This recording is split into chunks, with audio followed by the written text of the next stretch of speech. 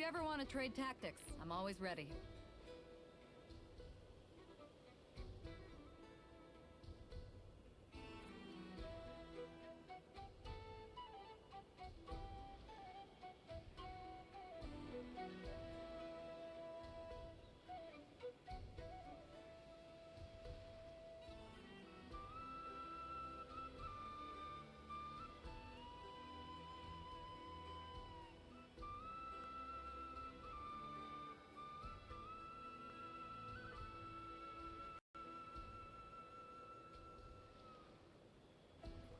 If you ever want to trade tactics, I'm always ready.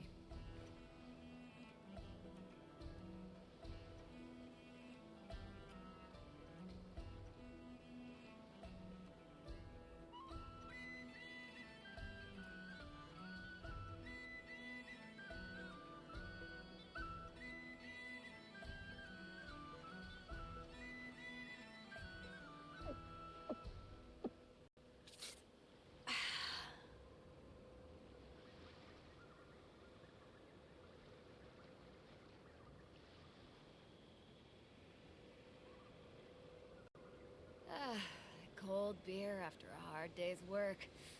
Nothing like it.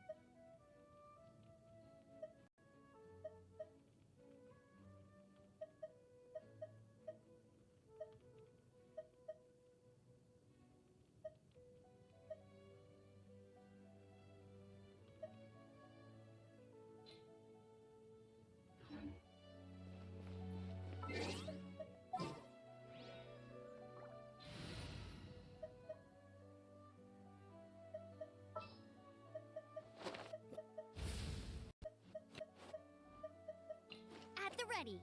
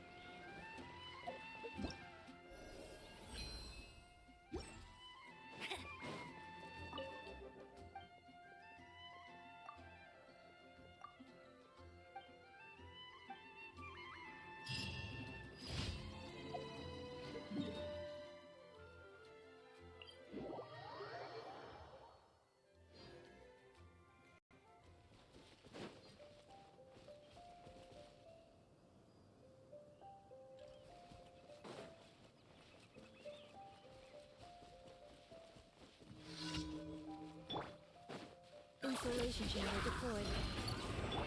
Justice will prevail!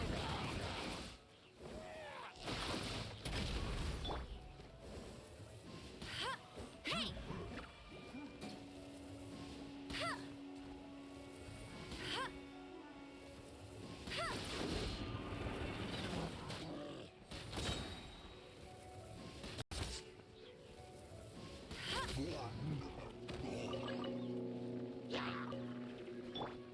Cleanup sequence in. Final warning! Hands where I can see 'em!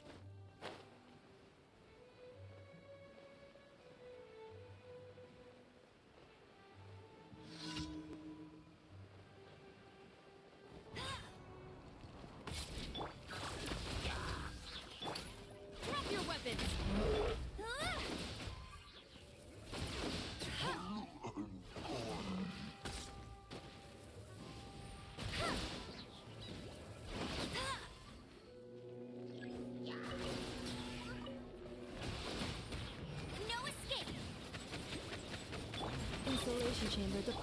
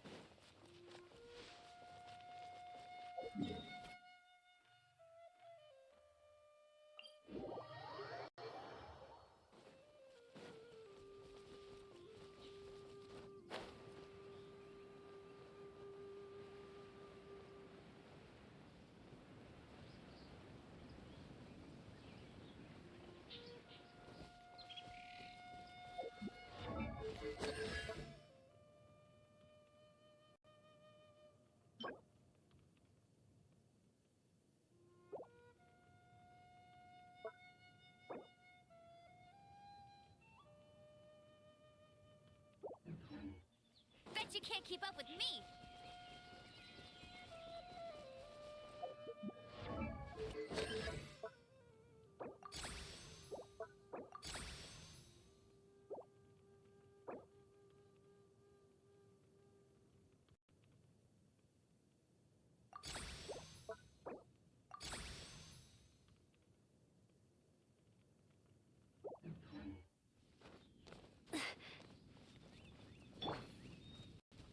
Cleanup sequence in your...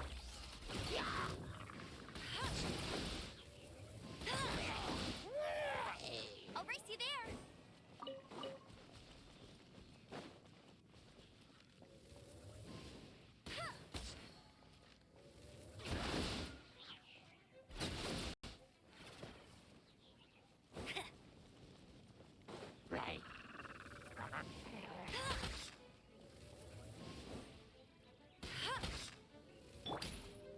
Stop right there.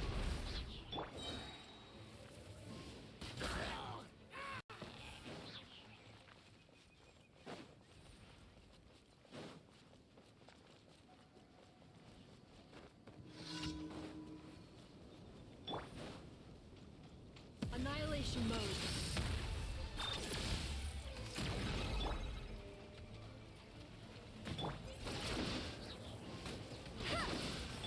Final warning.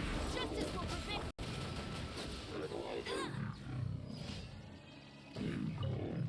I'll race you there.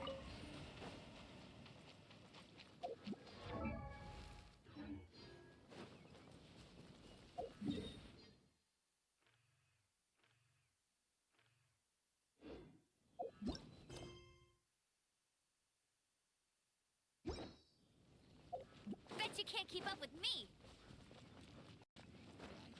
Hey!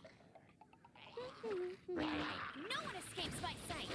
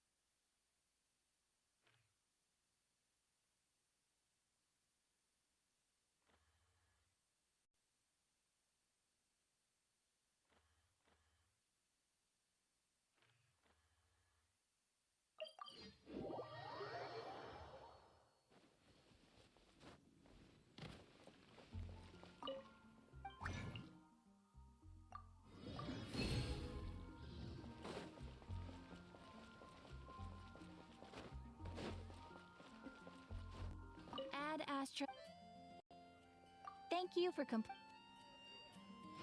add Astro.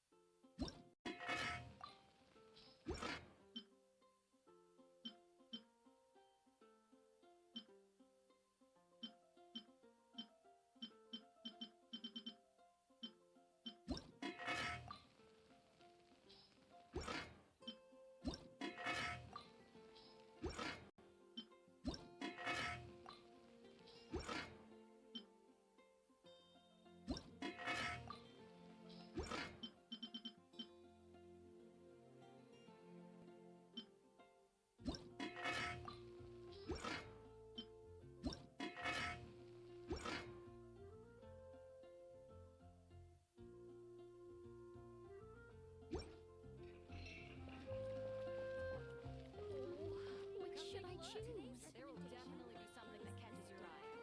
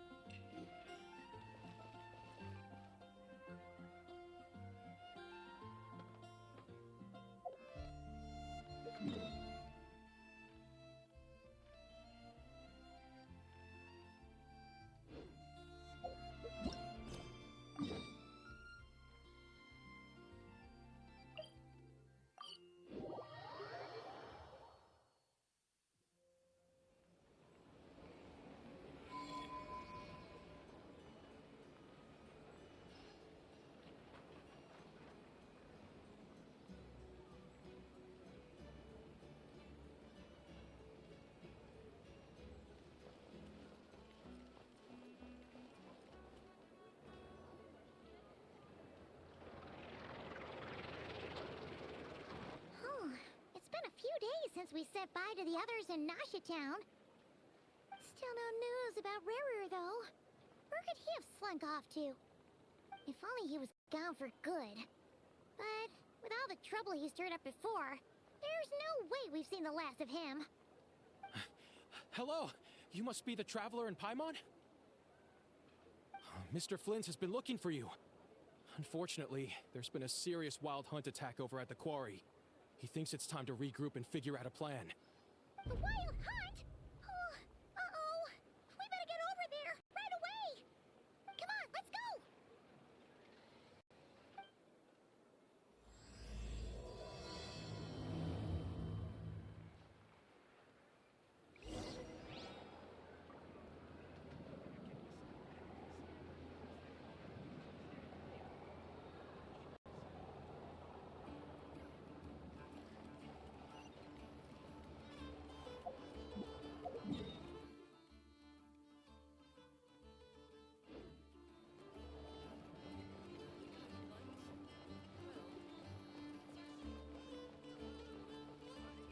I'll race you there.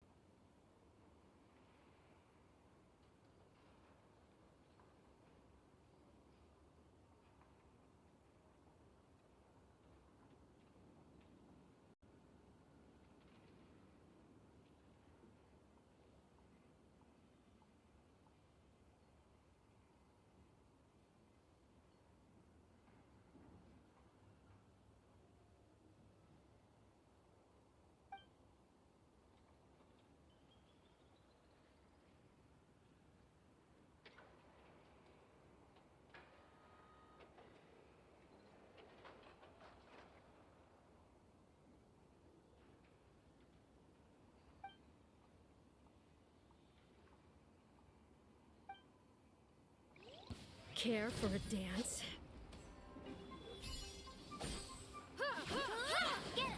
Defensive mode engaged. Hands where I can see 'em! Drop your weapons! Let it rain.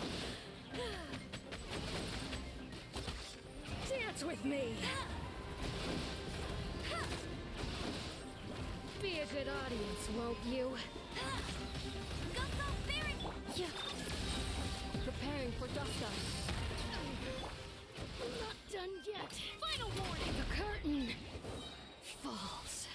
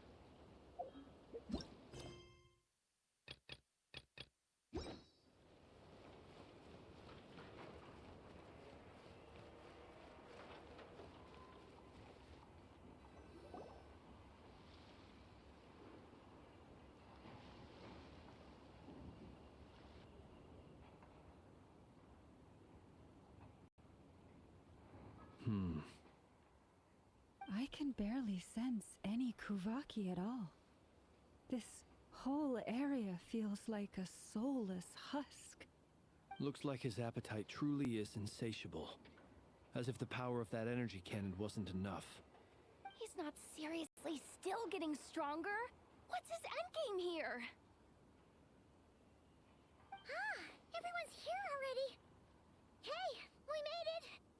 So, what's going on? We've all been on high alert since we split up a few days back, expecting Rerir to strike again. But it's like he just vanished into thin air. No one has seen him nor found any trace of his presence. That is, until this morning, when a ratnik found signs of wild hunt activity while out here on patrol. As you can see, the Crystonite itself is physically intact, but the Kuvaki it contained is all but completely diminished. And we're sure that Rerir did this. Who else? He's the only one who could pull off a stunt like this. Kuvaki loss has reached critical levels. Reikir of Solnari set to maximum threat level. Warning, unless de-escalation measures are taken soon, he will pose a threat beyond our ability to contain. The consequences could be catastrophic. Traveler, do you remember when we encountered Rerir just after regaining his body? There wasn't a shred of sanity left. Nothing but madness and rage.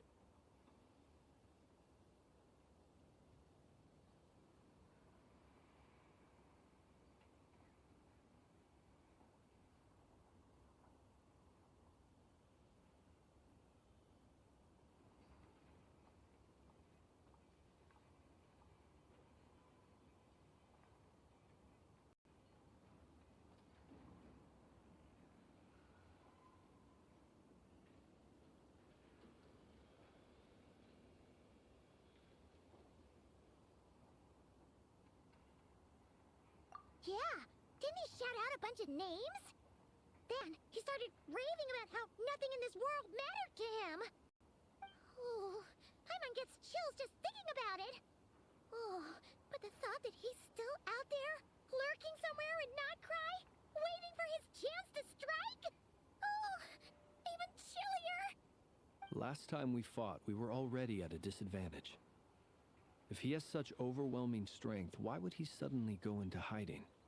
Yeah, if I were him and I wanted more Kuvaki, I'd just take it by force. No point staying in the shadows.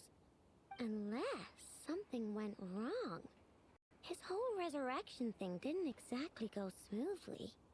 The other thing is, how does someone who's completely lost their mind still have the wherewithal to cover their tracks so perfectly? Beats me. According to certain medical studies, insanity does not always entail a complete loss of rationality. It may be that he is simply living in a world of his own. That actually sounds about right. He was ranting away to himself the whole time, like he had zero interest in talking to us. There are many unanswered questions here. He could be right under our noses, and we'd still be in the dark. Besides his name and title, we know little about him. Certainly nothing about his past, or what he might be hoping to achieve. Exactly. And we wouldn't even know where to begin looking. Even Boss hadn't heard of the Reikir of Solnari before all this. I'd be willing to bet that even if we gathered together every scrap of intel in Nodcry, we still wouldn't find more than, like, 3 useful facts about him. So, if we do nothing, he'll just keep getting stronger. But if we want to investigate him, we have no idea where to look. Last time we had Marionette and her big robo-buddy to help us, and we still barely held our ground. If we had to face him alone... Oh, Paimon's head hurts just thinking about it. What are we supposed to do against a threat this big? Well, I do have a little hunch about his next move. Given that he attacked the quarry, I'd say it's likely he'll target other places rich in Kuvaki. Somewhere like the Eye of Krati, or the Pillar of Embla. One thing's for sure.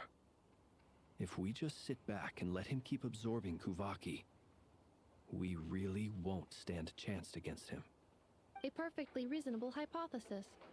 However, it is worth noting that these two locations are quite far apart. To investigate them both, we'll need to split up. I agree, we should split up. Right now, Rarir's goal seems to be gathering Kuvaki, not fighting us directly. Once we're done, let's regroup on Hisi Island. Wait, why Hisi Island? If I recall correctly, your largest goddess statue was carved from Kuvaki-rich ore, was it not? That's right. Yes, it could well be a potential target of his. I should head back and start evacuating the pilgrims.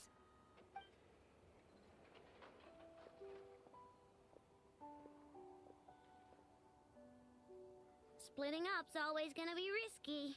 But I guess we don't have much choice, right? We're in a race against time here. And if we do run into Rear, what then? That's when you follow the third rule of treasure hunting. Run like the wind. Didn't you say the third rule was go with the flow? I don't know. Did I? Anyway, whatever. In this situation, go with the flow means go find backup. Agreed. If anyone finds so much as a trace of Rarir, do not pursue him. Get out of the area and alert the rest of us as soon as possible. We need to put safety first. All right, we'd better get moving. Come on, Ineffa, let's go.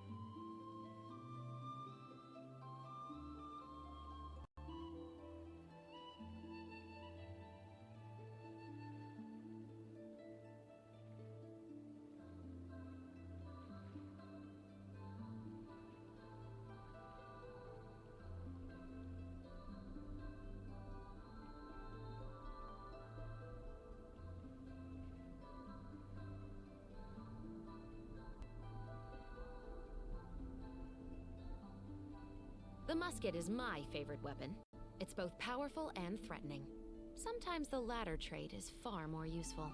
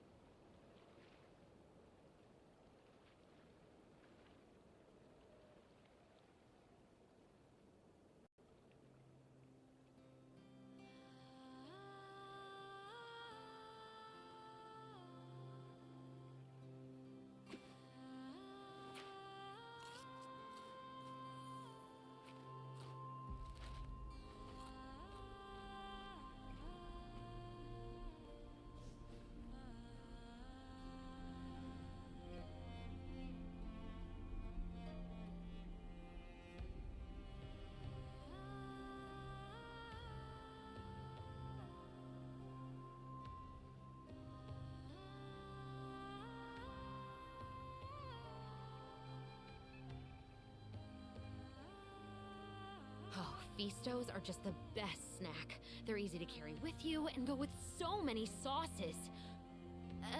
Actually, I'm gonna go buy some. Be right back.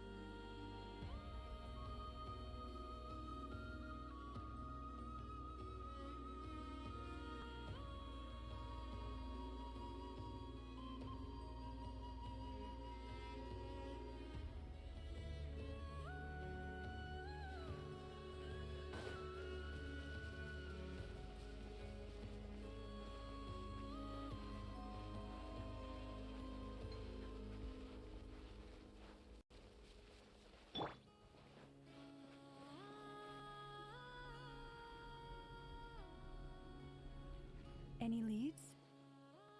Nope. Diddly squat. No clues to where he might be hiding. It's like he's a ghost. It feels like we're sitting on a powder keg that could go off at any second. Ugh, I hate this feeling. I'd rather face him head on than be left hanging like this. So, you guys didn't find anything either? Not loving the word either. How about you, Flint's? I questioned a few Ratniki and eventually narrowed my investigation down to one suspicious individual. But by the time I got to his place, he was already gone. Almost as if he knew someone was on to him. Either that, or he's just extremely cautious and doesn't stay in one place for long. He's been biding his time for a while now. The question is, where or what is his next target? No idea. Since regaining his body, he seems to have lost all interest in the fragment in my possession. If he did still want it, he's had plenty of chances to take it. All we can do now is hope that Ino and Anefa turn up some leads. Darn it, Rerir! If you've got the guts, come face me one-on-one! Wait, he's actually here? I didn't mean it! I swear! No, it's coming from Silvermoon Hall. The Lady Kutar might be in danger. Let's get over there, quick!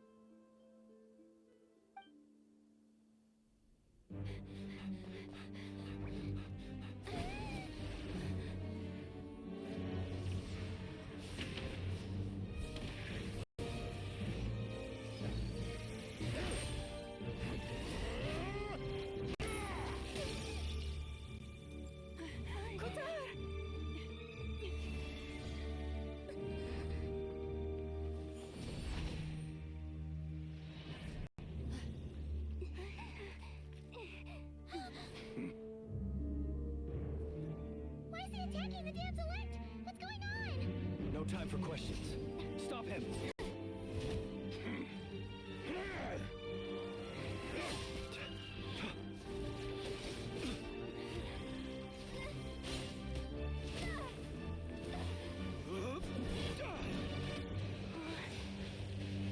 This is insane. Yehuda, get Kutar out of here! On it.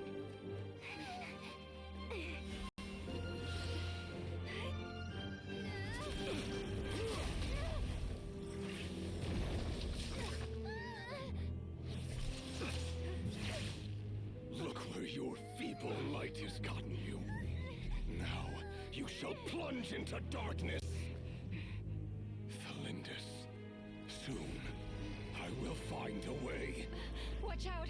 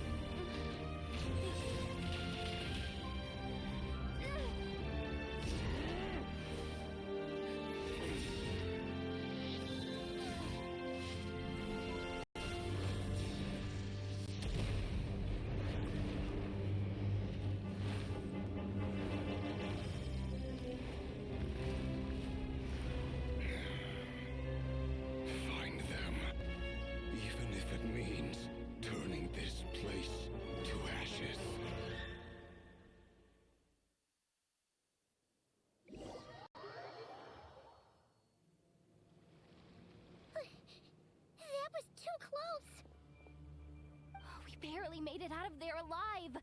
What's that guy's deal? How'd he get so crazy strong?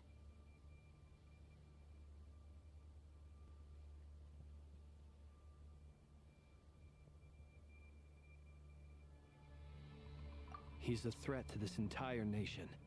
I doubt his strength could even be measured by conventional standards. I have a question. When me and Anefa showed up, we saw him chasing after this lady like he wanted her dead. What was that all about? We weren't there for the whole thing either. They were already duking it out by the time we arrived. Yeah, we didn't see how it all started. It all escalated so quickly, we had no choice but to step in. Kutar, can you shed any light on the situation? Kutar. Cross-checking database. I see. So you're the one that the Frost Moon Scions refer to as the Moon Goddess? Wait, she's the moon goddess?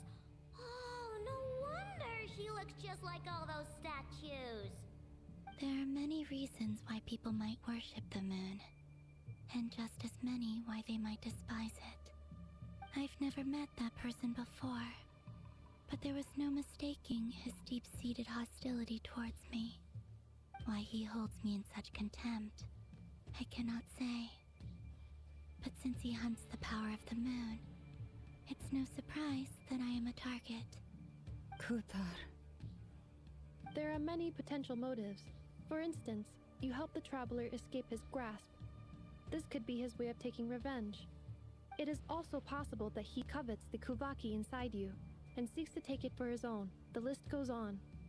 But, right now, devising a counter-strategy should be our #1 priority. The likelihood of this location being discovered is close to 100%. A counter-strategy? We don't stand a chance against an enemy like this. Surely our only option is to run. He's not gonna chase us to the end of the world, right? So as long as we can sneak out of Nodcry undetected... No, I can't say that. Come on, Yehoda. This is serious stuff. You can't suggest we all just chicken out.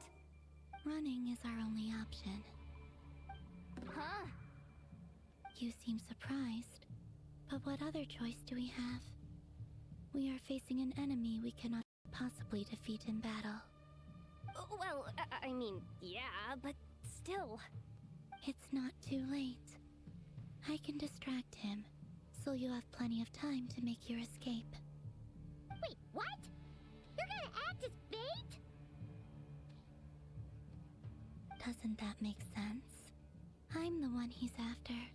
There's no need for you to risk your necks on my behalf. A coyote doesn't stop for bypassers while it's howling at the moon. What is it, Loma? The Frost Moon Scions have already grown accustomed to life without their goddess. My presence here is no longer essential, and this is not my home, so you needn't ask me to stay. We can't just roll over and let him get away with this. That's not our style. Yeah. We can't just call it quits after everything we've been through together. Besides, she pretty much saved my life back there. If I just ditched her now, I'd never forgive myself. We can't overlook that you have saved our lives multiple times now. To talk of returning the favor would be a little crass for my liking. But suffice to say that we are friends, and friends look out for one another. River's true objective remains unclear. Even if we were to sacrifice Miss Kutar, there's no guarantee he would stop.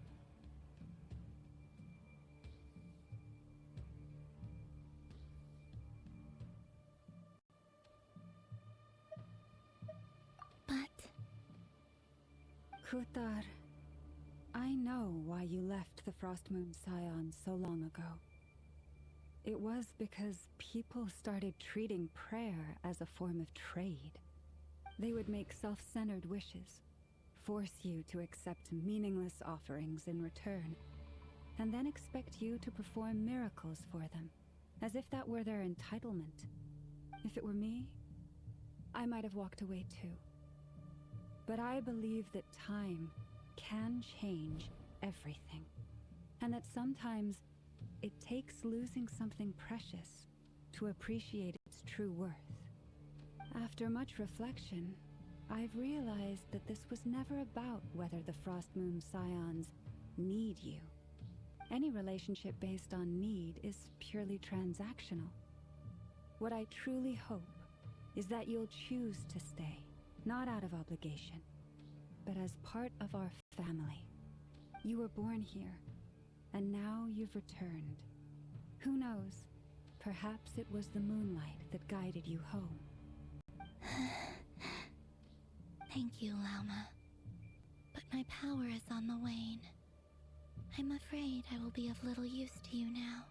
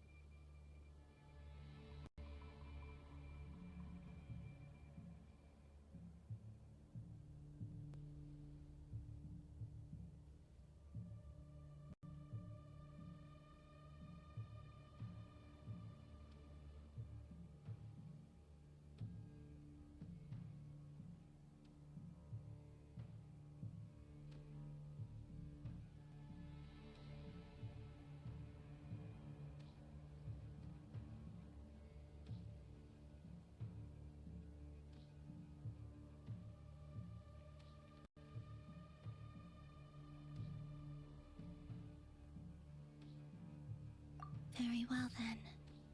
I'll do as you say. Both times you saved us, we were transported across great distances in an instant.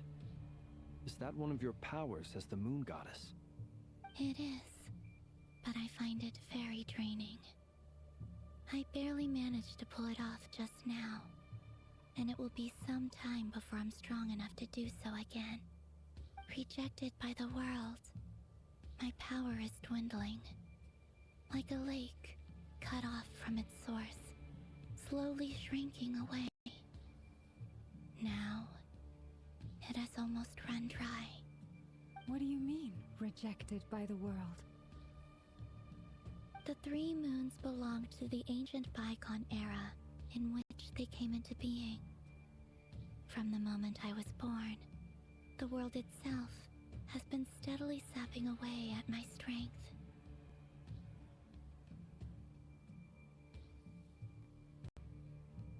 The three moons are not one and the same.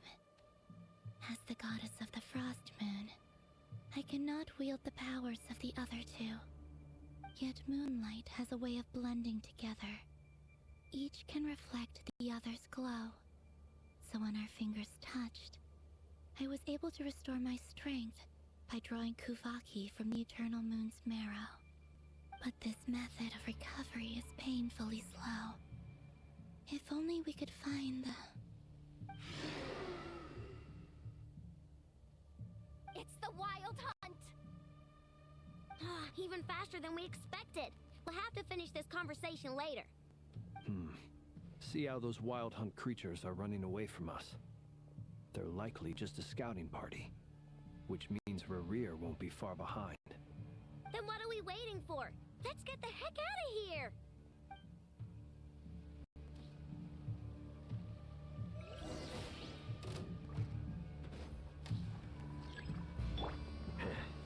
Look, a rainbow! Your chaos left cleanup sequence initiated. Oh, they just keep coming! This is driving me nuts! Rerir's closing in on us. We need to pick up the pace. There's too many of them! And this time, we can't fall back on Futar's help to escape! This goes on much longer.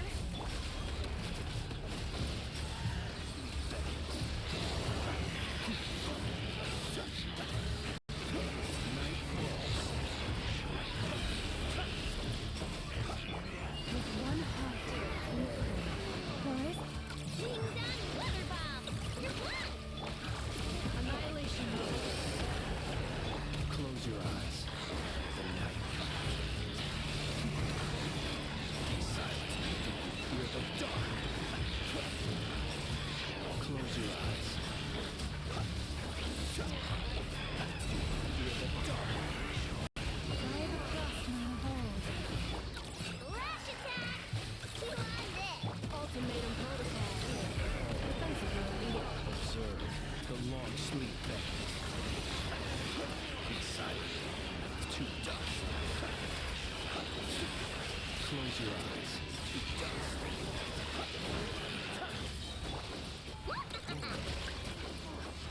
Ding dong, weather! Paralyzed them with one heart.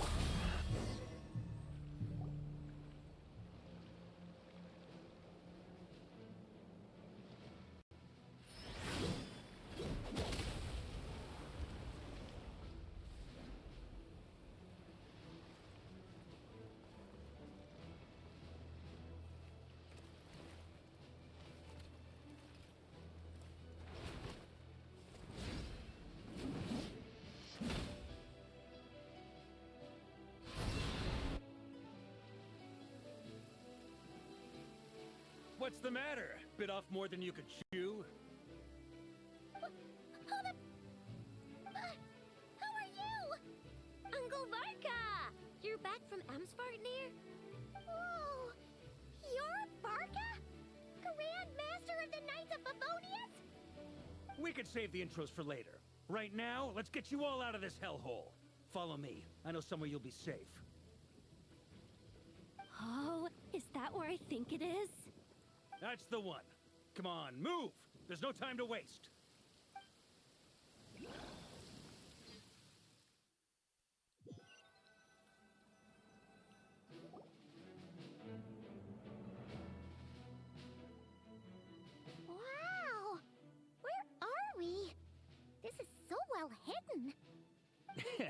Well, that goes without saying.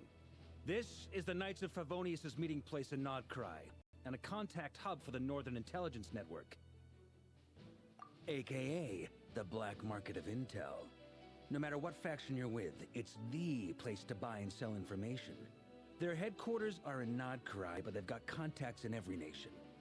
As an expeditionary force on foreign soil, working with them has offered us the most effective way of getting our hands on reliable local intel. This is where we meet, so naturally, it's secure. Anyway, where were we? Folks from Nodcry should be pretty familiar with me by now. But I believe this is the first time we've met.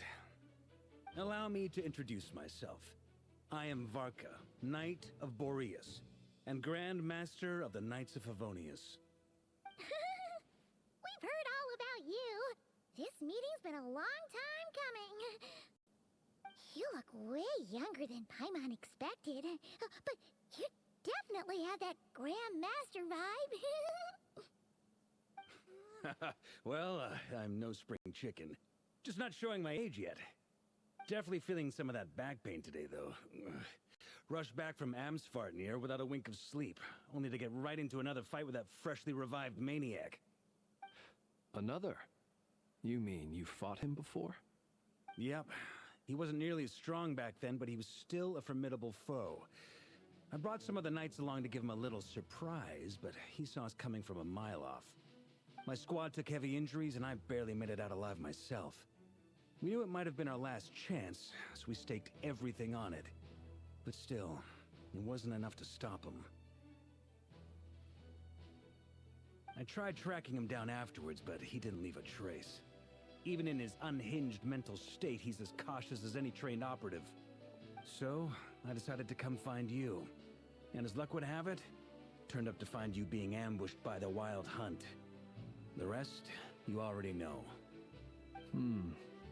Is that why he's been frantically absorbing Kuvaki these past few days?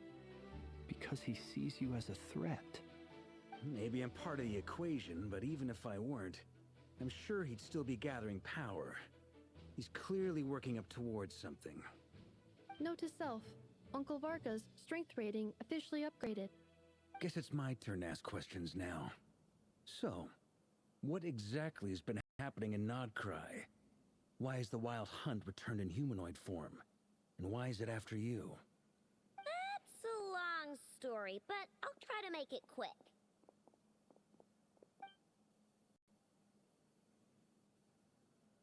Wow, I had no idea so much had happened. Sounds like you guys have really been through it. So, the Kutar is actually a Fatui Harbinger. And all this Wild Hunt activity in Nodcry is the work of the Raker of Solnari, one of the 5 sinners. That's a lot to take in. Need some time to wrap my head around it all. I'm truly sorry, Mr. Varka. You stood with us against the Wild Hunt, and did everything you could to stop it from escalating into a full-blown catastrophe. And then, the one time you're away, it all comes to a head and all your hard work gets undone. You've got nothing to apologize for, Miss Moonchanter. You can plan 100 steps ahead and still slip up. That's just life. No one knows what tomorrow holds. You can't predict which way the wind will blow next. And, to be perfectly honest, I can't say I'm surprised. For all the times we've defeated the Wild Hunt in the past, we've never been able to completely wipe it out. Turns out, we were just delaying the inevitable. But now that a new variable has come into play, fate may well take a different course. A new variable? You mean us? Who else? And in a strange way, I think his resurgence might not be an entirely bad thing. The Wild Hunt is like an unrelenting force of nature, but Rerir is an individual with an agenda. He's gotta have a weak spot somewhere. That said, while I know I was explaining everything just now, some of the points that Mr. Flint's added caught my attention. You mean about our mystery ally? That's right. From what you've said, not only did they lead you straight to some key files, they also shielded Hisi Island from a lethal Kuvaki blast. I don't know who or what could pull something like that off. Heck, even Miss Columbina doesn't have a clue. I hadn't heard the story about those files. Would you mind repeating their titles for me? Wild Hunt Phenomenologue, a Nodkryan Ratnik's Field Journal, and Kuvaki Survey Log. Oh. No. Still doesn't ring a bell. Another dead end. Guess all we can do now is hope that our mystery ally keeps showing up when we most need them. Still, it's safest to assume they won't be intervening again. From here on out, we'll have to resolve this crisis by ourselves. Your intel also explains something else I've been wondering about. The reason I led my team to Amsfarnir was because we'd had reports about a possible source of the Wild Hunt showing up there. But once we looked into it, it turned out to be a red herring. I don't know who was behind it, but clearly, it served its purpose. I doubt it's by chance that he happened to make his comeback while my attention was diverted. And from everything you told me, it sounds like his scheming began well before his return. So maybe luring me away was all a part of his plan. But is it even possible that he orchestrated all of this by himself? The Moon Maiden and the Raker of Solnari. Nodcry of all places. The way everything is unfolding, it can't be a coincidence. So, what do we do now? Got any ideas? Right now, we've got at least 3 things to consider. Let's go through them one by one. First, we need to figure out how to take down Rerir. If we can't beat him in a straight-up fight, the rest won't even matter. To my knowledge, the bulk of Nodcry's fighting force is already gathered here. But even with everyone united, we're still no match for Rerir in his current state, let alone with his power still growing. What if there was a way to tap into a new power of our own? How so? Have you thought of something, Columbina? 3 moons once watched over this world. The Eternal Moon was the largest. The Frost Moon was the brightest. And the Iridescent Moon was the most mysterious. They say that back then, the 3 moon goddesses wielded immense power. Enough to shape the workings of the world itself. I now bear the Frost Moon's power, and the Eternal Moon's marrow resides within the Traveler. Hold on. Are you suggesting... The Iridescent Moon, the last piece in the puzzle. That's right. If we can find the Iridescent Moon's marrow, I will be able to regain my strength much more quickly. The 3 moons are said to stir the tides and illuminate all things. Perhaps they hold further secrets beyond our understanding. According to my analysis, the solution is feasible. However, it is subject to one major condition.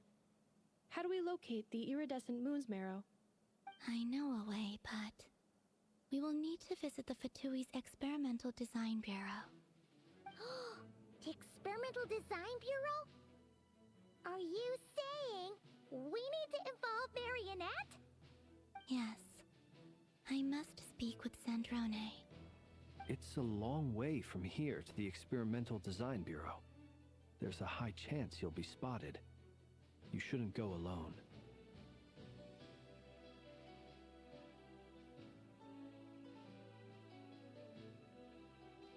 Then that's settled. Next up, our second priority. Somehow, we need to figure out Rerir's end goal. As you saw for yourselves, when he was still in his Wild Hunt form, everything he did was for the sake of recovering his body and resurrecting himself. His first act since then, after laying low for a while, was to try and assassinate this young lady. People's obsessions often reveal their greatest vulnerabilities. There must be a reason why he despises the moon so deeply. Perhaps it sheds some light on his title, the Raker of Solnari. The Wild Hunt has plagued Nodcry for centuries now. If we want to stop it for good, we have to get to the root cause of what's driving it. It's true. We still know very little about him. If Kuthar hadn't given us that lead, we wouldn't even know his name. But where would we even start? I doubt even the Intel Queen of Nodcry has a clue, and she has info coming out of her ears. Oh? That's a rather hasty conclusion for someone who's so painstakingly meticulous when it comes to dealing with machines. She heard me.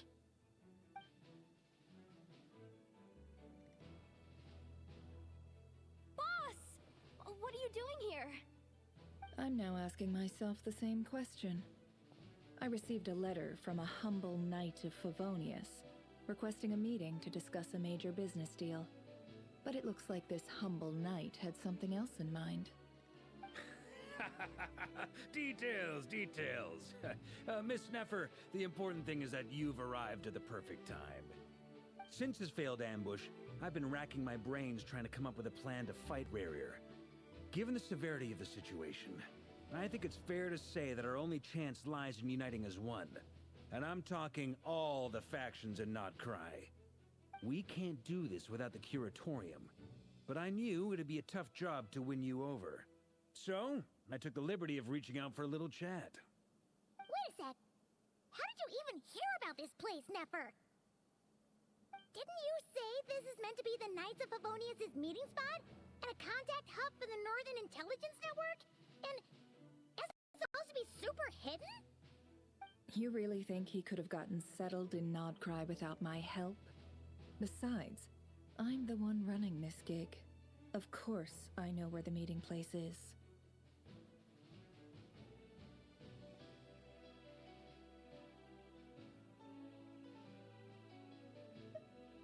Allow me to introduce the current head of the Northern Intelligence Network.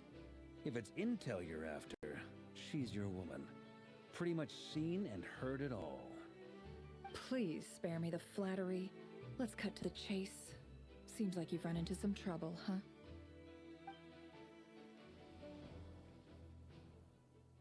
Well, this certainly qualifies as an unforeseen crisis.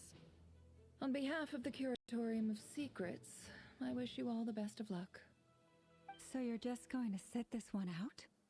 Why should I get involved? What could possibly be in it for me? What if we told you we can't do this without you? Oh? Then I'd say, you'd better make it worth my while. I don't work for free. I can't put a price on something like this. It's just not in my nature. But then again, you and I have always been polar opposites in this regard. So I can't exactly say I didn't see this coming. If you insist on compensation, I will pay you. Consider this a formal commission. Sound fair? You just don't give up, do you? Too bad. I know you well enough to know you can't afford my prices. The riskier the job, the more it'll cost. And a Moonchanter's stipend isn't exactly generous. Unless you're planning to start passing the donation box around among the faithful. Boss, just a thought. If they come up short, maybe you can take the difference out of my next few paychecks. Things got really dangerous during the fight with Rarier. If this girl hadn't saved me, I'd be ley line fodder by now. I'd be gone for good, boss. If there's any way we can make this work, I'd really like to help her. Please? I'm begging you. This is why I'm always telling you never accept favors. They are the hardest debts to repay. You have to be careful who you get involved with, or you invite all kinds of misfortune. Very well, Yehoda, I will help. But just this once. Don't count on this happening again. Flins, that fragment that Rarier was after, do you still have it on you? Of course. Let me borrow it. I need it to follow up on some leads. Wait, you actually have some leads? Shh. This is top secret information. I get it. We all have things we'd rather keep to ourselves. Plus, I know we can count on you, so we'll leave the intel gathering in your hands. And that brings me to the third and final item. We need to find a way to distract him. We need time to make our move, so someone will have to stall him. I'm in for this part, no matter what. Anyone coming with? Count me in too. Come off it, you two. Quit playing heroes. I'm way ahead of you here. Nefa did a scan of the Moon Goddess's Kuvaki signature, and we're gonna use it to make some decoys over at the Kramkake craft shop. Anyone who's in, follow me. Once they're ready, we'll deploy the decoys across Nogcry. So as long as the rest of you keep moving, he won't catch on to your scent and won't be able to track you down. I like it. Genius idea. No biggie. All right then, we'll split into 3 teams. Once your team has finished their mission, return here and wait for the others.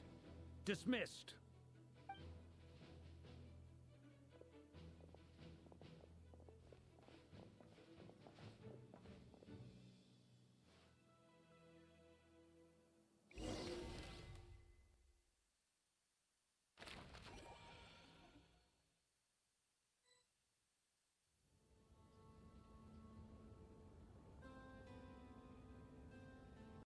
Lady Damselette.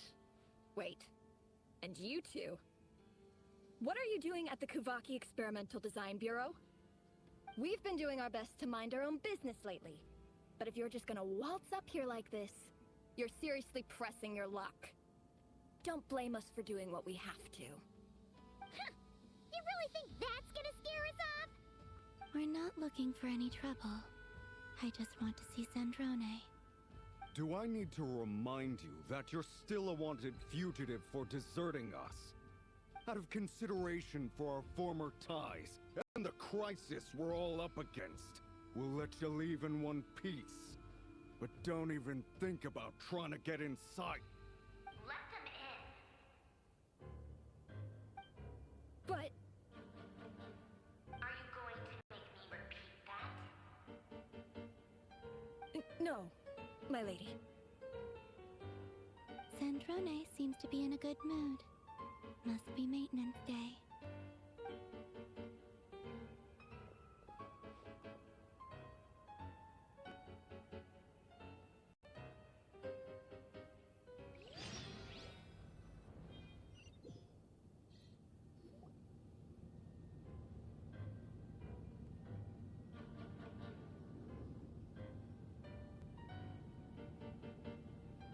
So tell me, to what do I owe the honor this time? Actually, before you answer that, just so we're clear, we're not colleagues anymore, Columbina.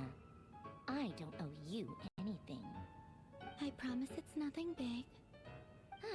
It seems like you've gotten the wrong idea here. The only reason I let you in was because I was bored. It seemed like a way to kill some time and satisfy my own curiosity. Whatever miscalculations I may or may not have made in the past, I haven't lost the plot enough to even consider sticking my neck out for your sakes. I'd like to speak with Arlecchino. What? Huh? You mean the knave? I'd like to speak with Arlecchino. Is she in Nodcry? No, she's not. Once the work on this facility was completed, she went back with the Rooster and Regrator. The only ones in Nodcry are me and... What is it you need to speak to her about anyway? Rerir is hunting me. If I'm going to face him, I must first retrieve the lost moon.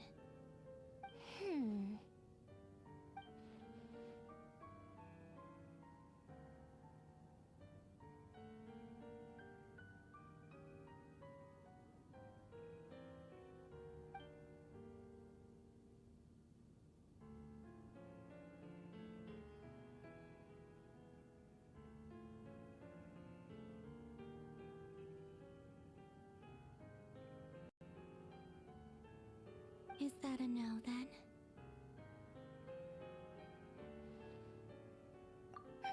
As if I need reminding. I was this close to settling things with him before someone decided to whisk me away to their weird little garden. Have you held any tea parties lately? Tea parties? Yeah, obviously. You don't seriously think we'd pack it all in just because you aren't here.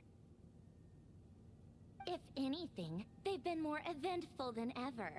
Just me, Arlecchino, and a bunch of insolent and sensitive guests who won't stop asking where you've gone. Oh, they've been a real joy. I bet you served them the worst tea you have.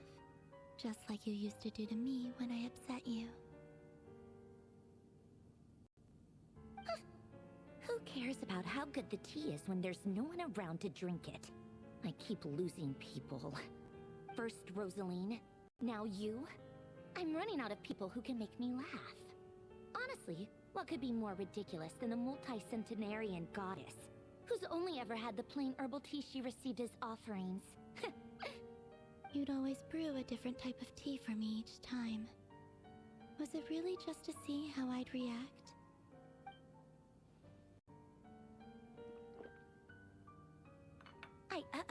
Well, duh. Why else? Watching you squirm was practically my only form of entertainment.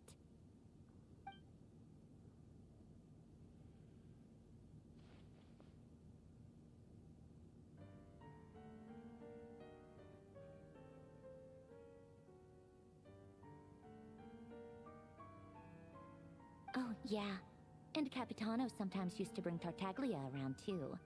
But I guess we won't be seeing him again. Well, I guess we are overdue for a get-together.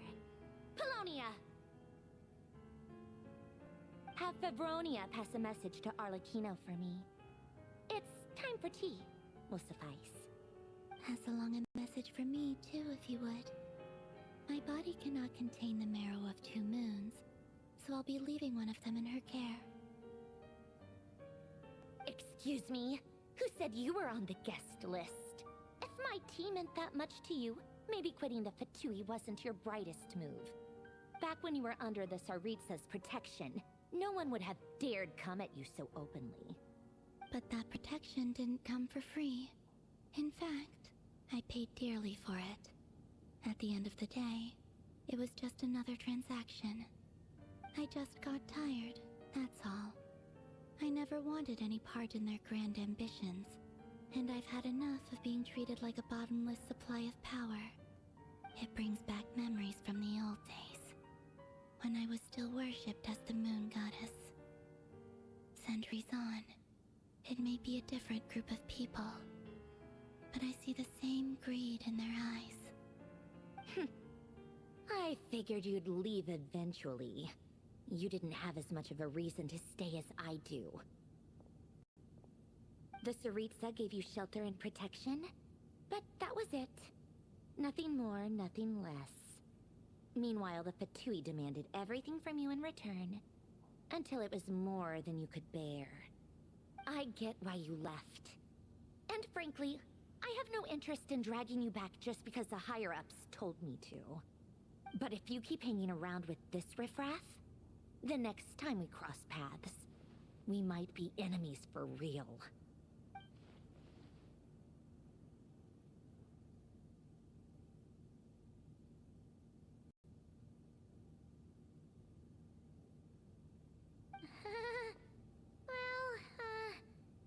Guess that's our cue to leave.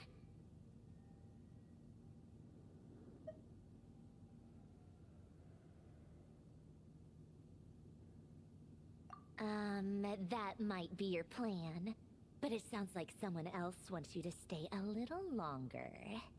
Huh? What do you mean? Listen.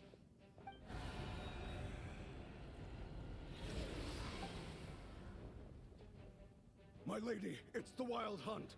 A horde of monsters is headed straight for the facility. Another uninvited guest trying to crash my tea party. Clear the area! I'll handle this. Wait, what? You want us to leave you here by yourself? Huh, you'll be lucky to make it out of this alive. You really think you can afford to worry about me? Go on, get out of here!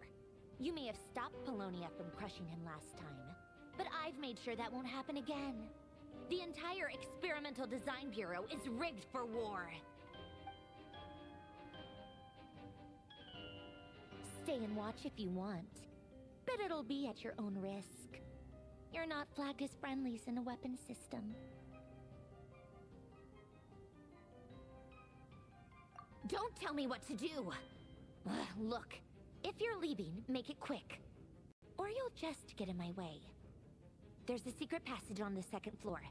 It'll take you right to the plains out back. Stare all you want, Columbina. You're not getting another invitation to my tea party. I know. But thank you anyway, Sandrone. This is exactly why you shouldn't hang around with those people. All their melodrama and sentimental nonsense is rubbing off on you.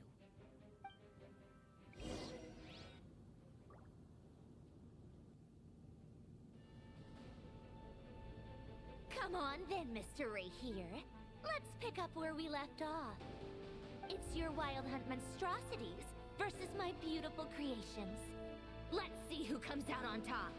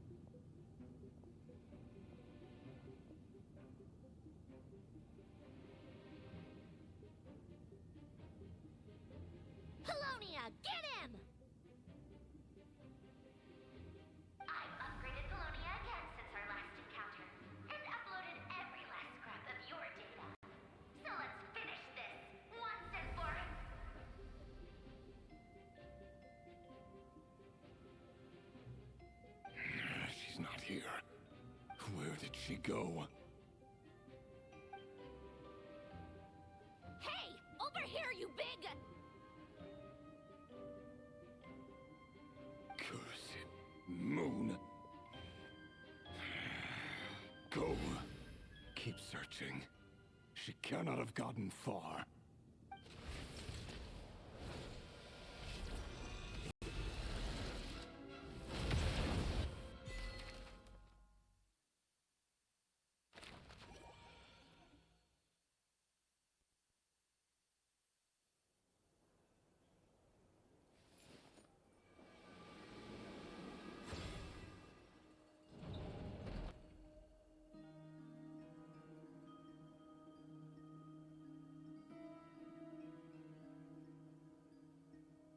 So this is your method for investigating Rarir's past. It almost looks like some kind of ceremony.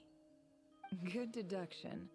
But it's quite a different affair from what you're used to with the Frostmoon Scions. Whoa! First time I've ever been in here. Boss always said it was off limits, so I pictured some kind of creepy dungeon. But it's actually kinda nice. Oh, I guess this must be Sumero decor? That's where Boss is from. And that nice shopkeeper who sold me my treasure compass.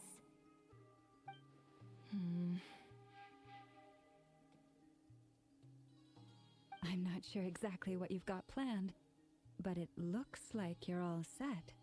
When do we begin? Whenever we wish. But for some reason, I've got a feeling this isn't going to end well.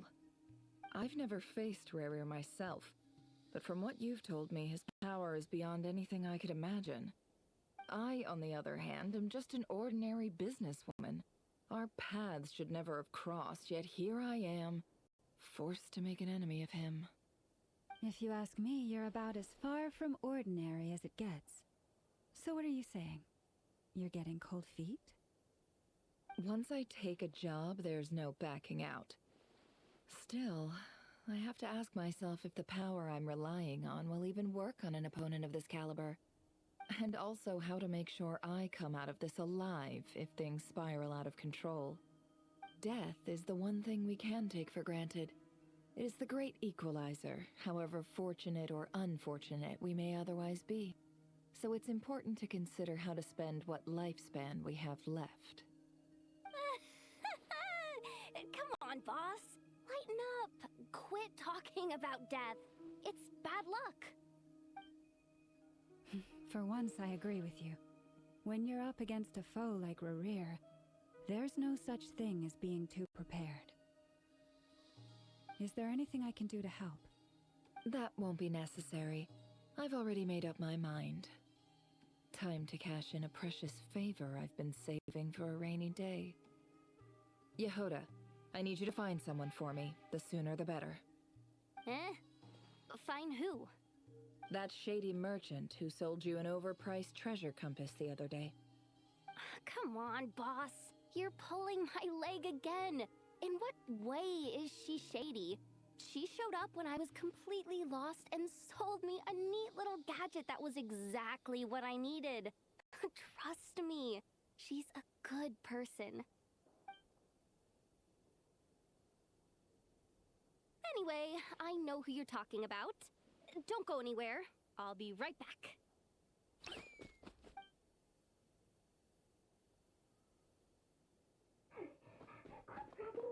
I genuinely can't run any further.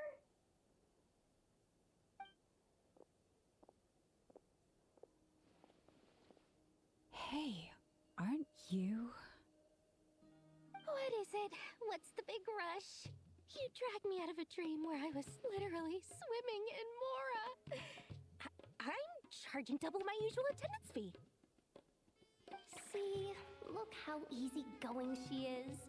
After that rude awakening, she could have completely snapped at us. But instead, she kept it together and just asked for an extra fee. Dori Sangama Bay? I never would have pictured you two doing business together. If you want to make it big and not cry, it's all about connections. Lady Nefer just so happens to have a lot of intel that interests me. And she also did me a big favor in the past. It was back when I first arrived in Notcry. My trusty assistant, the genie in my lamp, had an adverse reaction to the Kuvaki and fainted. And when you know it, that's when I suddenly find myself in a life-or-death situation. Good thing my compatriot was there to swoop in and save the day. I've been giving her a 30% discount off all of my goods ever since. Now, so that no one here feels left out, I'm willing to extend a 20% discount to fellow friends of Boss Nefer. Plus, any other friends you send my way will enjoy 10% off. Huh, what can I say? The great Lord Sangamabe is nothing if not generous. So, let me guess. You've run into some trouble?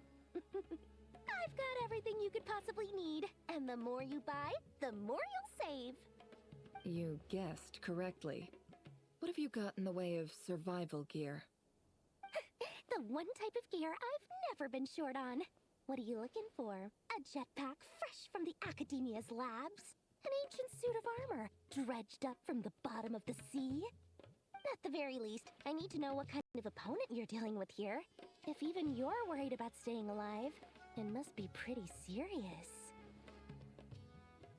What if I told you it's someone with the power to bring a nation to its knees?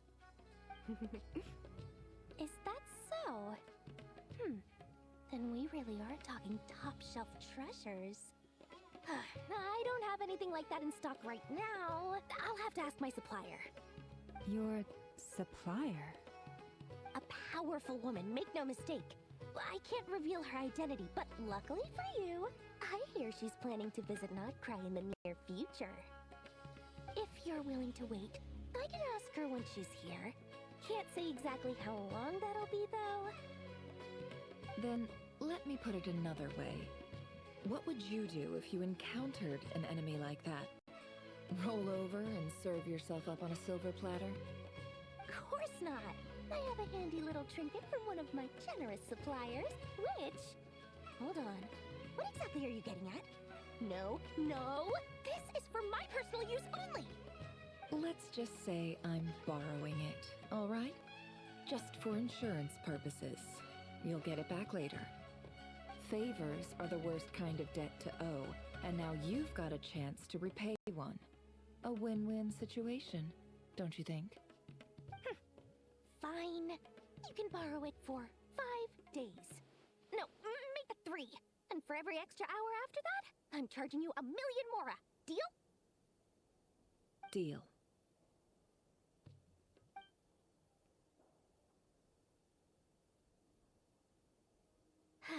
What a way to start the day. Now, was there anything else you wanted? Or can I go back to bed now?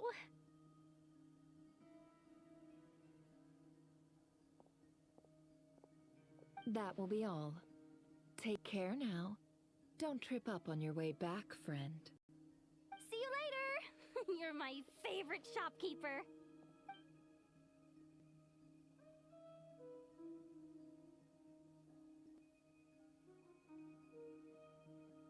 Excellent. Everything is well and truly ready. The ceremony can now begin. After initiating the ceremony, your minds will follow me wherever I go. You will see many strange things in your mind's eye. So remember, don't be frightened, and don't make a sound. Now then, let us peer into the Raker of Solnari's past.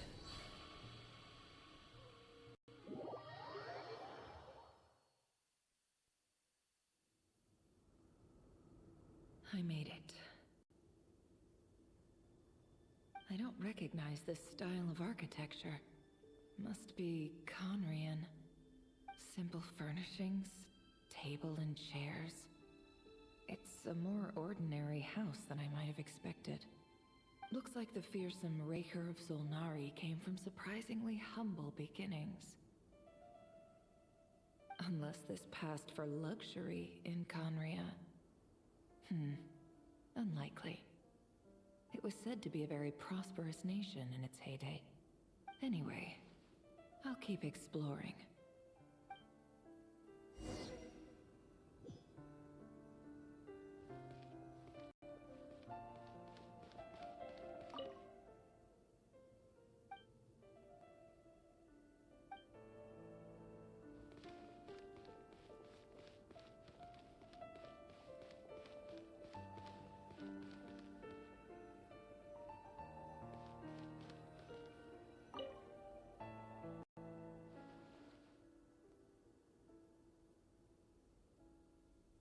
Hi, River.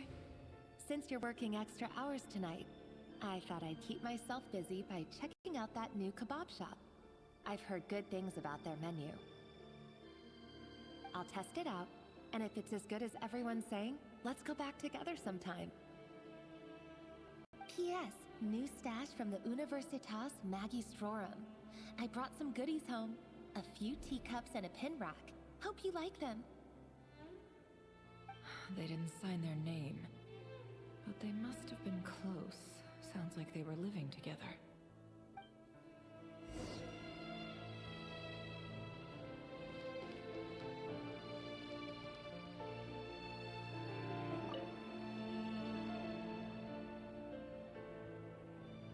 I went over to Joseph's for drinks today.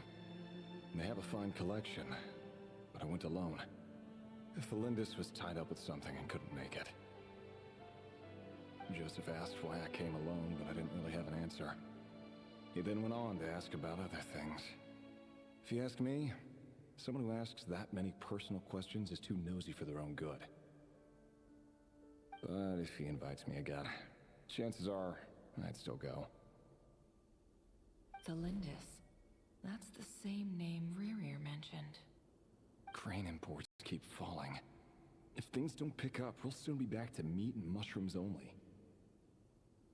Honestly, I'm not a huge fan of that new type of mushroom everyone's been into lately. Didn't it start out as a lab-grown variety? I heard it's even mildly corrosive.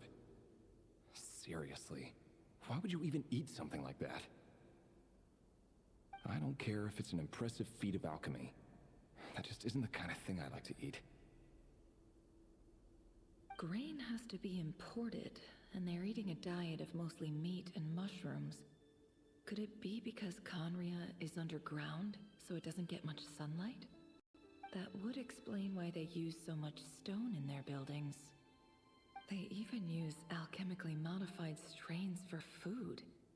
Seems like the people of Conria don't have many options when it comes to dining. I've just about saved up enough now. Time to buy it and keep it somewhere safe. Making a big purchase. I wonder what it is.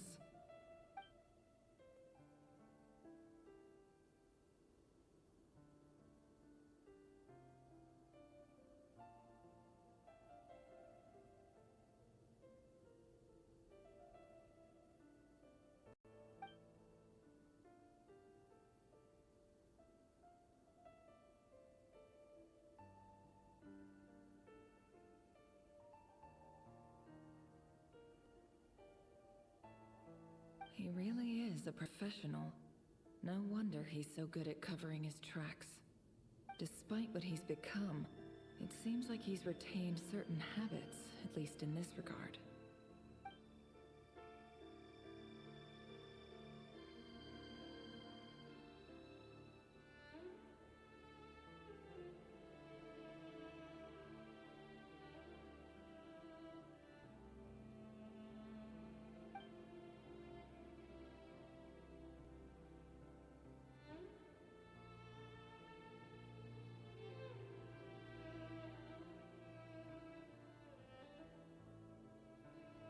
Did Rary rip it out himself?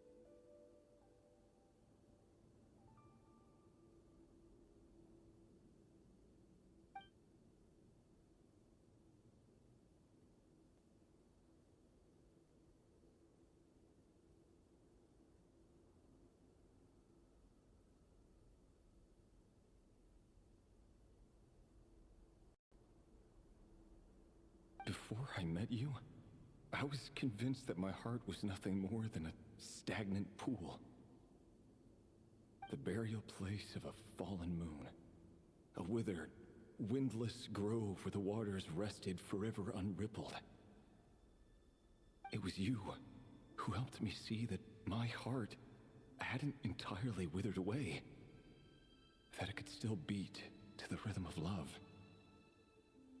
This is just trivial sentimentality from the looks of it. Why would he go to the trouble of hiding that? The burial place of a fallen moon.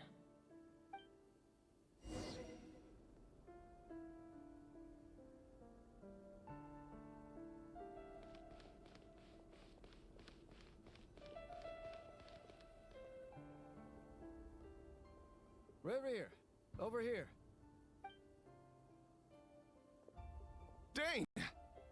Oh, and, Vedalfin here? What a surprise to see you here, sir.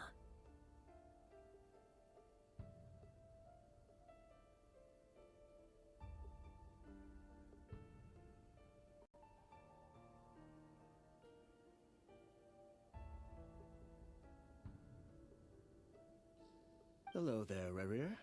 You need not address me so formally outside of court. He doesn't get that much free time, so I invited him over for a drink. Even the court prophet deserves a break every now and then, right?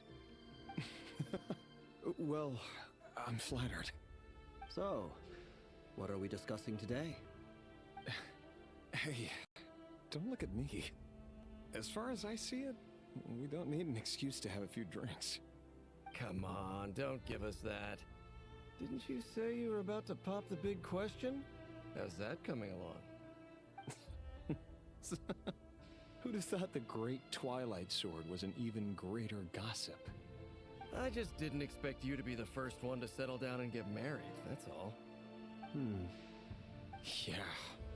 If you told me that a few years ago, I wouldn't have believed you either. So, are you planning to come clean about your job then? I'm guessing you still haven't told her. Sure, I'll have to tell her at some point. But I'll need to pick the right time and place. To be honest, I have no idea how she'll take it. Come on, stop being such a pessimist. For all you know, she could be thrilled. I bet she'll be much more impressed by your actual job than the one she thinks you're doing now. A member of the King's Guard. Quite the cover story. Does the king himself even know? Of course he does. Anyway, enough about me. How have you been? Me? Same old, same old. Nothing much to... Huh? What's up, Ved? It's nothing. Vedalfin, Dainslift's elder brother. Renowned throughout the court of Conria as the Visionary, and said to possess a wisdom far beyond the reach of any ordinary man. And yet, despite the gulf between us, he seems to have something to say about me. Does he even know me? Does he see me as a friend of his brother, or just another of the Vinster King's blades? Why did he react so strongly? Was it really to do with what we were talking about? Brown, curly hair and brooding blue eyes. So this is what Rerir looked like back in the day. Perfectly normal. No different from anyone else. As frightening as this monster is in the present, there's something even more unsettling about seeing the human he used to be.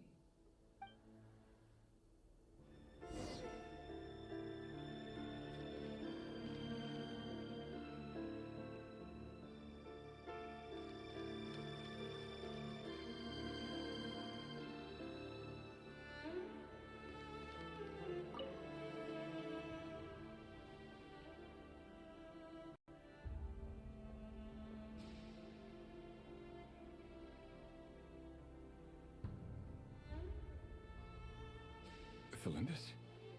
You're back early?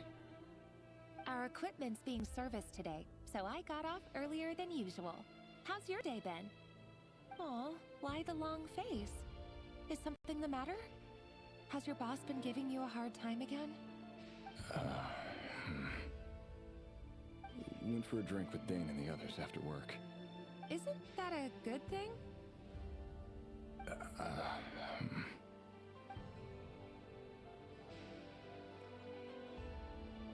Vedifnir showed up today, too. You know, Dainslef's older brother. Ah, Mr. Vedifnir. Yes, I've heard of him. They say that everything he says ends up coming true. He overheard Dainslef mention that I'd recently proposed, and seemed to have an issue with it. But when I asked what it was, he kept it to himself. So, you're worried? You could be such a child sometimes, Revier. We're nobodies. Why would the Visionary be concerned about us? I'm sure someone in his position has much bigger fish to fry. Maybe you're right. You worry too much, Revier. We've been together for ages now, and everything's been going so well, has it not? You've even proposed to me. So, you do remember. Tell me then. What's your answer? Like I said, I need some time to decide. You can't just rush into things like this. We may be nobodies in the grand scheme of things, but if we want things to work out, we've still got to plan ahead. All right. Take your time. Just don't keep me waiting forever. Nobodies. Sounds about right. In the eyes of people like Vedifnir and Dainslef, what do we matter? Can someone whose gaze is so fixed on a far-flung future even see the present clearly? Besides, the dynasty's fate rests with the king and his inner circle. Whatever I do, it won't make much difference. Meanwhile, every idea they come up with and every decision they make, it affects everything. These days, the king is lost in his research, and the purge of the Crimson Moon bloodline grows ever more intense. The opposition tried to speak out, but nothing came of it. And I'm under no illusions as to why. Because we eliminated them and got rid of their bodies. A man can have 1,000 reasons to carry a sword, but there are few good excuses to use it. Yet the king has never even considered a gentler approach, and he never will. What becomes of someone who kills on another's behalf? Can he ever find true peace?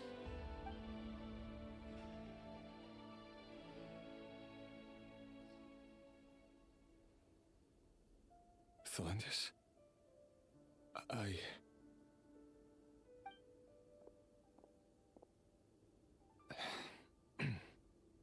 It's nothing. You were right. Fate has never smiled upon nobodies like us. But by the same token, it's unlikely to bear a grudge against us either. There's no reason we can't keep living happily together, cherishing the simple joys of each day as they come. See? You just need to stay positive, Revier. I can feel your warmth, your breath. You're right there, right by my side. Just seeing you makes me happy in a way I can't explain. And that's something that no one could ever take away from me. So smile, my love. Let go of that frown. You're right, Thelindis. I've just been overthinking things. That's better. Getting caught up about things like this will only ruin our evening. Speaking of which, all set for the ball tonight? I need to go get ready. You go ahead. I just have a few things to take care of, then I'll come join you. Even busier than the big shots, huh? Fine, I'll go get started. But don't be late. If you keep me waiting too long, I won't be a happy bunny. Relax. I'll be there. Seriously, though, you drive a hard bargain. You're really gonna leave my proposal hanging and still expect me to take you to the ball? Well, that goes without saying. I already told everyone I'd be coming with a dance partner. Besides, they're two completely different things. Let's take it one thing at a time, all right? All right. White outfit it is. It seems like Rerir was deliberately hiding his ties to the intelligence services by giving the impression that he was just an ordinary member of the Finster King's Guard. He clearly doesn't want his would-be fiancée to know about his other life. Then again, that's hardly surprising. People in the intelligence trade rarely do. Who'd have thought we were in the same line of work? Let's dig a little deeper.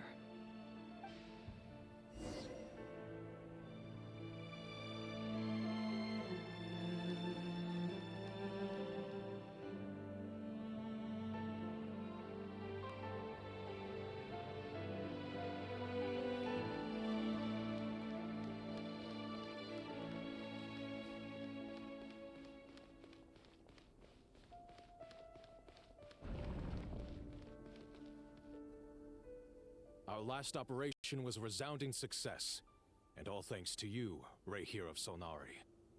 In total, we apprehended 32 dregs of the Crimson Moon, and 67 accomplices. After all these years since the dynasty's fall, so many of them still linger on. Indeed, it cannot be denied. Yet it was destiny that the Crimson Moon should be overcome by the eclipse, and that His Majesty, the all-seeing Vinster King, now guides our nation on the path to prosperity. Conria has no further need for a dead moon. But alas, there will always be those who refuse to see the truth, choosing instead to romanticize the past. That's not entirely true. Much about the Crimson Moon era was worthy of remembrance, and that's exactly why they keep trying to see it restored. Many of its secrets remain unsolved to this day. As it happens, that's precisely the field of study my partner is devoted to. You still haven't told her what you really do for a living. Where would I even start? How do you tell someone that you're one of the king's hand-picked executioners? That your hands are steeped in blood? You didn't choose this life, any more than I did. Orphans like us don't get a say. But I'll sure as heck be the one to pay for it. Speaking of which, we need to be more rigorous in the way we identify direct descendants of the Crimson Moon. Someone, it seems, has strong opinions about my future plans. Most likely my marriage in particular. I have a feeling that we may soon become targets of the Crimson Moon's retribution. Your concerns are not unfounded. They've taken out many of our colleagues these past few years, and for that very reason. These are no helpless lambs we're leading to the slaughter. They're wolves in sheep's clothing. Take care, Rehir of Solnari. I look forward to toasting you at your wedding. Thanks, Thorkel. You look after yourself, too.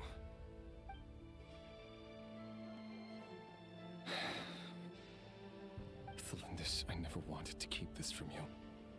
You're the last person I would ever want to lie to. But that's exactly why I can't tell you everything. There are things you shouldn't know. Things you cannot know.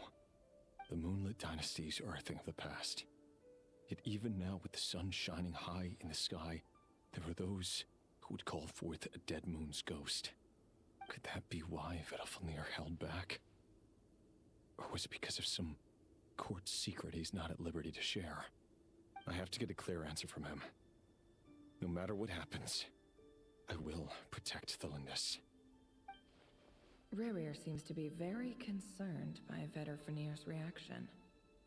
Vedalfnir and Dainsleif, the Visionary and Twilight Sword. So that's what they were really like.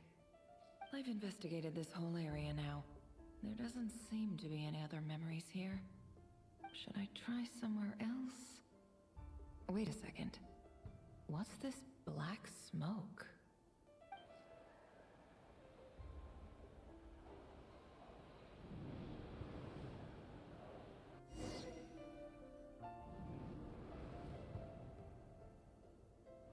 So, he's late after all. Just you wait, Rerir. You're in for it. Big time.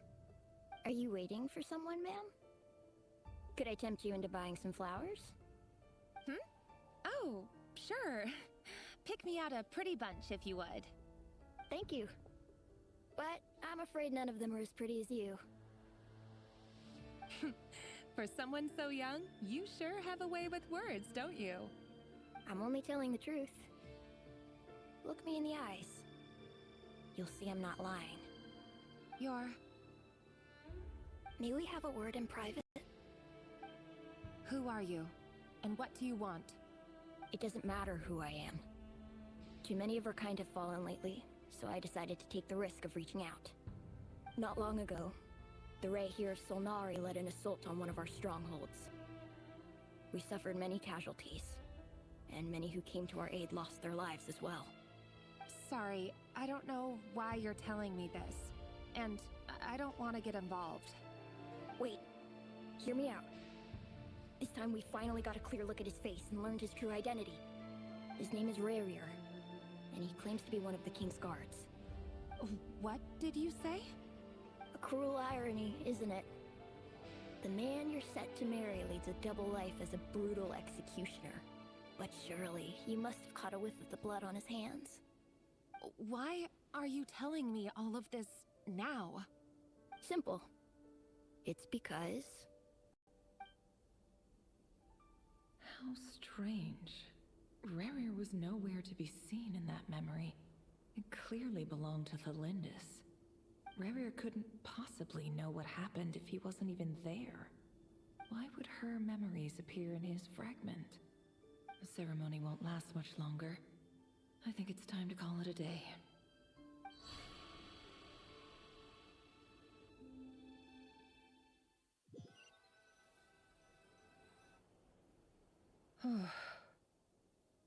So that was your doing? Did you just pull us inside Rarier's fragment to spy directly on his memories? Any more questions, and I'll have to start charging. I had no idea you could do that, boss! Seriously, that was amazing! We're not worthy. We're not worthy! I gotta admit, though, I'm itching to see what happens next. Feels like we barely scratched the surface. I'm just as curious as you are, but the ceremony only allows for limited time inside. That's all we can see for now. Luckily, we managed to learn quite a lot. So far, so good. I just hope the others are doing okay too. Especially the group with the Traveler. Their mission is a risky one. Let's hope it's all going smoothly. If you're worried about them, go see how they're doing. If I know boss, she's gonna need some time to write up all the details and make sure it's all coherent. I'll stay behind to lend a hand, but feel free to head back and meet up with the others.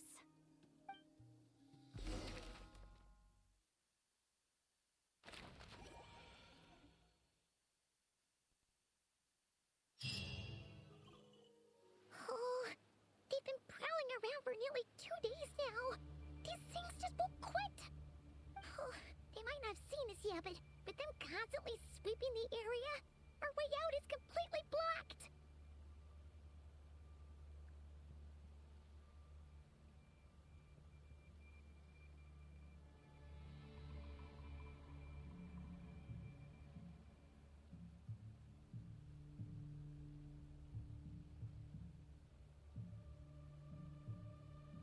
Oh, that's never gonna work. One little slip up and it's game over. If they spot us, they'll run straight back to Rarier. And once he knows we're here, it won't be long before he's breathing down our necks again.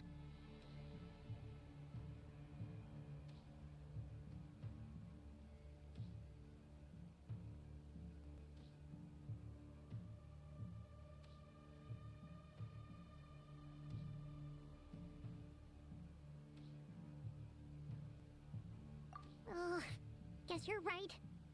All right, time to zip it.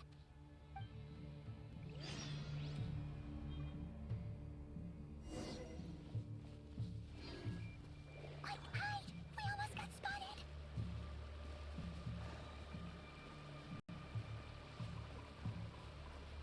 Phew, that was a close call.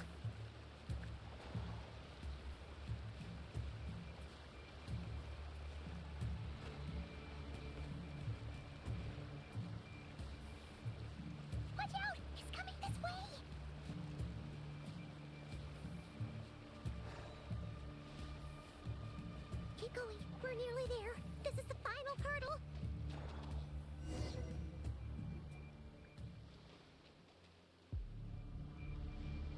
Oh, they're so into these things.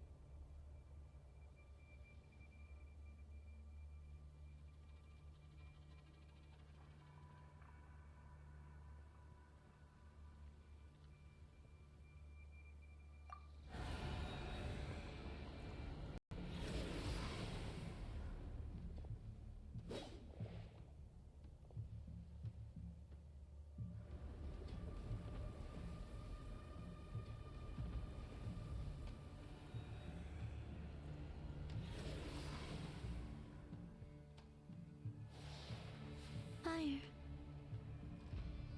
Fire? Wait, what's that smell? Oh no, there's a fire!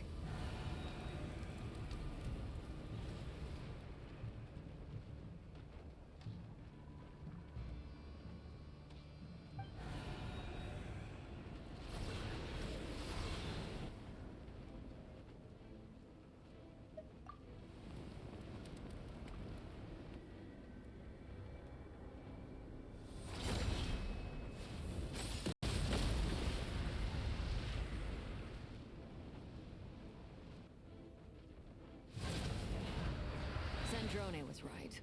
You look weak, Columbina.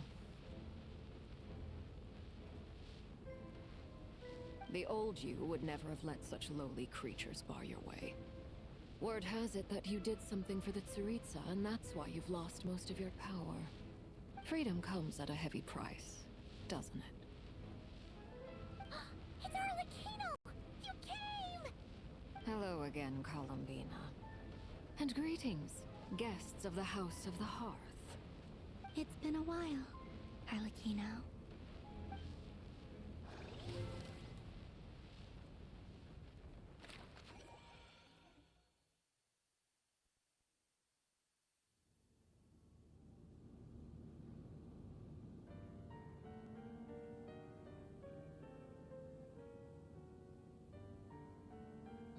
Stupid right here of stupid Solnari. Ugh, whatever. I've got all the data I need. Next time we meet, you're finished.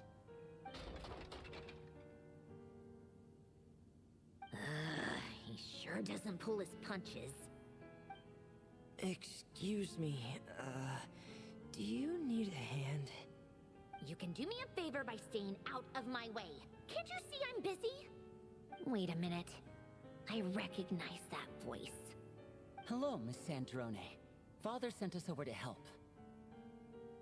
Huh. How considerate of her. Hey, Fremine, get over here and help me fix this. Lenny, you do your thing.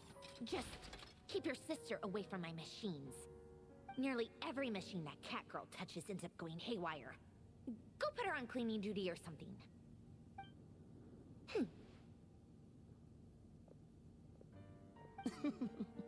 Then let's start downstairs. Fremine, we'll leave this place to you. You've got it. Wait a second. Pretty sure there's still some tea in the cupboard. If you want some, you'll have to make it yourselves.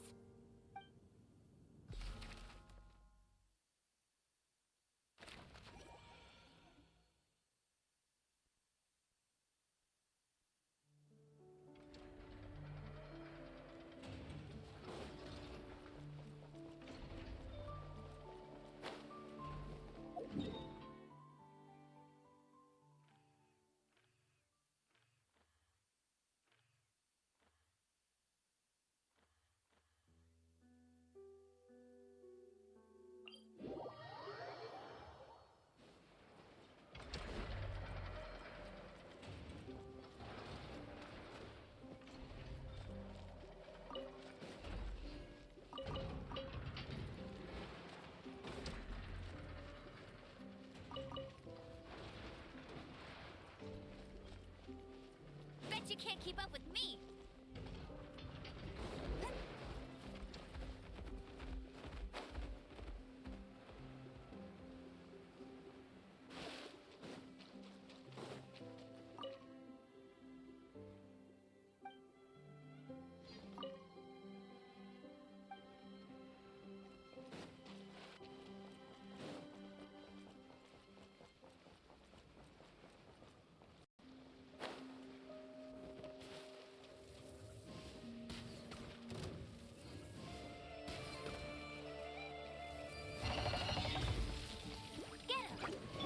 relationship.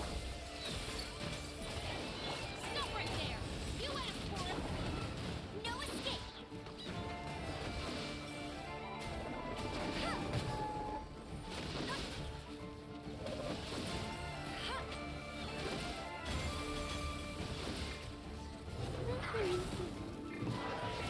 Not so hard! Cleanup sequence in it. Drop your weapons!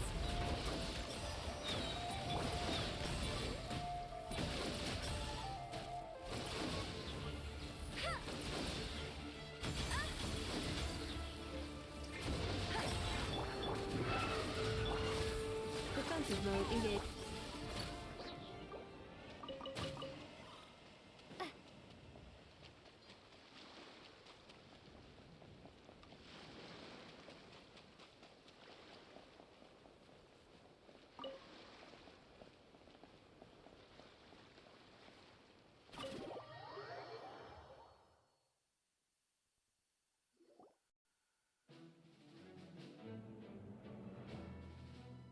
It's a relief to see you all made it back in one piece.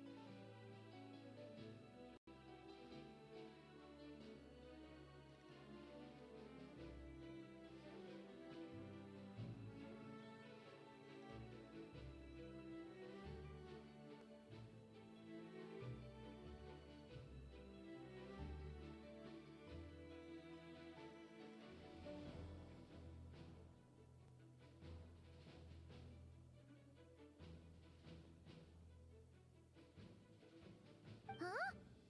Feels like there's quite a few people missing. Where's Flint's and the others? And what about Nefer?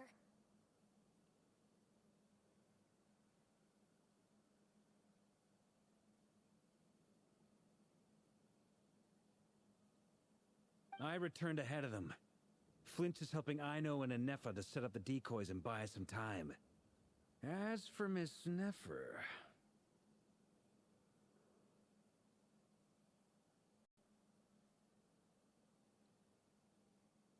Boss is still wrapping things up on her end. She sent us back to fill you all in on the top secret intel we've been gathering. I see. Then let's get right into it. But first, who do we have here? You brought someone else in to help? Greetings. I was invited here to help as a longtime Tea Party companion of Columbina's. You may call me Arlecchino. Surely it can't be. Those eyes. Oh, where have I seen them before. Wait, of course. In those memories we just saw. The only Arlecchino I know is the fourth of the Fatui Harbingers. So either you share a pretty uncommon name, or you're more than just a tea party buddy. You are well informed, Grandmaster. A man from Mondstadt living all the way out here in Nodcry, and yet the people and affairs of Snezhnaya seem to hold a special place in your heart. Oh, the feeling's mutual. Sounds like you know all about who I am, too. A Fatui Harbinger. The atmosphere in here just got really tense. Guess we can't just start trusting Fatui Harbingers, even at a time like this. I must admit, though, I'm a little curious. Seeing as the moon goddess no longer belongs to the Fatui, what makes you so willing to put your neck on the line here? Nor does Nodcry belong to Mondstadt, Mr. Varka. Yet still, you're fighting for it all the same. Things don't always have to have a tangible payoff. Sometimes, stopping things from spiraling out of control is a higher priority than chasing the spoils of victory. Of course, I can't say there's nothing in it for me at all. But that's between Columbina and myself. Forgive me. I don't mean to doubt you. It's just that the Fatui really have been the source of many of our troubles. We have our own way of doing things here in Nodcry. But ever since they arrived, the Fatui have treated us with nothing but hostility. I know there's been a lot of bad blood between us in the past. I've done my utmost to avoid friction whenever I could. But sometimes fundamental conflicts of interest simply can't be settled amicably. That's why I'm here solely in a personal capacity. This has nothing to do with the Fatui. As a gesture of good faith, I'll be frank. I can help Columbina track down the iridescent moon's marrow, which will help her restore more of her power. Anyway, what else is on the agenda? Let's begin. She says she'll be frank, then completely skips over the details. Looks like she doesn't want to give away too many secrets after all. But she clearly wants to change the subject. It'd be awkward if I tried to bring it up again now. I guess we'll just have to go along with it. She's the fourth of the Fatui Harbingers after all. One look and you can tell she's not someone you'd want to mess with.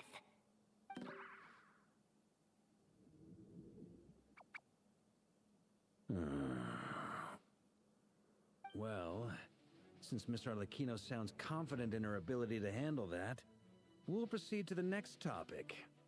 Yehoda, time to share that top-secret intel. Alright, listen up everyone. First, we now know that Rerir was originally a Conrian secret agent whose primary mission was to hunt down and assassinate the so-called Dregs of the Crimson Moon. The Dregs of the Crimson Moon? In the memories, there was a lot of talk about the Crimson Moon and Eclipse, and a whole bunch of other stuff from the time of Conria.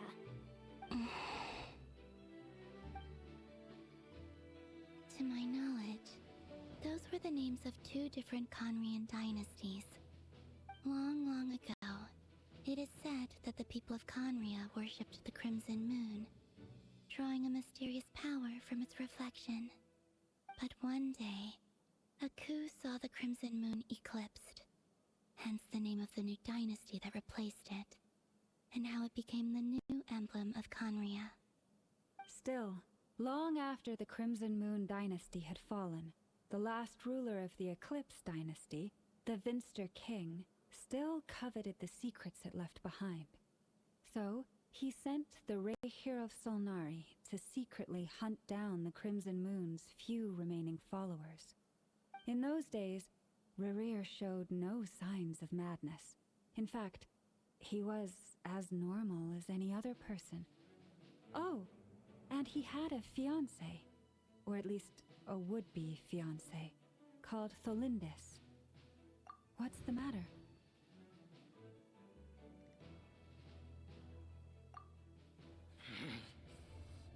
Pitifully. Brine daughter. Flinders. Flinders. Interesting. Anything else? What about this would-be fiancée of his? Do we know anything about her? Well, she was a researcher at the Universitas Magistrorum, but it felt like she was hiding some kind of secret. Oh, and one more thing. For some reason, Rerear's fragment also contains some of Thelindis' memories, though only a very small portion. Well, no shortage of potential leads, I'll give you that. In any case, it sounds like we can conclude that while Thelindis was still around, Rerear appeared to be lucid and quite normal. Thelindis, it seems, must have been the one thing in this world that he couldn't let go of. Tell me, though, were these pure-blood Conorians we're talking about here? Why do you need to know that? Hold on. If she was a pure-blood Conrian... Oh yeah! Just like how it was with the captain! If we could somehow find her, do you think there's any chance Rerear might regain some of his sanity? It's possible, but it would take a miracle. We can't pin all our hopes on that. That merchant who Nefer knows, Dori Sangama Bay. Maybe we could hire her to look into it. All right, then. Let's keep working in our separate teams. Traveler, Paimon, Kutar, and Miss Arlecchino will go look for the iridescent moon's marrow. As for the others... On the way over here, I noticed that the Wild Hunt monsters had grown even more frenzied in their search for Kutar. At this rate, the people living here will be in grave danger too. So I'm thinking of gathering together some of our followers to go wipe them out. I'll head back to the curatorium and meet up with the boss. Feels good knowing we've all got something to be getting on with. Given that the Wild Hunt has been a lot more active lately, the Lightkeepers have likely begun their own operations too. If that is the case, someone will need to pass the news on to Flint's. I'll hold the fort for now, then discuss our next move with Flint's, Aino, and Anefa when they get back. All right then. Well, the clock's ticking. If that's everything, we'll be on our way. We'd better get moving too. We'll try to buy you as much time as we can.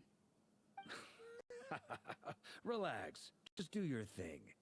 Now, I decided to call in some backup since things are getting so hairy. Our reinforcements should be here any minute now. Stay safe, everyone. Dismissed.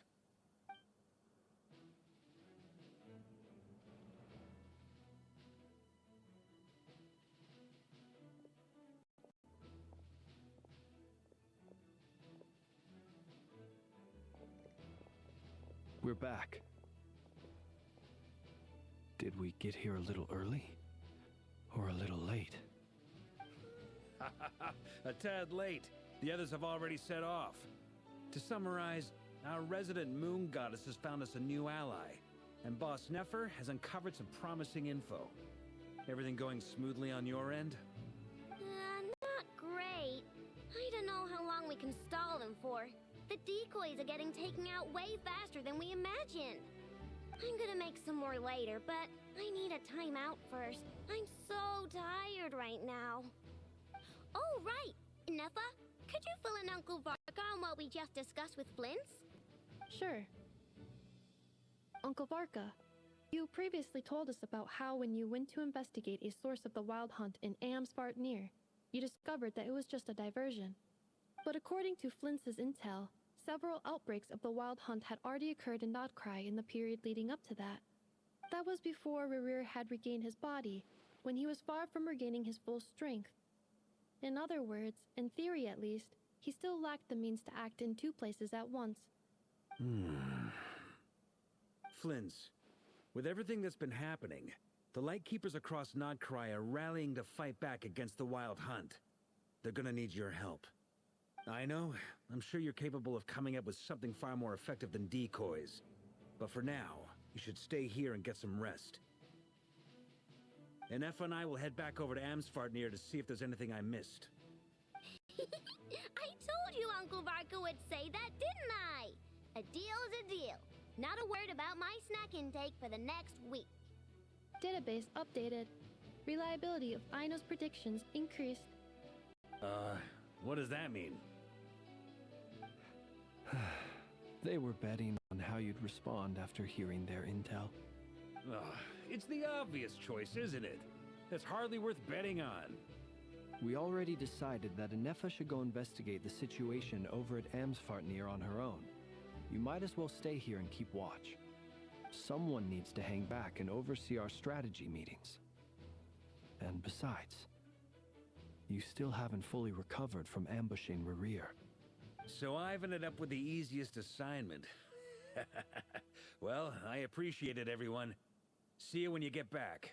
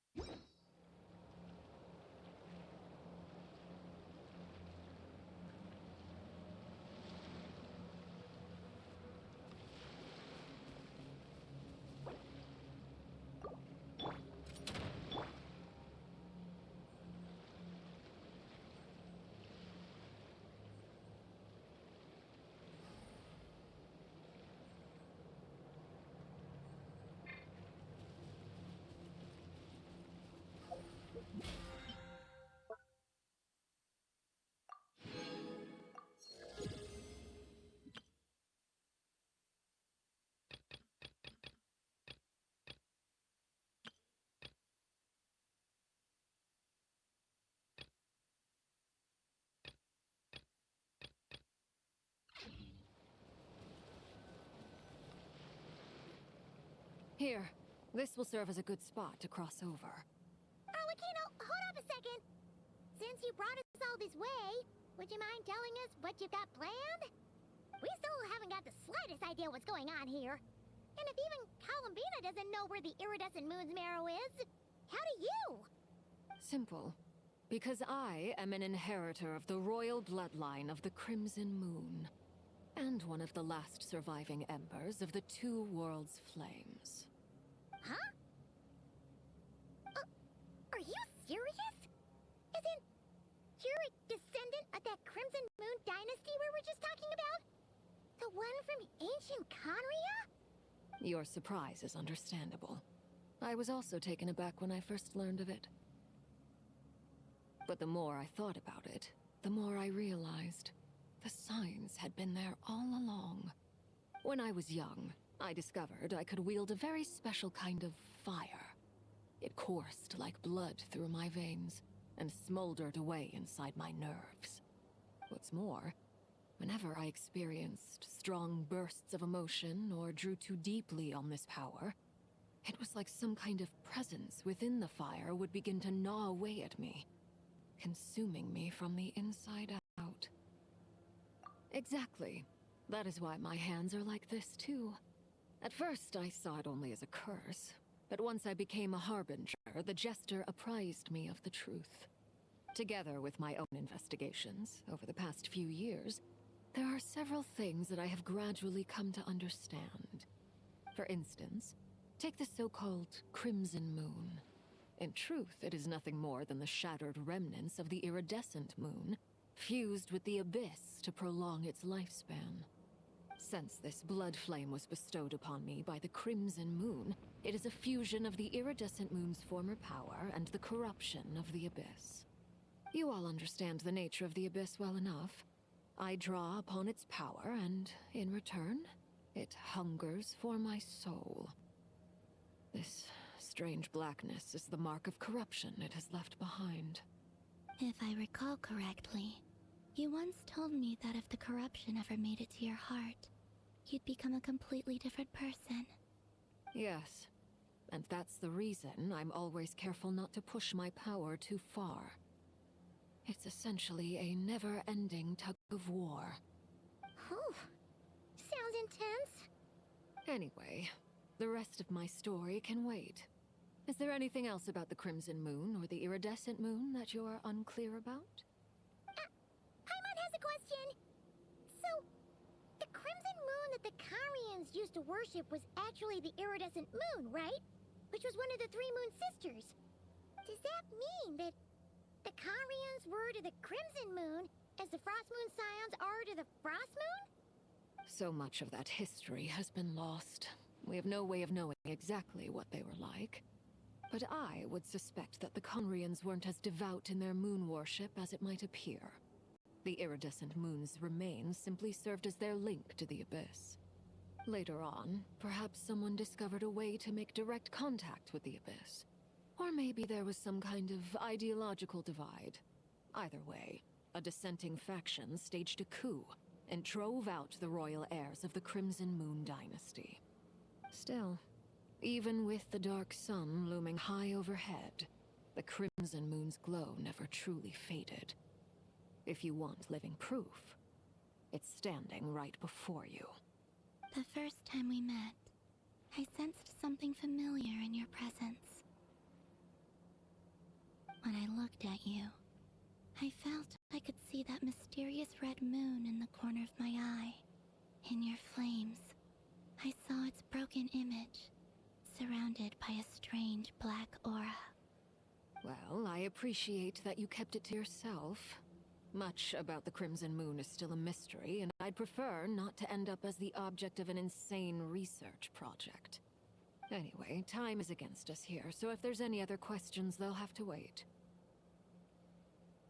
I just want to make sure I've got one thing straight. In her letters, Sandrone mentioned that since you are unable to contain the iridescent moon's marrow yourself, you intend to leave it in my custody. Correct? That's right. For now, it's the only way I can pay you back for your help. The iridescent moon is already part of who you are. So with its marrow in your possession, you'll be even more powerful than before. Deal. Then let's get started. Get what started? What does this place have to do with the Crimson Moon? When I first became a Harbinger, the Jester gave me a book called Paranhari, also known as Leobranto Inamorato. You should be able to buy a copy next time you're in Fontaine. It's a love story set in the Crimson Moon era, but setting aside the tangled romances of its characters, it also records a few interesting details. In the Crimson Moon era, or so the story goes, there was an orphanage that received children from beyond the bounds of this world, and subjected them to a peculiar induction ceremony. Beyond the bounds of this world? For real? And what kind of induction ceremony?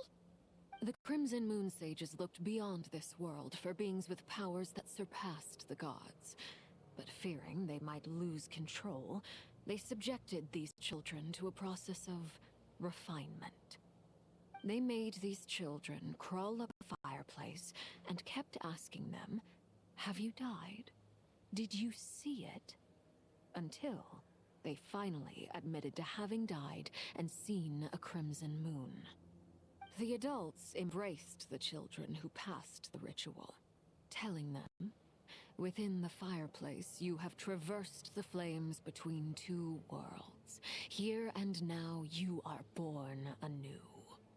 The book leaves much unsaid, but I suspect that this was their way of branding the children they had enrolled, leaving an indelible mark upon them so that they would forever live in the Crimson Moon's light. That explains why I can't sense the Crimson Moon's marrow in this world. It makes sense that it would be sealed in a special space that can only be accessed temporarily through some kind of ritual. But there's no fireplace here. Do you see a chimney anywhere? Oh, are we supposed to build it ourselves? Okay, fine. Paimon will go find some bricks. That won't be necessary. The fireplace is purely symbolic. The key to the ritual is crossing the flames between two worlds. In other words, the flames that burn within me. Those burned away by such flames leave behind a kind kind of ghostly afterimage in the world. In the days of Conria, people believed they could be used to bridge the gap between the two worlds of life and death. In short, I can open a passage to that space for you. That's the easy part. The catch is I'll need to stay on this side to keep the passage open, so I won't be able to come with you. Once you're inside, you'll have to find your own way.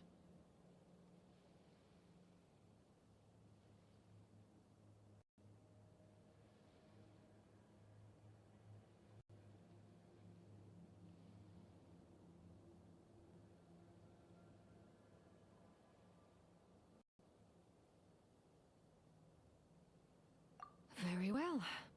Then I'll open it up. Traveler, spare me a little more moonlight if you would. I may need it.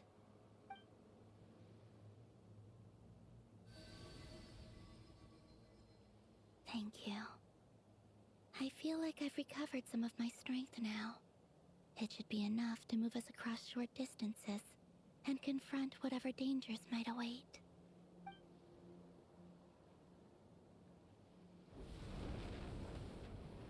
Mistress of the seven hues of ages past, great mother of the present, crimson-clad sovereign of the two realms, by fire severed, by fire renewed, I offer myself now and beseech your descent.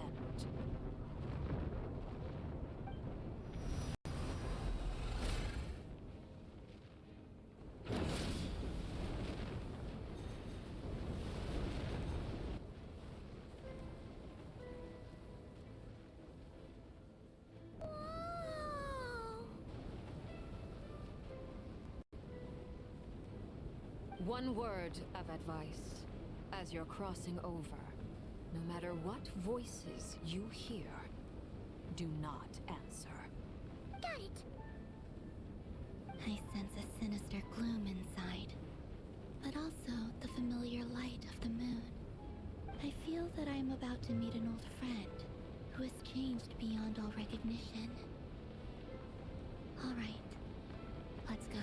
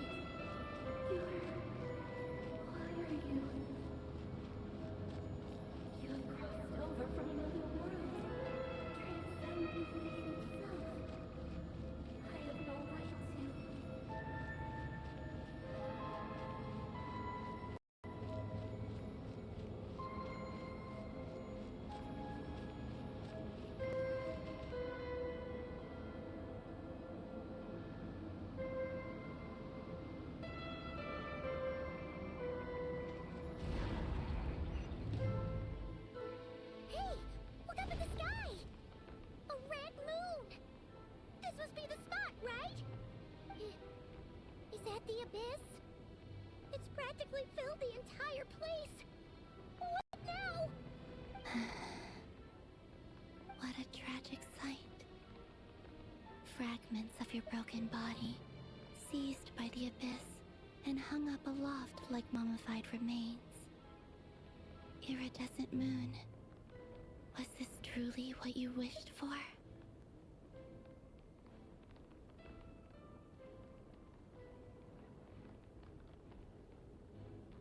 Careful! There's something spooky about this place. Feels like something is lurking in the fog. Haimon's right behind you. Whatever you do, don't run off without her.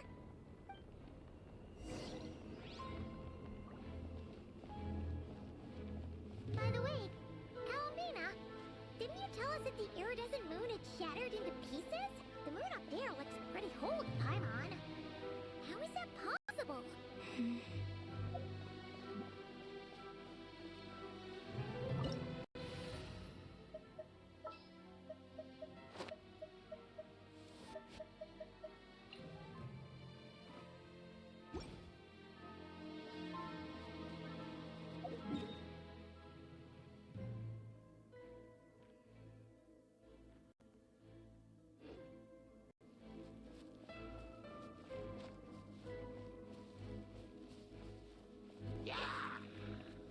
Cleanup sequence initiated.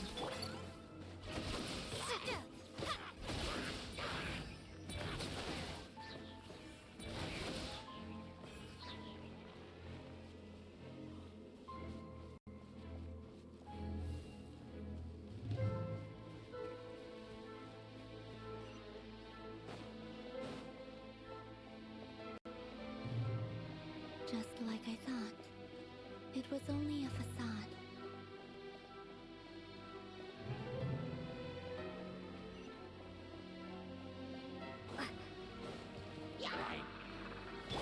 Annihilation mode. Stop right there! Hands where I can see them!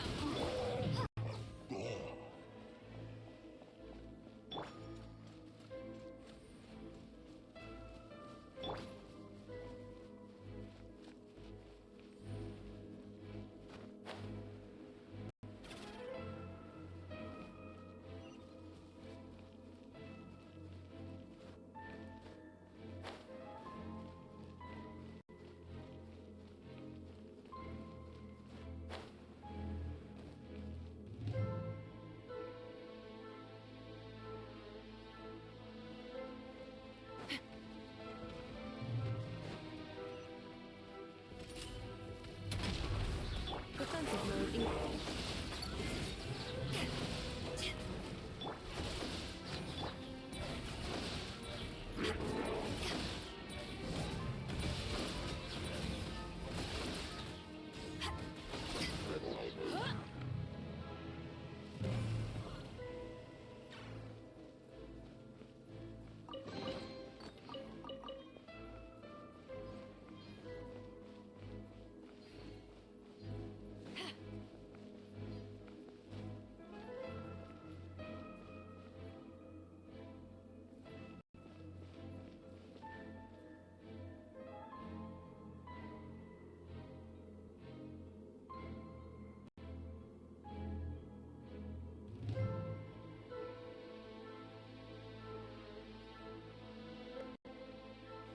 If you ever want to trade tactics, I'm always ready.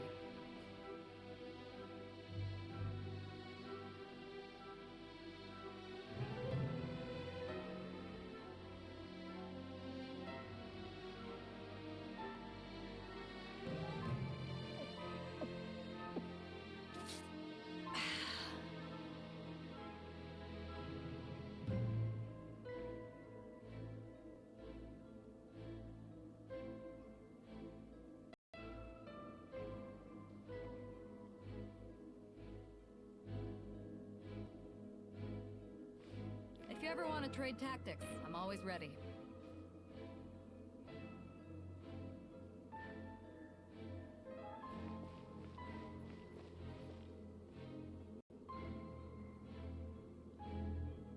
Huh?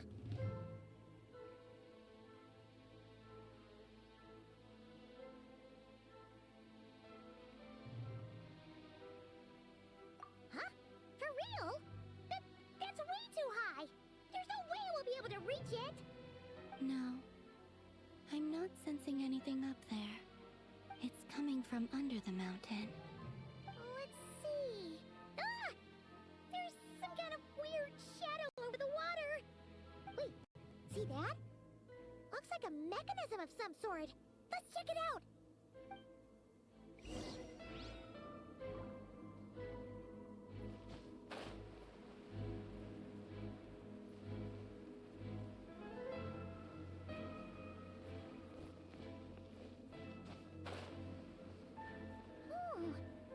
Looks like a device from the time of Kyria.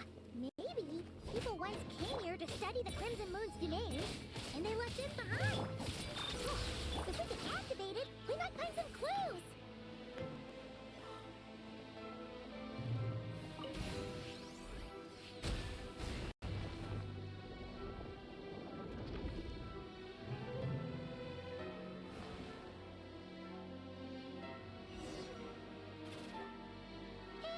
Look at that! Now that the mechanism's running, the shadow in the water looks different. Do you think these mechanisms might be the key to unlocking the secret? Let's try to find more of them! Felindis, we'll leave the rest of the research in your hands. We'll be heading back now. I hope this isn't ruining date night. Ugh. Mind your own business. Just leave me some snacks on the table. Felindis? Is that Rerear's girlfriend? How come we're hearing her voice here?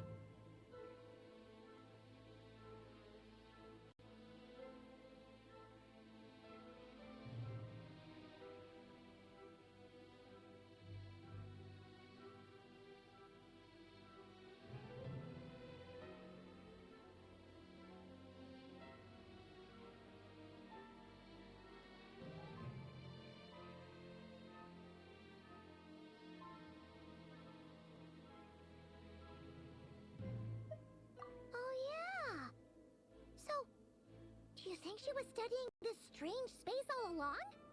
The abyss has made this space extremely unstable. Maybe that's why some of the things she said and did were preserved here. Like echoes. Or after images. Whenever I see this view, it takes me back to a poem from my childhood.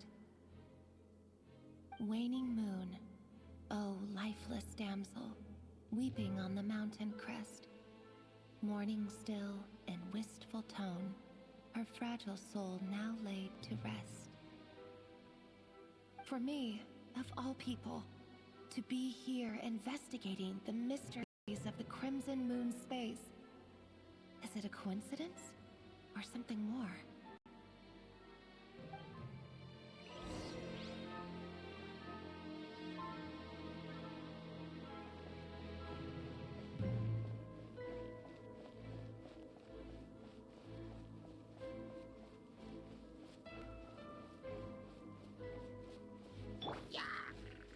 Cleanup sequence in.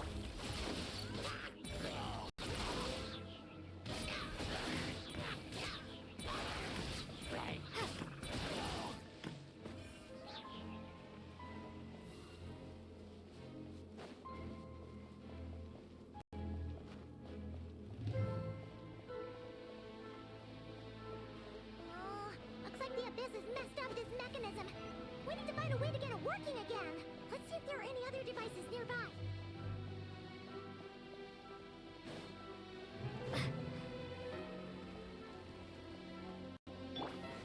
Preparing for dust up. Defensive mode.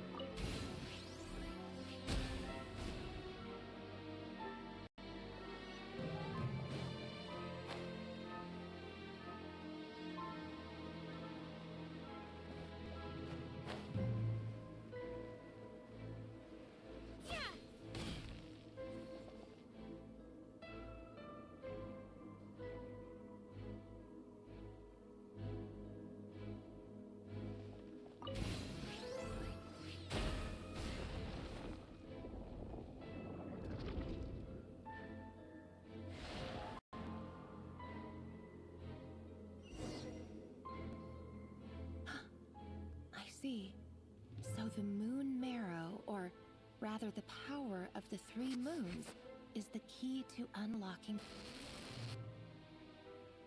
If it really does exist, then maybe this madness can finally be put to an end.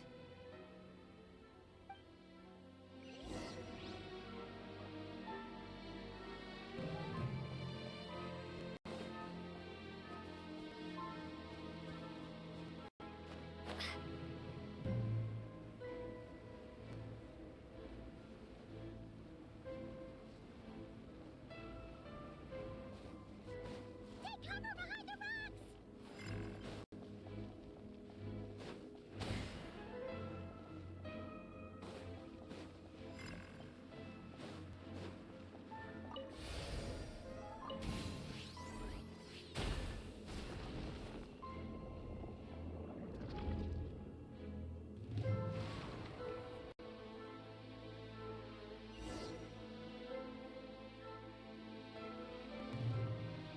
With the Abyss inhibitors in place, I should be able to access the chamber with the Moon Marrow. Oh, Rerir, with every step you take, you're drifting further from what you truly desire. But you're not the root of the problem. Ever since that outsider set foot in Conria, the Vinster King has sunken deeper into madness. If only I could get my hands on that outsider.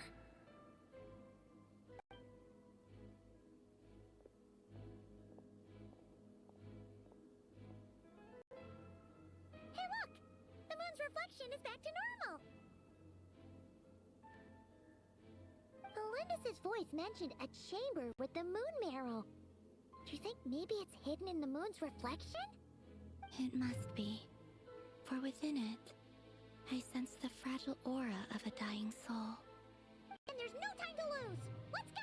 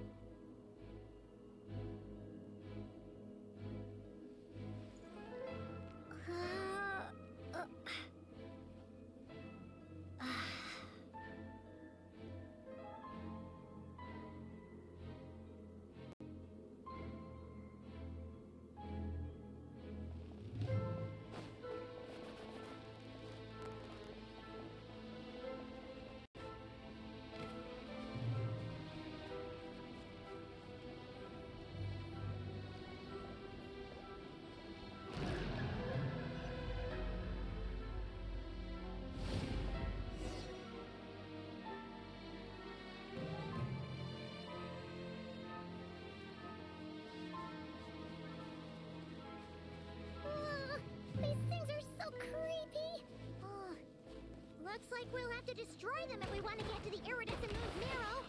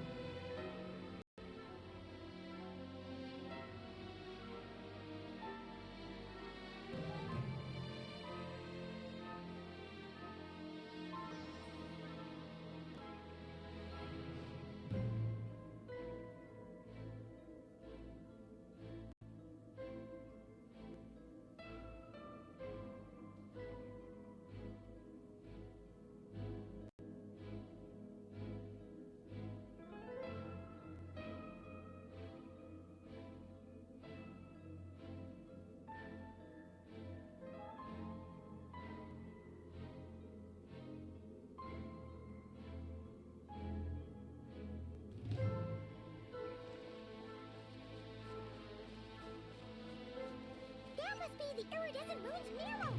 Oh, we'll need to destroy these things before we can reach it!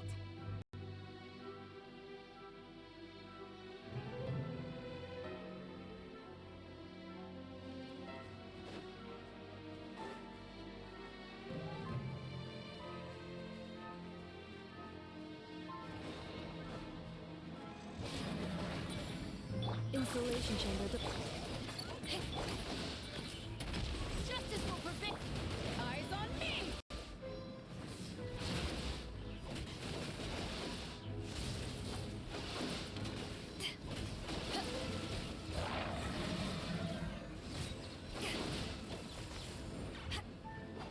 Annihilation mode. Cleanup sequence. Drop your weapons!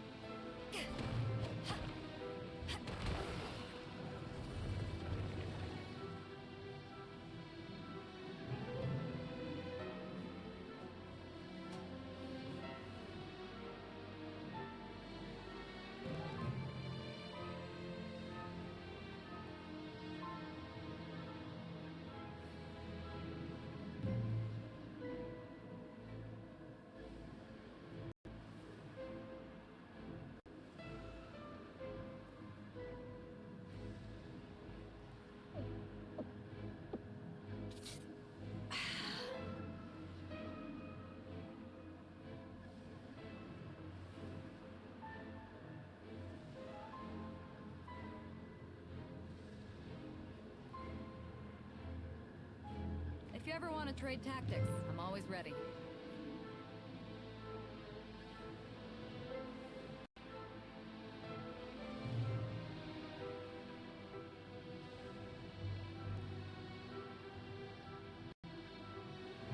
It's hard to remain on dry land for so long.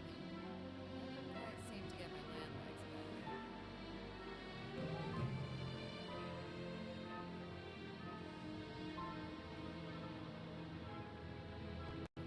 If you ever want to trade tactics...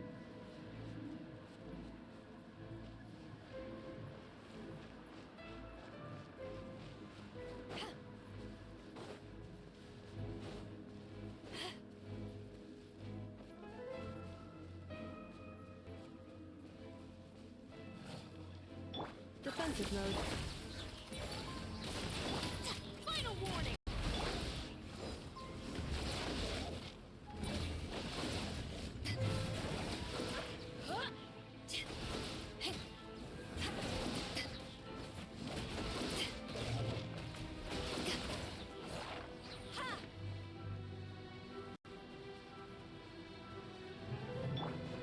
Cleanup sequence in... You asked for it! Drop your weapons!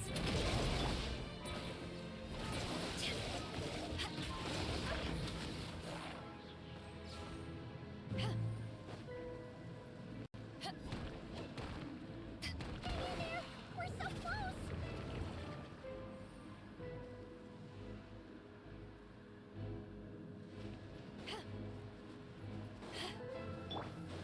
Insulation chamber.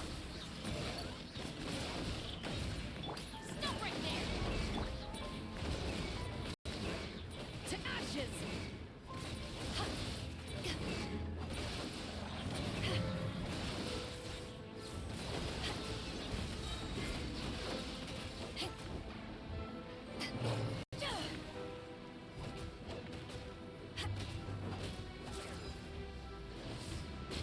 Back off! Drop your weapons!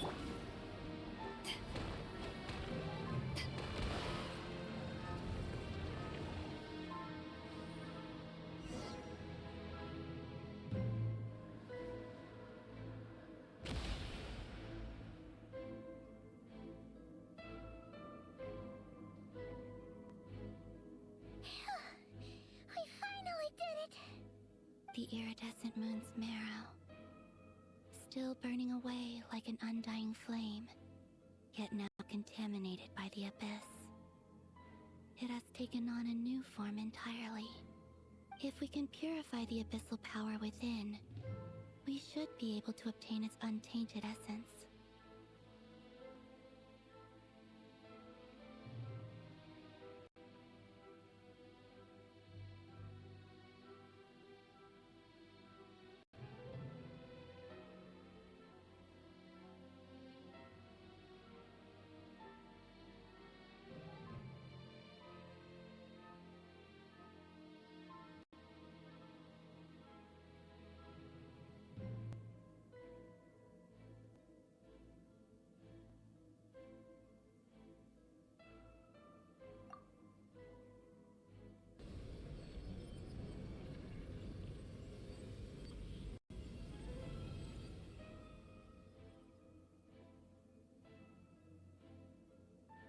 It's so cold.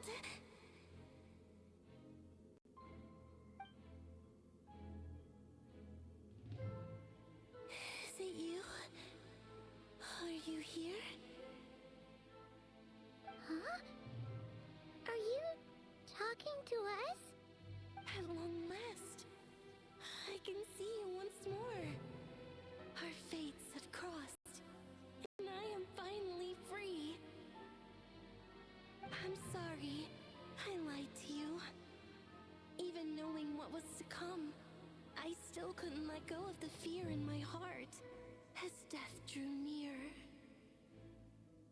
The moment the moon shattered, my body began to split apart piece by piece.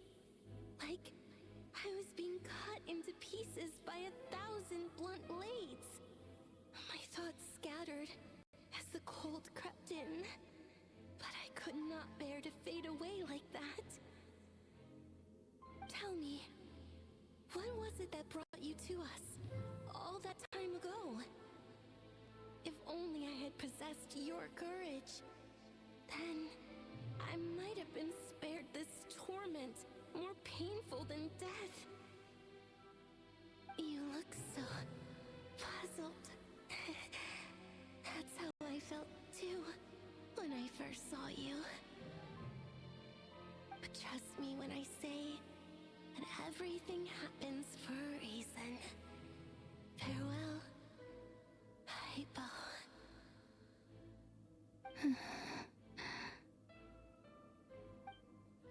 What was that all about? Was that the goddess of the iridescent moon? Oh, it sounded like she was speaking to a long-lost friend. But none of us have ever met her before, right? Perhaps. She took me for the goddess of the frost moon she once knew. For a fading soul like hers, our auras must be too similar to tell apart. But anyway, we've got the iridescent moon's marrow now. That should help you regain your strength, right? Alright, time to leave this place and meet back up with Arlecchino. Let's go!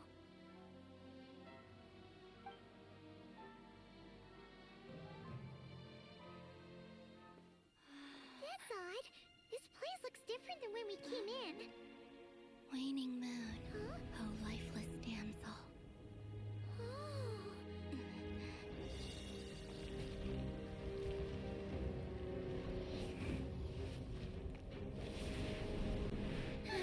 Hurry! The place is collapsing!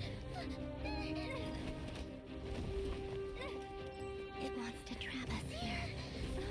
Who's it? The abyss? Now we've taken the moon marrow. All that's left here is a dark will. It will show us no mercy.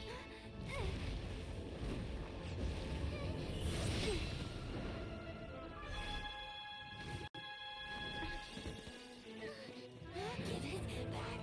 The crimson moons! My marrow! My heart!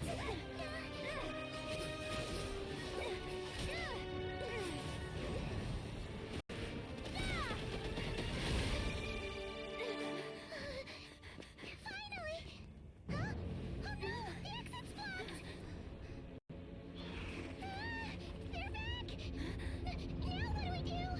This is where you fall. Witness my rise. What are you waiting for?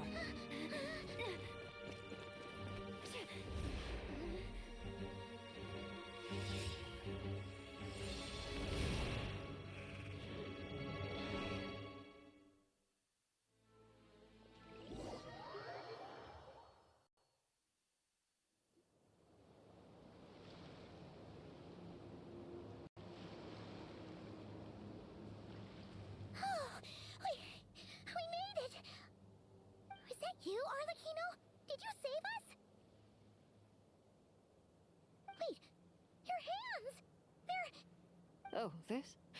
Don't worry. It's a small price to pay. The Abyss wanted to trap you inside, and I defied its will by bringing you out. No wonder it's a little angry.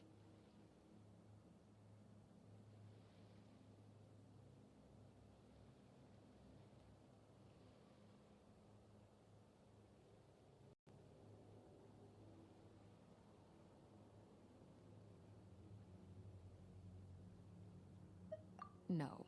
I have paid the price, albeit a small one, and it cannot be undone. My hands have already fused with the Abyss. Purification would simply destroy whatever's left of them. But surely... Oh, we're so sorry, Arlecchino. Paimon can't believe you'd make a sacrifice like this for us. As much as I'd like to call it a favor, the truth is I was simply holding up my end of the deal. Well, Columbina. Yes, you did your part. And as promised, I will leave the iridescent moon's marrow in your care. From this day forth, may the two worlds' flames burn ever more brightly.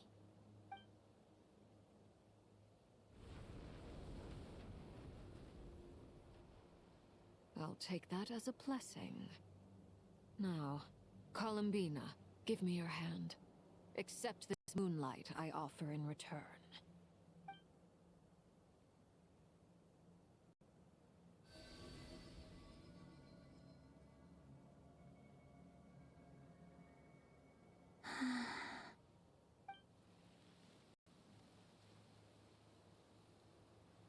Feeling stronger? Hey, Columbina, are you okay? I'm fine. Our powers are a little at odds, that's all. By the Frost Moon's authority alone, wielding the power of the other moons was always going to be a stretch. Still, I think it's fair to say that your strength has returned. At least to the level it was at as Third Harbinger. It's still not enough. There's no way I can hope to challenge Rayrir like this. Just one more ray of moonlight, if you would.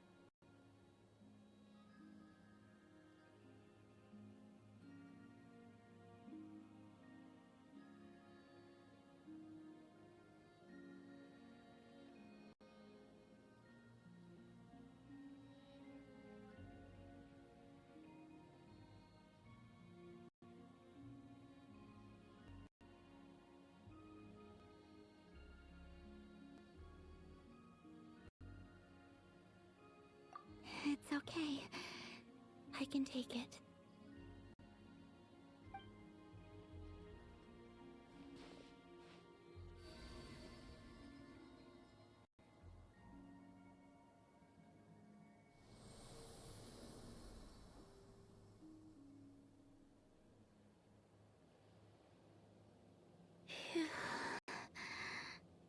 How about now? Fighting fit? At the very least, I won't have to stay hidden like before. I want to see him gone from Not Cry. The Rayhir of Solnari and his wild hunt must be sent back where they belong. Well, it's good to have something to aim for. You certainly seem more alive now than you did earlier. When I first met you, you didn't strike me as a ray of moonlight. More like a wisp of fog drifting in from who knows where, ready to scatter at the first sign of a breeze. But now, you're full of vitality. Just like the Frost Moon, once the brightest of them all. May you keep shining, Columbina. This is who you are. Thank you. Look after yourself too, Arlecchino. I know you have plans of your own, and that's why you're always seeking to grow stronger. But whatever you're after, don't let the Abyss take a hold of you. I do not wish to see you go down the same path as Revier. I appreciate the concern, Columbina. Although perhaps it's time you took a new name. A new name? Kutar, the Moon Maiden, Columbina, they're nothing more than code names. They describe who she is and the roles she's played, but they're not her real name. We often use code names in the House of the Hearth, too. But it's knowing your real name that keeps you grounded. Up till now, you've been living a wandering life, so you've probably never really cared. All I'll say is this. Once you've defeated Revier, give it some thought. All right, that's it from me. I'll get you back safely first, then go meet up with Sandrone. You're the best!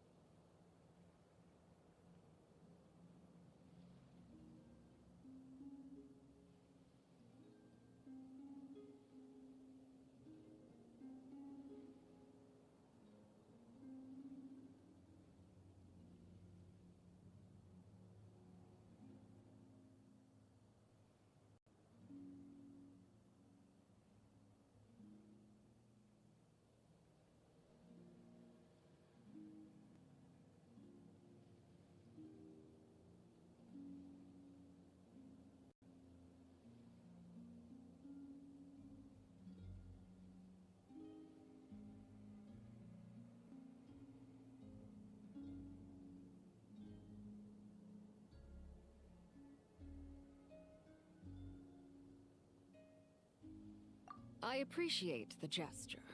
It speaks to your good character. Anyway, let's get going. There are more urgent things to do right now than trade compliments.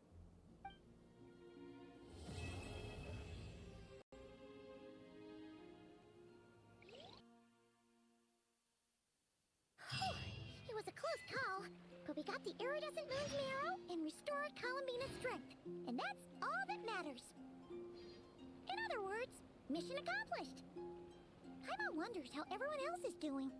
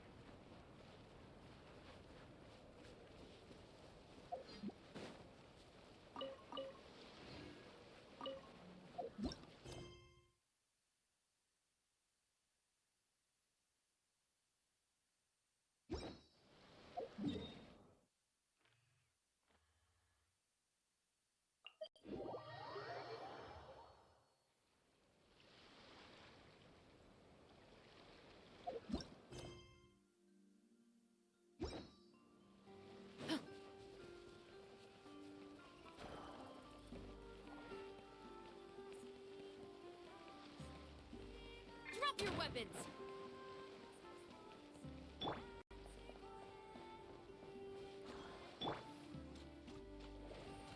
Accelerating.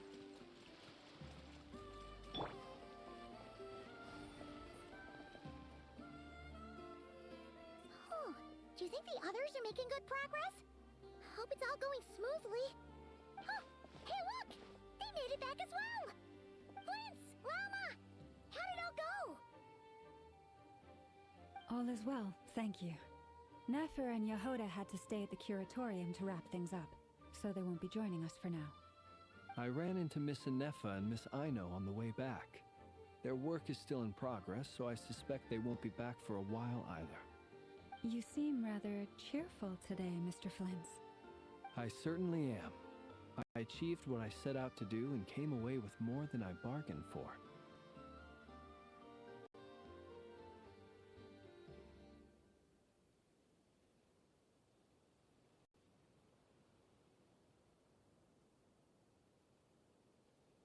Fighting alone can get quite tedious, but I had the good fortune to run into a pair of brave young warriors.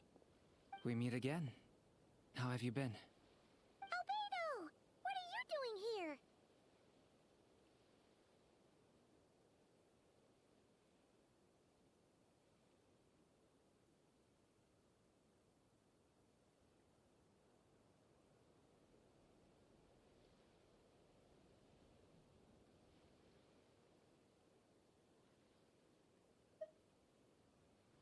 That would be a natural assumption to make. It's also the correct one. These two courageously lent me a hand while I was fighting the Wild Hunt. When they told me they were Servarka's colleagues, it all made sense. And given how people of outstanding talent tend to cross paths, it's no wonder you're already acquainted. So, who's your travel buddy, Albedo? Why don't you come and introduce yourself?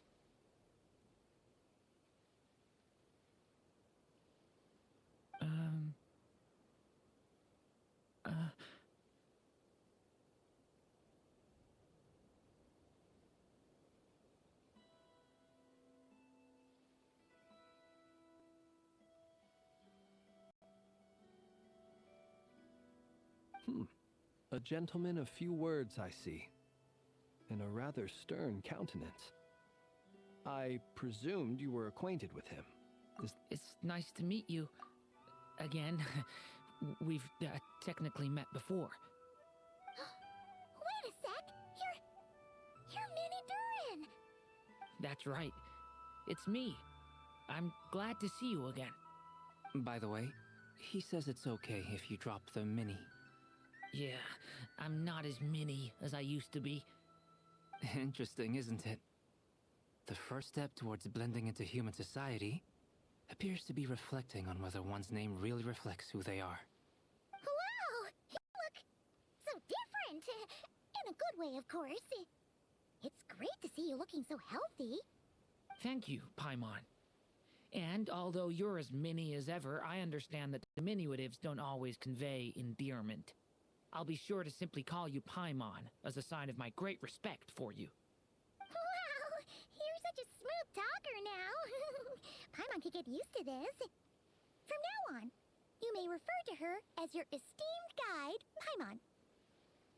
Personally, I think our little Paimon is the perfect size. When people call her Little Paimon, it's just because she's so adorable that they can't help themselves. If that's not a sign of endearment, what is? You're absolutely right, Miss Lauma. My brother still has a long road ahead of him when it comes to understanding human relationships. Anyway, speaking of long journeys, didn't Columbina, leave with you? How come she isn't back yet? She's been catching up with old friends. Wouldn't be surprised if she stopped for a cup of tea or 10 on the way back. Uh-oh. People are talking about me. Hope it's nothing negative. Judging from your expressions, I'm guessing it all went well? It's getting crowded here. I'll go grab some chairs. No need. This is a job for an alchemist. I'll whip some up momentarily. Thank you for your hospitality, ladies and gentlemen, but I was merely escorting my friends back. I'll be meeting Sandrone shortly, as we still have some things to discuss. It's been a pleasure, everyone. But this is where I'll say goodbye. We really appreciate your help.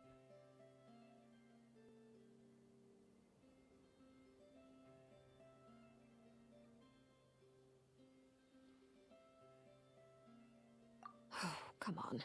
Spare the formalities. I'm just glad I could help out some true friends.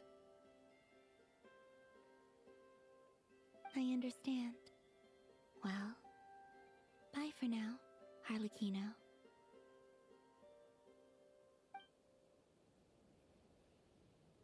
Oh, this place is hopping. It's probably a good thing one of us left. Otherwise, we might not fit all these people in. Are you saying we're about to run out of chairs? As a matter of fact, I am. Come on in and see for yourself.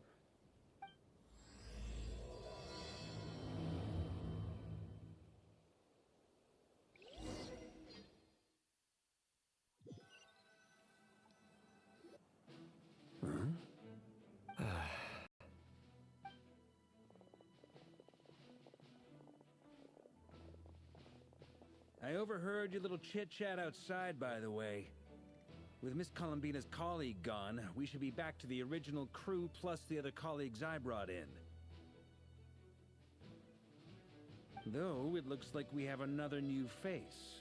Someone else managed to rope in a colleague too? Frankly, you and Paimon are the only people I know here. This here is Deansliff, colleague of Tibet's greatest guide, Paimon, and greatest adventurer, the Traveler. Well, not exactly colleagues, more sort of friends. When someone else jumps in to do the announcing, you know you're speaking to someone important. Let's hear what he has to say. Note to self, once Paimon knows your name, the rest of the world will soon follow. When he comes looking for us, it's usually something important. Paimon's guessing you've heard about the Wild Hunt, then. From the looks of it, you're about to hold a meeting. If I were to say that the Wild Hunt is our mutual enemy, would that earn me a seat at the table? As the saying goes, the enemy of my enemy is my friend. Mr. Dainsliff, there's a seat with your name on it. Though, I can't promise the same for everyone else. Hey, Albedo, think you can rustle up a couple more chairs? After all this time apart, Grandmaster Varka's first order is to rustle up a couple more chairs. I've missed this. Is he being sarcastic? Hey, he's your brother. Why are you asking us? I've still got a lot to learn about the nuances of human conversation. Trying to decipher Albedo's way of speaking has been like jumping in at the deep end. Oh, good point. Paimon gets you now. Don't sweat it. There are people who go their whole lives without getting the hang of it. You're ahead of the game already.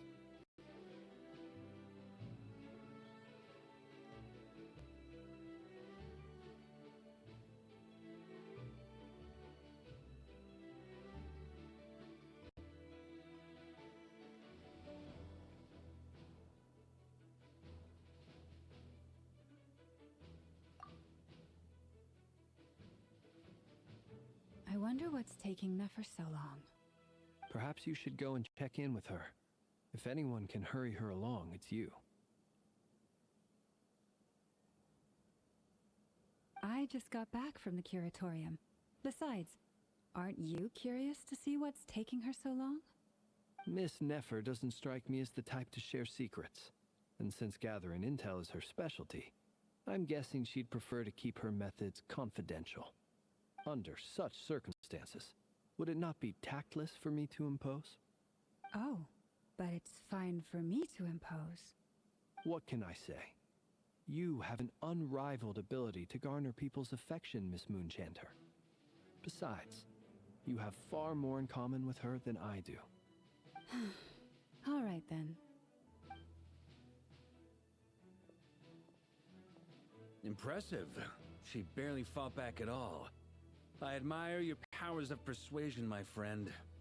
As I'm sure Miss Lauma will realize soon enough, the trick in life is to always pitch in with other people's responsibilities so that you can be selective with your own. Another trick is to simply hide in the background. Spoken like a true sage. Anyway, looks like we've got some time to kill before the meeting. Let's take a little breather, folks. And feel free to chat amongst yourselves. We'll get down to business once the other two arrive.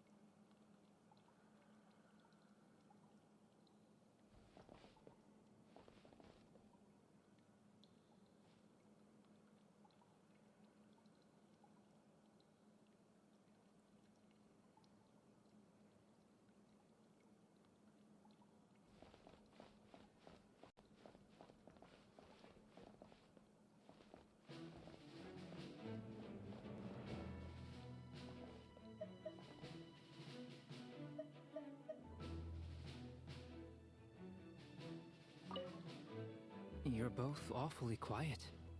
Why don't I start us off with an icebreaker? Much obliged. Have either of you ever had your portrait painted? If not, I'd be glad to help. That sounds like a lovely idea. You know how to paint, then? I dabble occasionally. He's an excellent painter.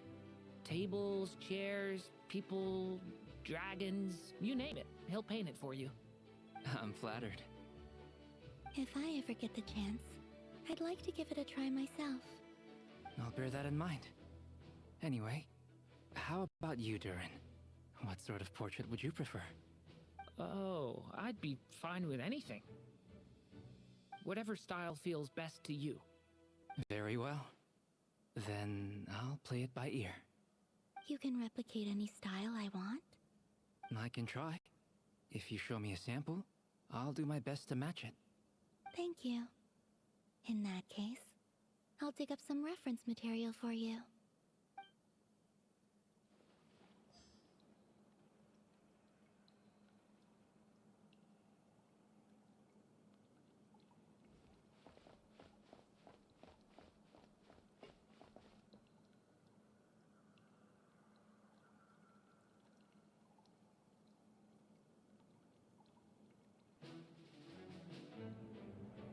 Is there something you'd like to say to me? Yeah! For starters, why'd you just show up here without even giving us a heads up? If you think back to our previous interactions, you may recall that that's hardly out of character for me. You do have a point there. Oh yeah! You'll need to find somewhere to stay the night too, right? Wanna tag along with us? You never know. We might get a group discount. Sure, let's do that. Great! Paimon will handle it. And in return, we can get Dainslift to be our very own personal bodyguard. If that's what you had in mind, you should have said so sooner. I'd be happy to help. Oh, okay then. Paimon was only kidding, but good to know. Anyway, since we're all here together, we might as well watch each other's backs. That's just what friends do, right? Indeed. Thank you.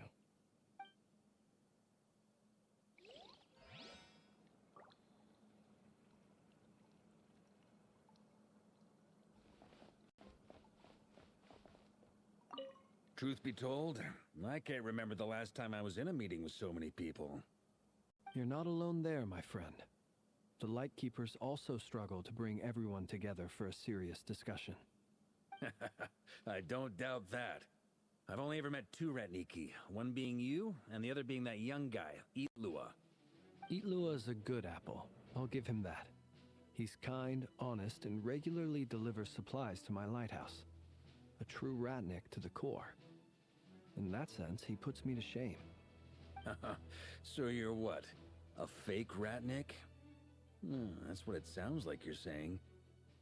But I get the feeling that's not quite what you meant.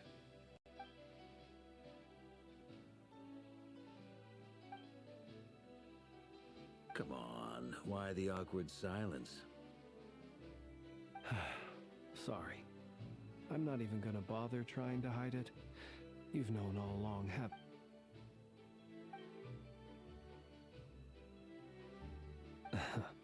Now that was an awkward silence. Let's just keep this between ourselves. Probably best if Eloa doesn't know, huh? That goes without saying. Gotta be careful what you share with youngsters, after all. Anyone else in the know? Let me guess. The Traveler and Paimon? It's dangerous being too sharp for one's own good, you know. Then, in the name of the Animo Archon Barbados himself, I swear your secret's safe with me. When we went for drinks, you said that you and Barbados were practically best buds. In the light of that claim, do you really expect me to take your oath seriously? Of course. Just as long as you don't go spreading around the fact that I'm close with Barbados, all right? Fair enough, then. Nothing like a bit of mutual leverage to seal the bonds of friendship.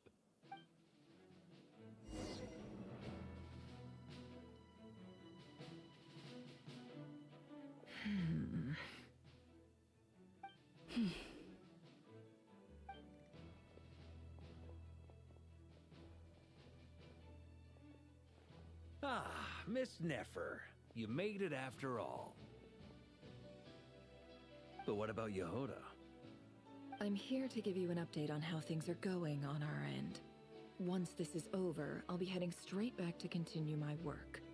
I left Yehoda back at the Curatorium to watch over things while I'm gone. Huh. So much for just this once. Shh! Not so loud! We're on a roll here! What if she remembers and suddenly decides to back out?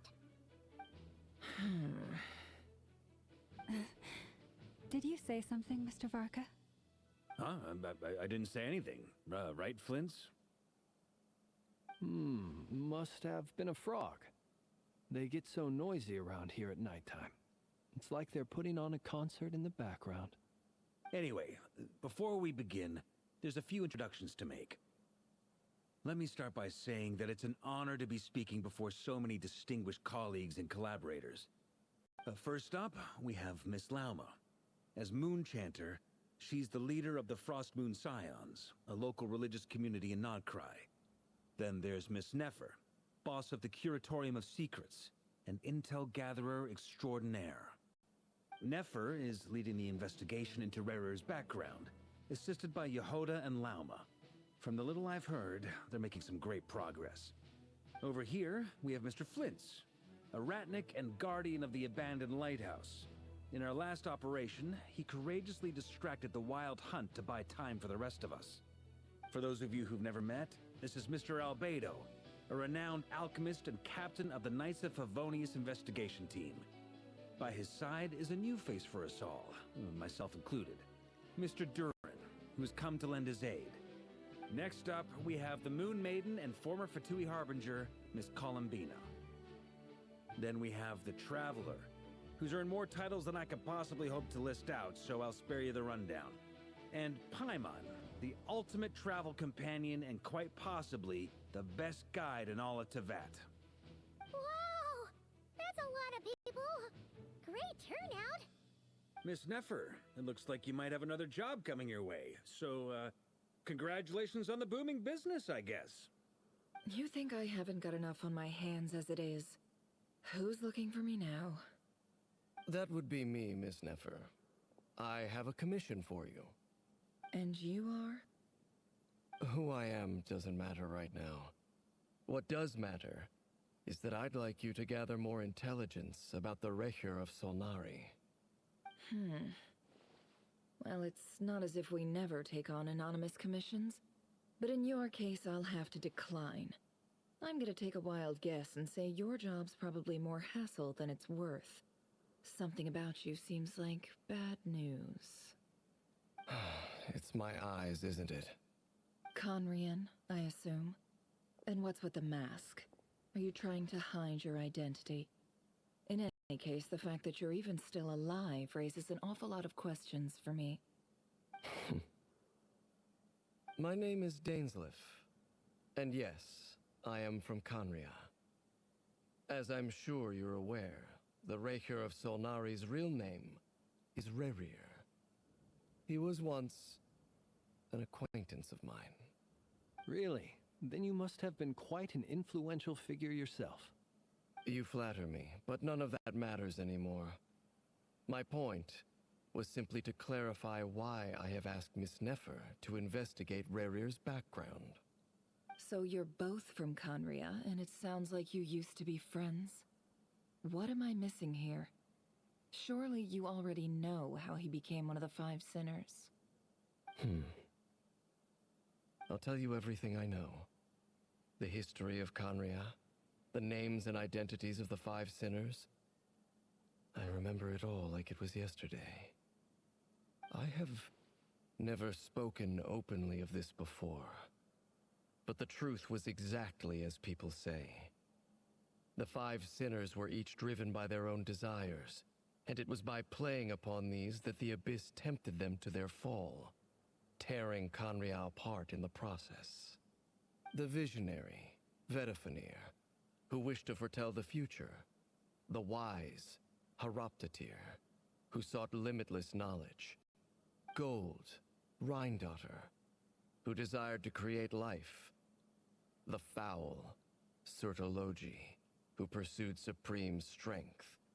And last, but not least, Raker of Solnari, Rerir, Ravager of the Moon. Of the five, Rerir is the only one who remains a mystery to me. He never harbored grand ambitions. So what changed in the space of a single night? How did he come to fall like the others? In other words, you're saying that his change came as a shock to you, and you have no idea what actually happened? That's right. You mentioned how the Abyss tempted them, which led to their fall. But what did that look like in practice? And what other context can you give me about the events of that time? The more detail you can give me, the better. Strangely, now that it comes to it, I hardly know where to begin. The fateful night took place during the era of the Eclipse Dynasty. One day, my elder brother, the visionary, Vedifenir, was summoned to the palace by the Vinster King, only for the king to gouge out his eyes and cast him into the dungeons. When I came to hear of this, my fury knew no bounds. I gathered together every ally I thought I had, and together we set a night to storm the palace and free Ved. Centuries on, the memories of that night still haunt me like a never-ending nightmare. We broke through the palace gates, just like we had planned, each striking towards our separate targets. But then, I was betrayed. Even Vedifenir, the very person I had come to rescue, abandoned me and partook of the Abyss's power. So, it's personal after all. Then tell me, Mr. Dainsleif, what price are you willing to pay? You, of all people, must know that nothing comes for free. I cannot say what price would be worthy of such a commission. But know this. Rerir was not always a madman. Believe it or not, there was a time when he was just an ordinary man, working for the Conrian Intelligence Service. Uncovering the truth of Rerir's past is the only way to unravel this mystery. But before you decide if you will accept my commission, I will tell you more about him. Enough, I hope, to help you plan your next move. Sounds pretty good to me. Feels like we just flagged down a random passerby, only to discover he's actually a master strategist who has a score to settle with our enemy. Can I borrow your halo? It could be useful in the lighthouse. Hey, enough with the wisecracks! Besides, isn't that lamp of yours bright enough already? Relax. It was meant to be a compliment. If that was a little over the top for your liking, I'll make sure to tone it down next time. I'll give your proposal some serious thought, Mr. Dainsleif. Let's speak in private once the meeting is over. Before that, there's a few things I'd like to share.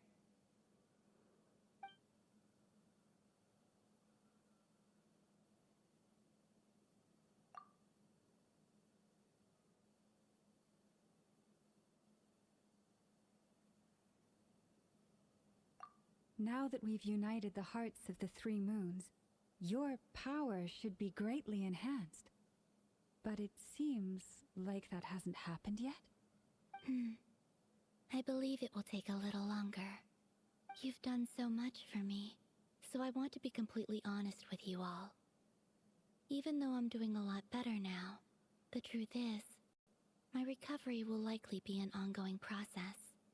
From the moment I was born, my power has been slowly ebbing away. And that is because Tevat has never accepted me. Even with the moons united as one, it seems my rejection cannot be undone. So far, I have yet to find a solution. It may turn out to be a problem that will plague me until the day I finally leave this place behind. Even so, I will do everything in my power to help you drive out the Ray here of Solnari. As Arlecchino put it, this is not about chasing the spoils of victory. It's just a gesture of heartfelt gratitude. Kutar.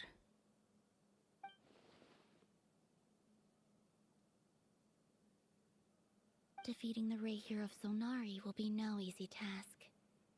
While my strength slowly recovers, we'll also need to gather more intel. Naturally. We should take all the help we can get if we hope to defeat him. We've considered several viable plans now, but our choice hinges on the answers to a few key questions. Is it even possible to kill Rerir? What experiences shaped the person or monster he became? And what's he really after? Given Albedo's expertise in alchemy, I think we should leave him to try and answer the first of these questions. Understood. As for the other two, I'm afraid we'll have to count on you again, Miss Nefer. Believe me when I say it's not my wish to burden you. But right now, relying on your skills is our only option. So you're placing all your hopes on me, huh? We can't thank you enough for agreeing to help us. Honestly, I can hardly believe how lucky we are. You sure have a talent for changing your tune, Miss Moonjanter. Timid like Yehoda one moment, then flinches insincere flattery the next. Ladies, please. I must object to your portrayal of me. That's all. Feel free to keep bickering. Just pretend I'm not here. I almost don't want to leave this room. I'm curious to see how this plays out. I have faith in you, Miss Nefer. Something tells me you'll stand by us until the very end. Oh? And what makes you so sure of that? What if I suddenly decide that my compensation is insufficient? This isn't about the money. I can sense that you've got a deep-seated distaste for Rerir. And knowing you, that alone is motive enough. Look at them getting along so well. Like two peas in a pod. And I'm the one they accuse of insincere flattery. There is no justice. Miss Lauma, you have to understand something. Unlike you, I don't actually enjoy having everyone's hopes on my shoulders. Is that right? Well, maybe the fact that I'm willing to put my hopes in other people says more about me than you. But the fact is, I also trust you. And that's because I know that you're someone we can count on. Anyway, we've got our plan, so let's get moving.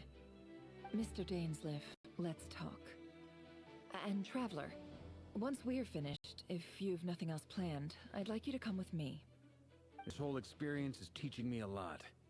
For instance, I now know that when other issues come up in the future, I'll have far more luck getting Lauma to convince Miss Nefer than trying to do it myself. Hate to say it, friend, but that's one of the funniest things I've heard in a while. Why? You think I've got it wrong? Quite the opposite. But what makes it so hilarious is how long it's taken you to realize.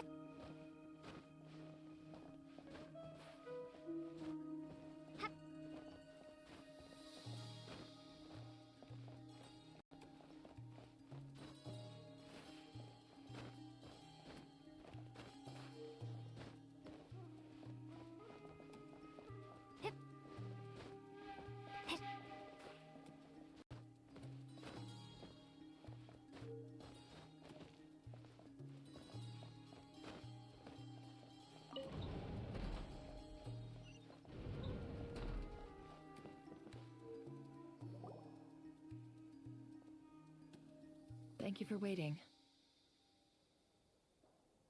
It's okay. We actually used the time to help Dainsliff get a room at the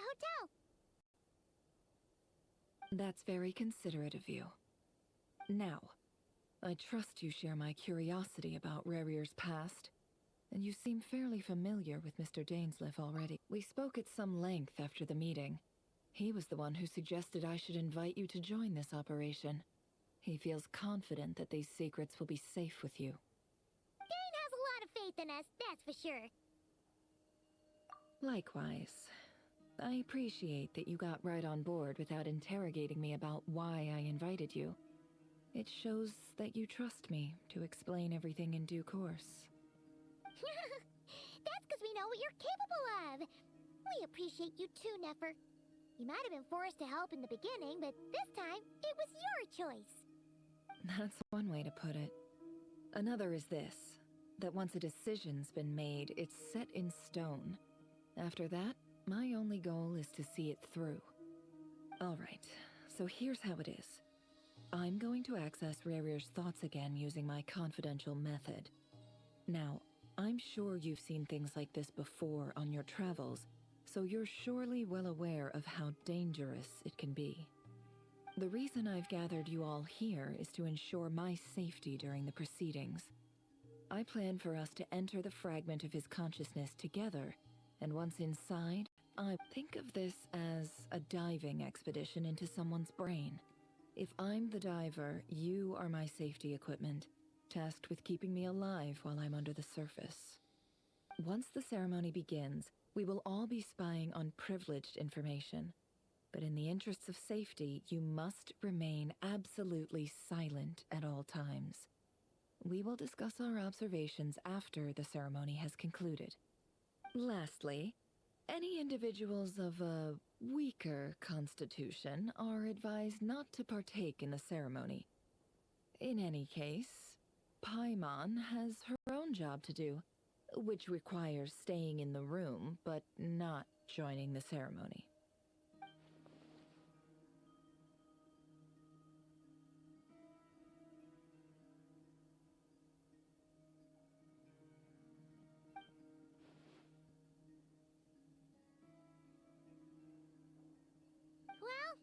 Good luck, everyone! Sounds like all Paimon can do is cross her fingers and root for you guys. There's a little more to it than that. I was being serious when I said you have a job to do. While the rest of us are inside Rarir's mind, it's imperative that we have a team member on the outside. In the event that something goes wrong, you will be our first responder. I don't anticipate any issues, but the extra level of safety will be greatly appreciated. I second that. This is a dangerous operation here, and you're our whole rescue team. That's pretty much the most important job in the crew. So, Paimon's like the lifeguard? Yeah, that makes sense. All right, got it. Good. Please, take a seat. We'll get started momentarily.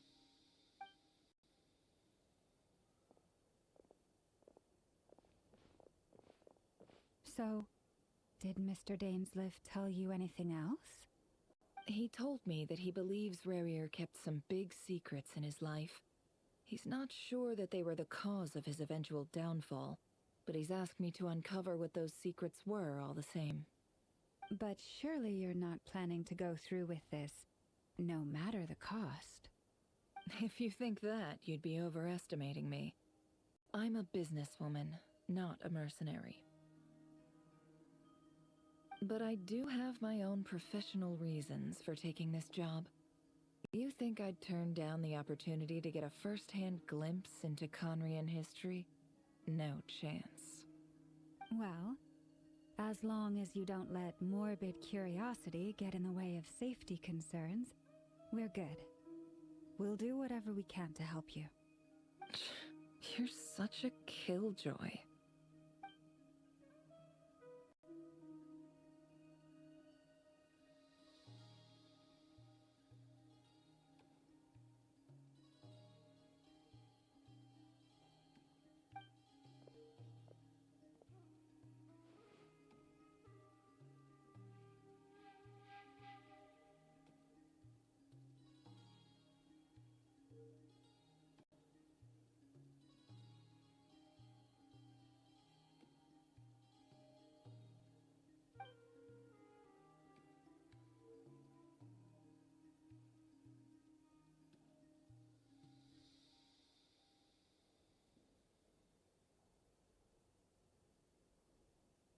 All right, I'm good to go. All set over here, too. Promise, Paimon, you'll be extra careful. All right. Let your whole body relax. We're about to begin. Close your eyes.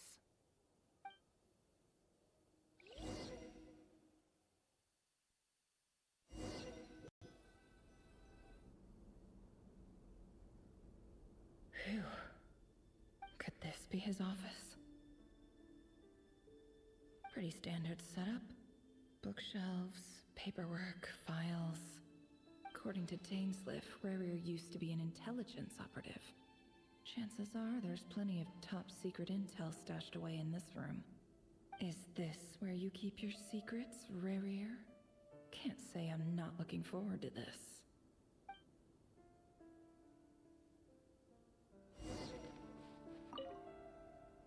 A file tucked... But at this stage, I... Wonder what kind... Aha! It's... Please, hear me. I saw some... There's a note in the margin. Could the voice in the recording belong to...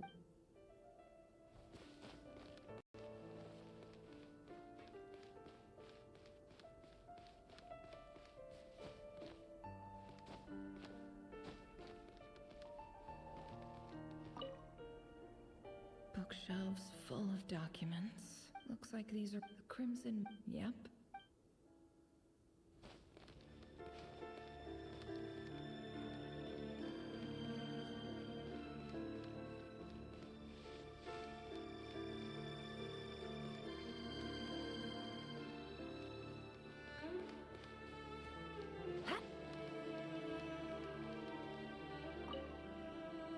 A box contain... Must be for his...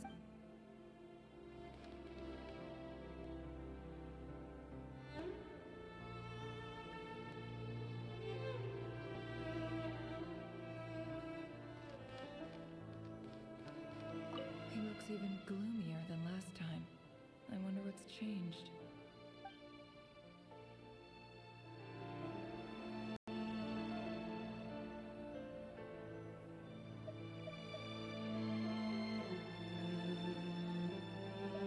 He looks even gloomier than last time. I wonder what's changed.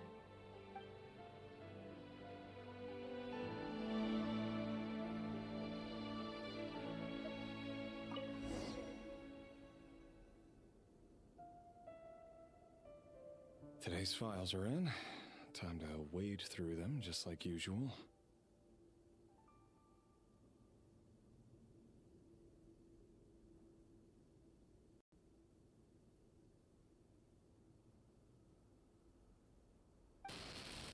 Male, 51. Occupation, cook. Confirmed Crimson Moon descendant. Has maintained frequent contact with other descendants over the past year. Poses a threat to the dynasty.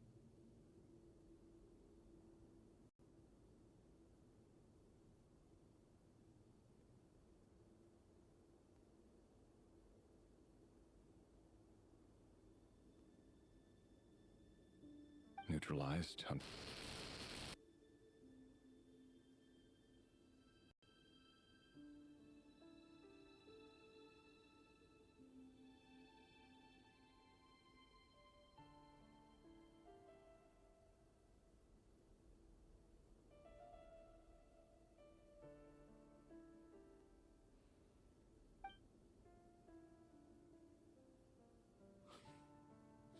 This one should be archived under purged targets.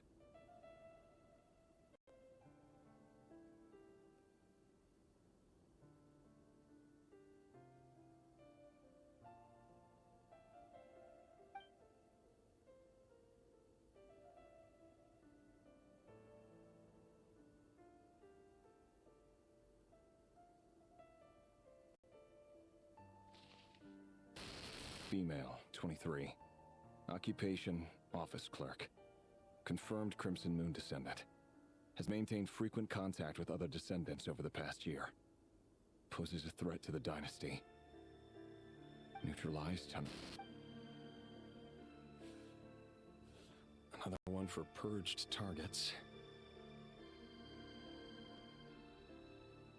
Sounds like she was that other man's daughter. Never mind. What's it got to do with me?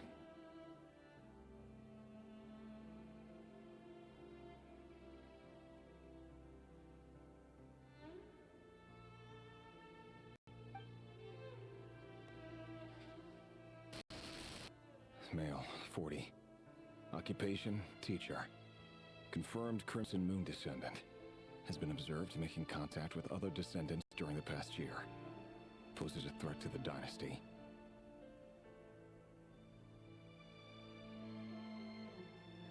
Neutralized on...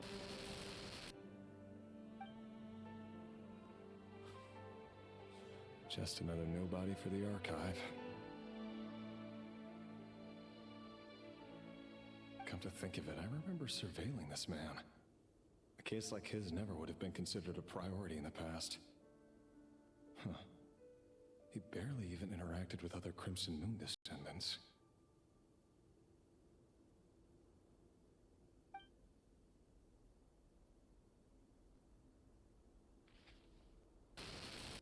Female, 16. Occupation, none. Orphan and confirmed Crimson Moon descendant. Has been observed making contact with other descendants during the past year. Poses a threat to the dynasty.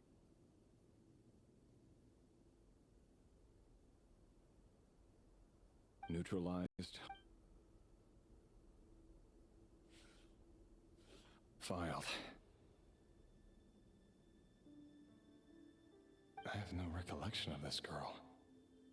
None whatsoever. She... Female, 13. Occupation, none. Orphan and confirmed Crimson Moon descendant. Has been observed making contact with other descendants during the past year. Poses a threat to the dynasty. Neutralized on...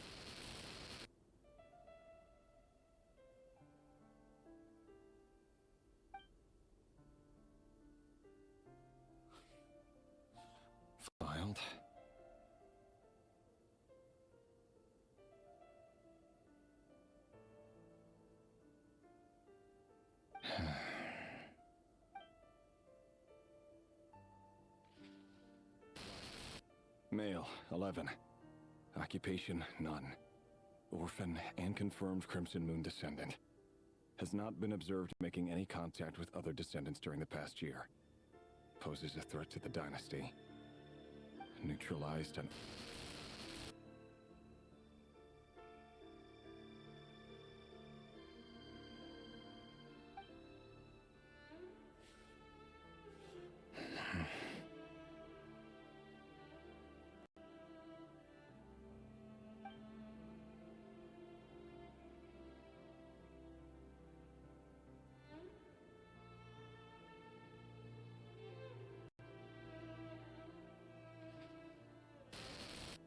Male. 6.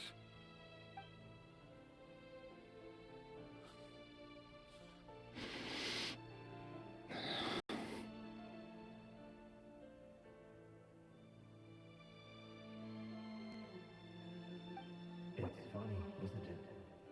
Your job is becoming both harder and easier at the same time, depending on how you look at it. Sooner or later, the Crimson Moon descendants will be completely wiped out. But as their numbers dwindle, they become harder and harder to track down. That's not how it is. Fortunately, however, most of the able-bodied adults have already been taken care of. The remaining weaklings will be increasingly easy to deal with. No! No. My job is to ensure the survival of the Eclipse Dynasty. And the only way to do that is by eliminating any and all potential threats. It's a perfectly legitimate line of work. Every single one of my colleagues can attest to my fairness. And if my friends were aware of the facts, I know they'd back me up too. Assuming, of course, that they were aware of all the facts.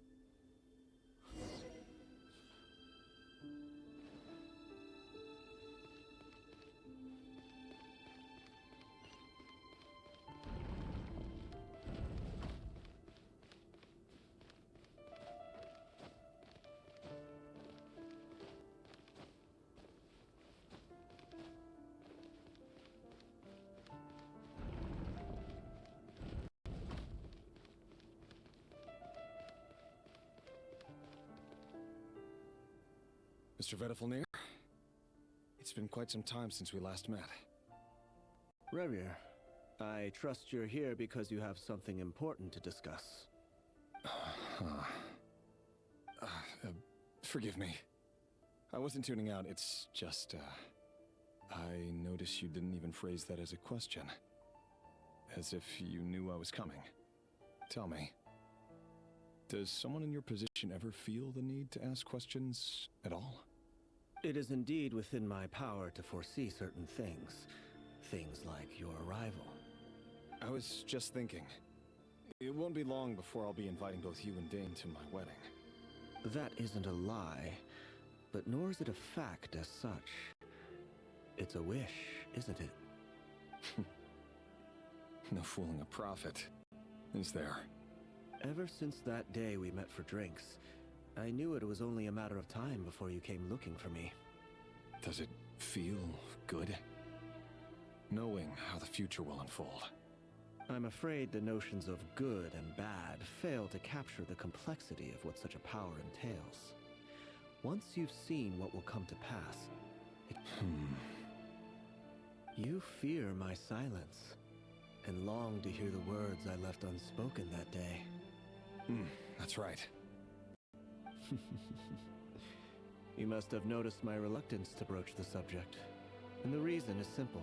The burden of prophecy was never meant for your shoulders. So who exactly do you deem worthy to hear your prophecies? None but our exalted king? Or rather, our king as he once was. You're closer to his majesty than I am. You must know better than anyone how much he's changed. You say that as though it is to my benefit. Yet precisely because of that, I dare not speak rashly. A king can turn out to be the most virtuous of rulers, or a tyrant more terrible than the most vicious of dragons. You are so wise and far-sighted, yet still you would have me live in fear of the unknown? You make a fair point. Especially given my silence alone was all it took to send you spiraling downwards. Very well then. Let me offer you some advice. And I say this not as a prophet or a visionary, but simply as the brother of your friend. For many reasons, there is very little chance of your marriage ending in happiness. If happiness is what you seek, you should find another fiancé.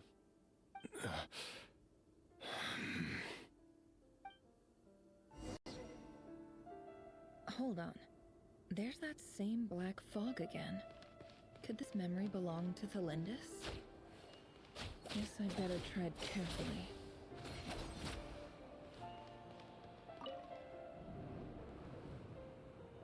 Wait.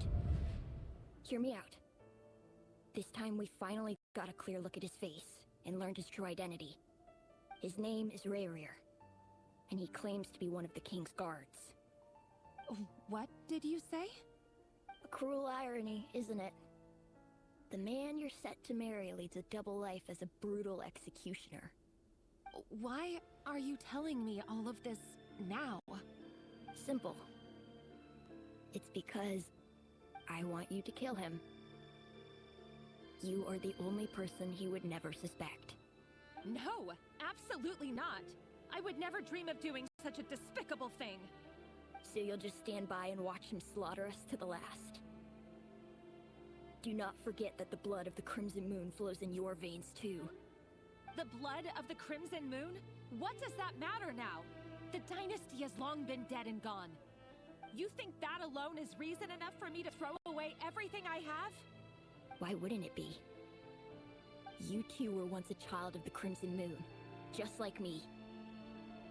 Don't tell me you've never felt so much as a flicker of fury for the way we were trampled into the dust.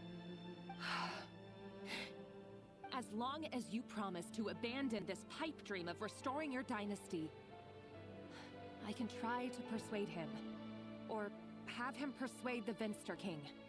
Persuade the Vinster King? Do you even know why he's so obsessed with hunting us down? Why he keeps trying to force us to hand over our secrets over and over again? Or why we refuse to give up on restoring the dynasty? The Vinster King. A blind fool. His eyes clouded by powers from beyond this world. A petty little man with a miser's heart. And he dares to sit upon the throne? Mark my words. Sooner or later, Conria will fall. And it will be his doing.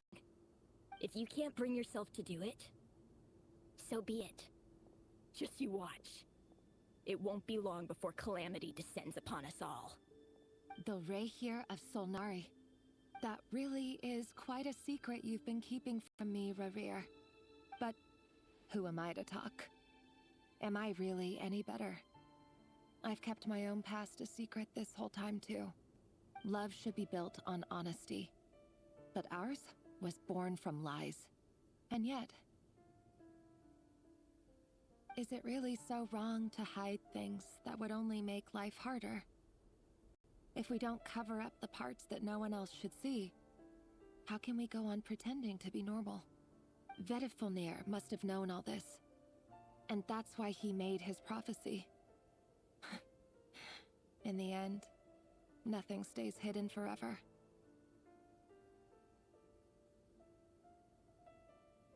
But I won't just sit by and watch this disaster unfold. I'll do everything in my power to protect what I cannot afford to lose, no matter who I have to face.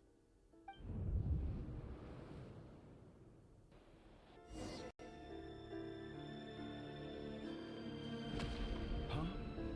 Was that Rayhir who just walked past the window? Doesn't it give you the chills that he takes the same road to work every day? As if nothing ever happened. Those people at the deli. Enough already.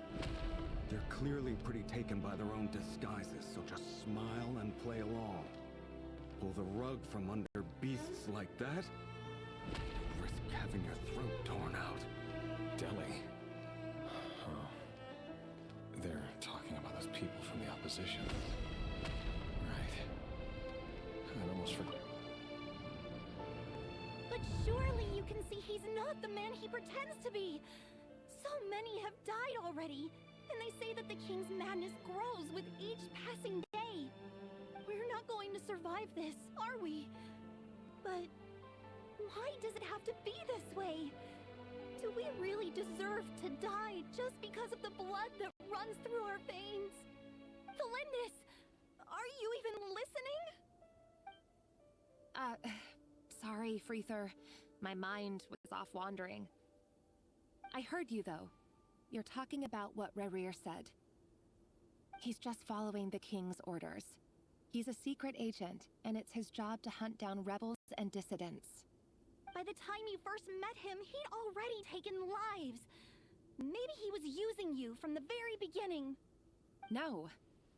Rerir has no idea I have anything to do with the Crimson Moon. My family are only distant relatives of the main lineage, and besides, my eyes are perfectly ordinary. Truth be told, apart from my teacher, pretty much no one knows I have any connection to any of it.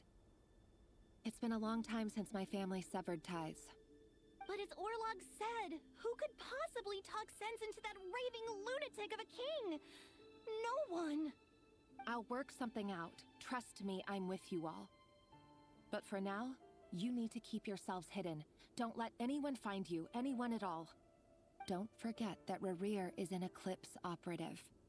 You need to be extra careful when he's around. And when I am too. For now, don't come looking for me.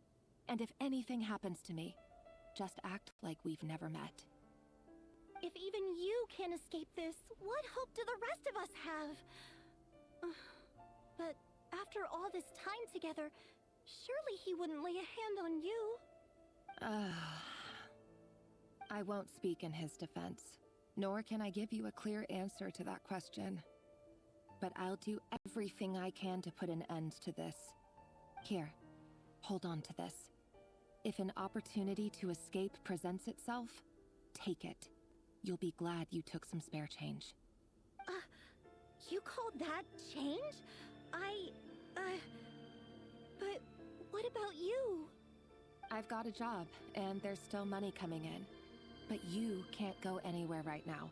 Please think about yourself for once.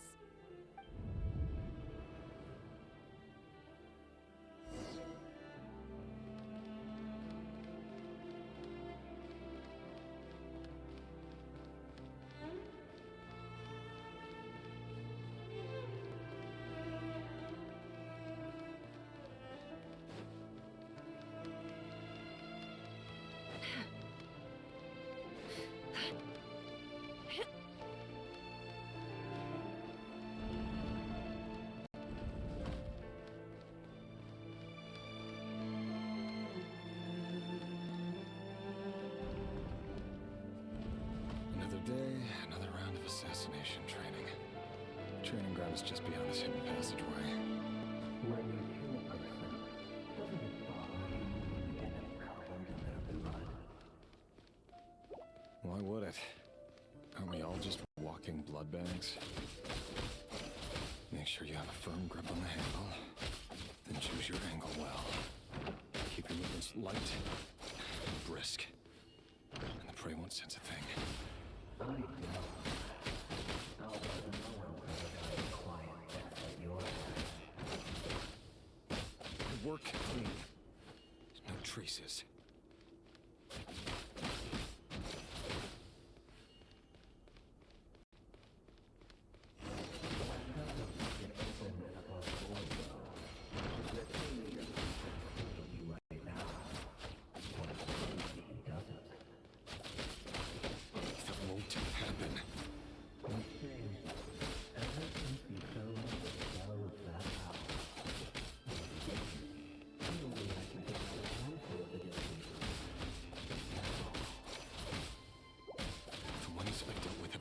Been guilty, and I've carried out my work flawlessly. Can I be true?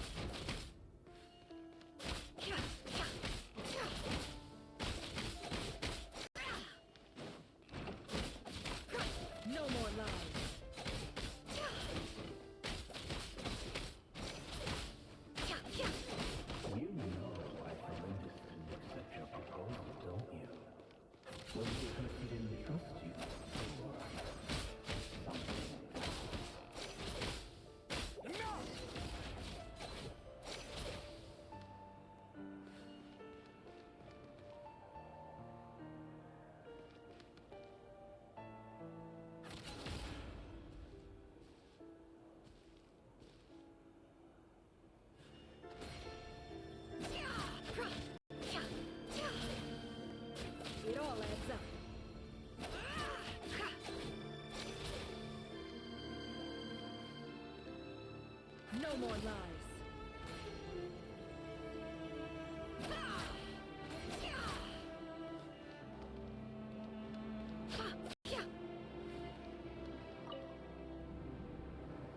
Delindis, do you still remember Orlog?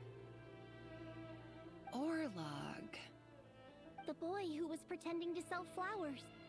You spoke for quite a while, didn't you? Yes, we did. What about him? He was arrested 2 days ago. Chances are he's already dead. He... I just don't get it! After everything he's done, why do you still stand by him? Or does it mean nothing to you that people keep dying? No, that's not... Just hear me out. I need to go now, Thelindis. They're looking for us. You take care too.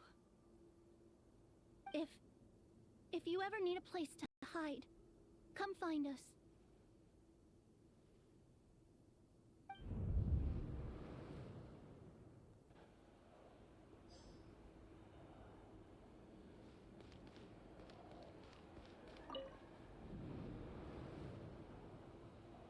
Author Thelindis. Over the course of this week, the research object was subjected to interference for a total of 47 hours for experimental purposes. The results are as follows. All subjects of observation that were sent inside have now... The situation within is proving more problematic than anticipated. No progress whatsoever. What now? Won't you give me even a glimmer of hope? Things are getting worse by the day. I have to find a way or we'll all be in danger.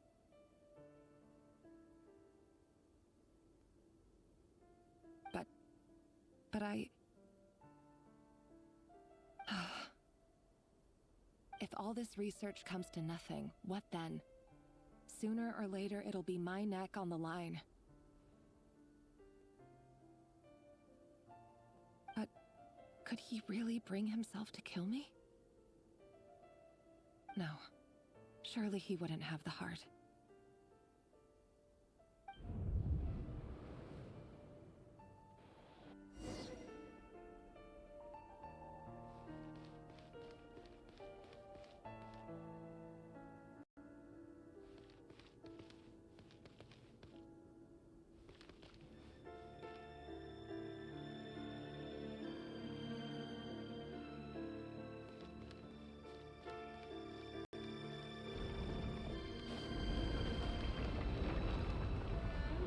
Why won't you just let us go?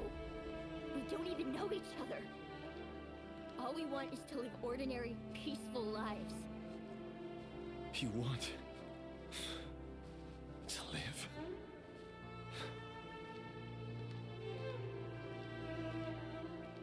Yes. I just want to go on living. Is that really such an unforgivable crime?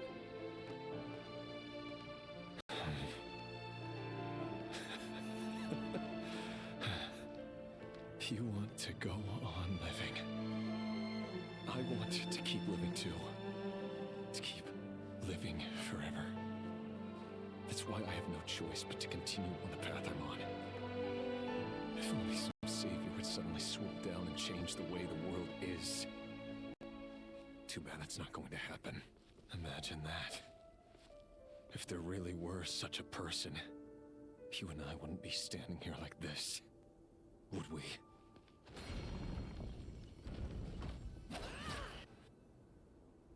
Today's files are in. Time to wade through them just like usual. No, I don't get tired of it. It's my job.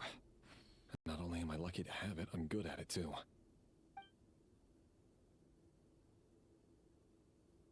Huh. Wait. That's... Thelindis?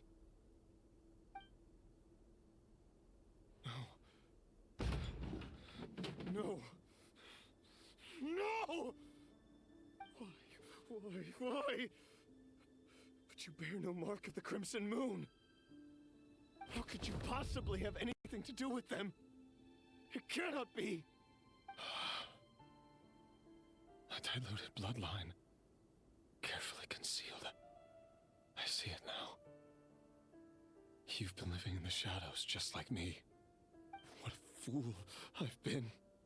Numbing myself with talk of justice. Even imagining my friends would back me up. But in the end, Irminsul. Finster King! How far are you going to take this? From the direct bloodline to secondary offshoots? And then what? Today it's the descendants of the Crimson Moon. Who will it be tomorrow? Will you not rest until everyone down here is dead? No. This cannot go on. This is where it ends.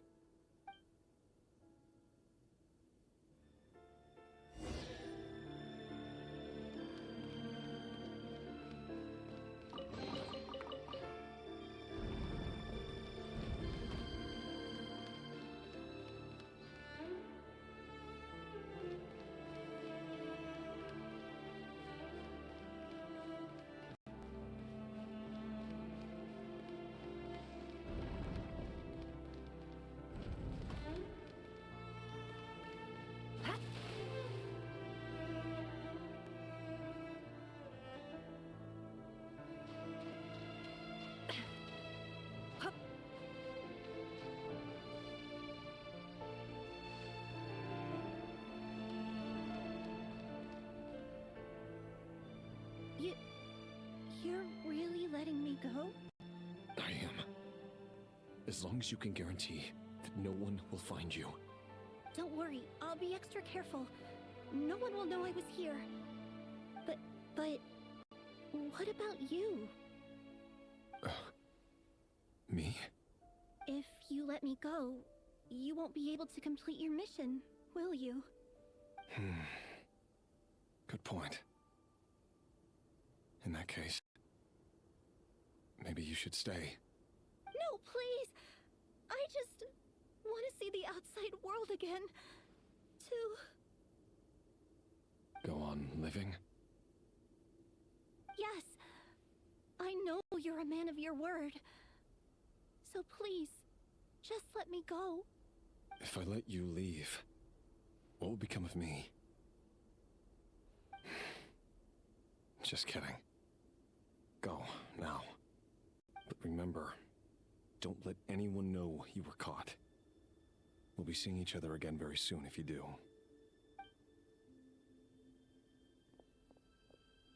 Even shadows in the dark must live by a code.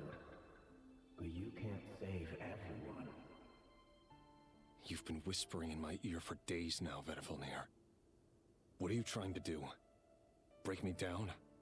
I only say this because you long for an answer to your problems. Let her go, Rerir, or you risk losing everything. I will not abandon Thelindis. Then you'll need a little more vigilance and a lot more power. The world is changing, Rerir. Keep your eyes peeled for your moment of opportunity. And that voice used to be so unclear. But now I know exactly whose it is. It's Vedifilnir. He won't tell me how to actually resolve any of this, but he keeps trying to manipulate me like a puppet. What's his game here? Tell me then. What will this moment of opportunity look like? And no answer. He's like a ghost. Always disturbing me when I'm on edge, but never answering when I need him most. So, the Eclipse Dynasty was purging, well, massacring the descendants of the Crimson Moon. And it seems like it was all connected to the Vinster King's research.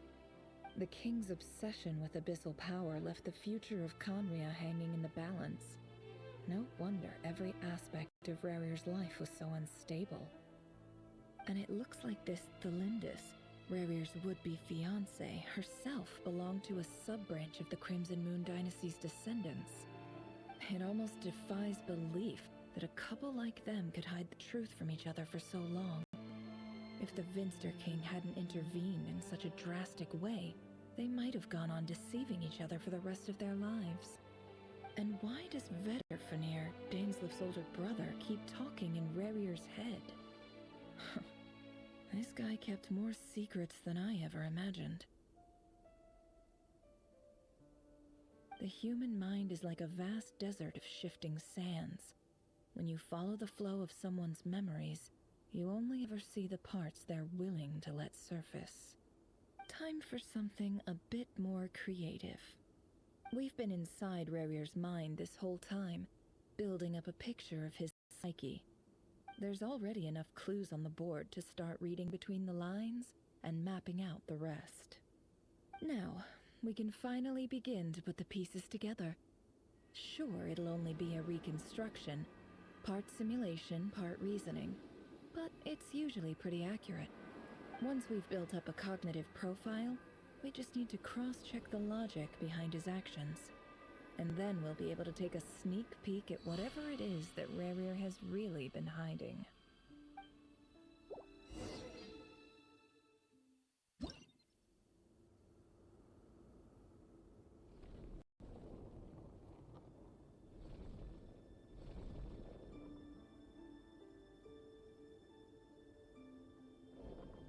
Rerir, are you there?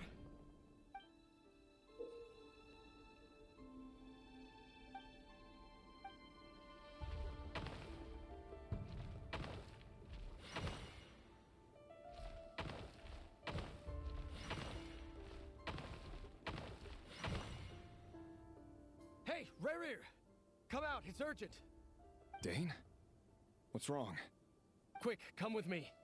I'll explain everything once we've met up with the others. Okay. I'll come.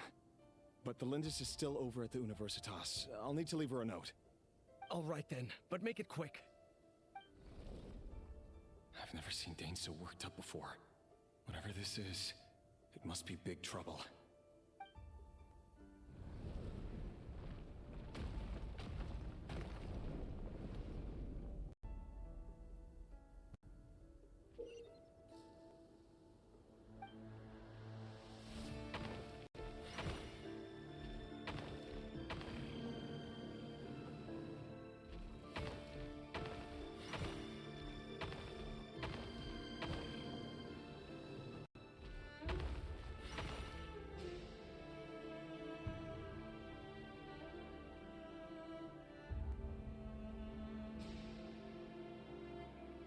Well, this is a nice change, meeting you all at this hour. When men and women of ambition can speak face to face in broad daylight, I say that's a big step forward for our dear Conria. Don't be ridiculous. We do not fear the day. Why would we seek refuge in the night? You might ask your blade that same question. I'm told it prefers the cover of darkness. The word on the street is that Sir Delogi only strikes when he has an unfair advantage. But that is patently false. I see you're missing an arm and a leg. Surely only a fair fight could explain that. If this is your way of offering me replacement limbs, believe me, I'll take them. Oh, we can certainly discuss that. With bioalchemy, anything is possible. Assuming I have your full support in my research. Lunatic. Robtatir, what brings you here? Why, Daneslif, of course. He invited me. Please, cast aside your apprehensions, Miss Rhindaughter. Whatever the rumors may say, I am but a humble servant of the king, and I can assure you he affords me no greater convenience than he does you. Well, the Universitas Magistrorum won't stop fawning over you, so at least some of the rumors must be true. You're clearly doing well for yourself, so drop the humble servant act. It endears you to no one. You're president of the Universitas Magistrorum, the chief royal mage known as the Wise by royal appointment, and by far the most favored among the 4 pillars of Conria. Vice President Veet doesn't even try to hide his envy when he sees you. My success is the product of hard work and good luck. It's as simple as that. Were the king not such an extremist, I hardly think I would have received a senior post at my age. Of course, no job is without its gripes. Serving a king like ours can be a challenging task, as I'm sure you can imagine. And as for Eftervit, in missing out on the presidency, he's dodged a mountain of stress. Like everything else in life, it comes with pros and cons. You're all here. I apologize for the short notice, but it was an emergency.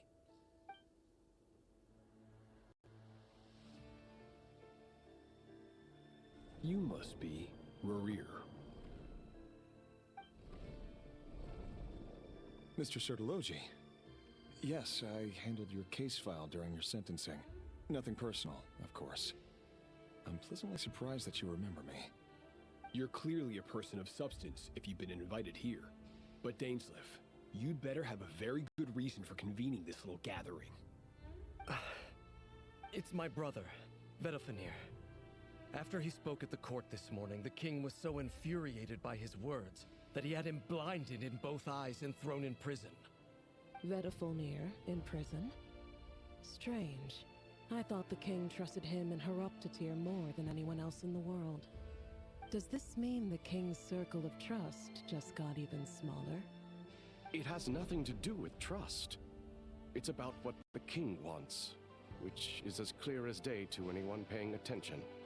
I simply appease him, because it's in the best interests of the Universitas Magistrorum.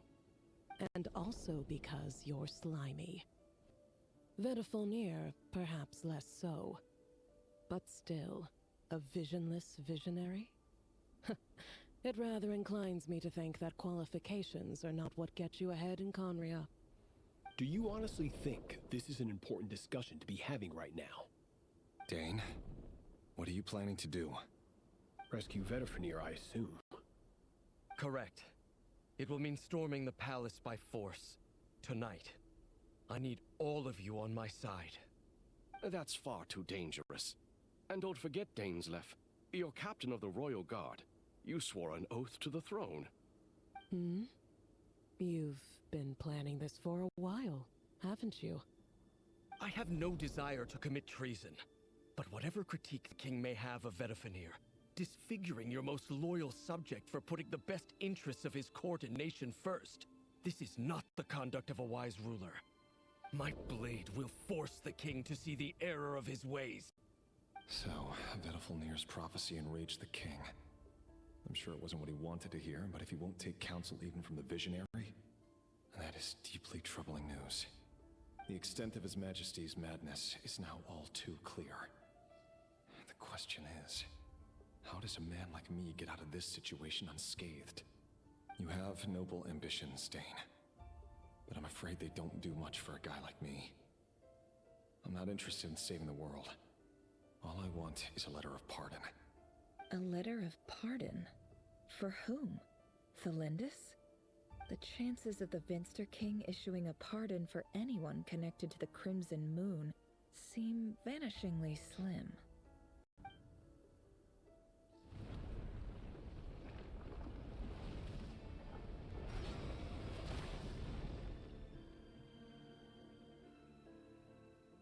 This black fog over the board must have some connection to Thelindis. But why is it taking this form? Does it have something to do with Rerir's past? Another mystery I'll need to unravel.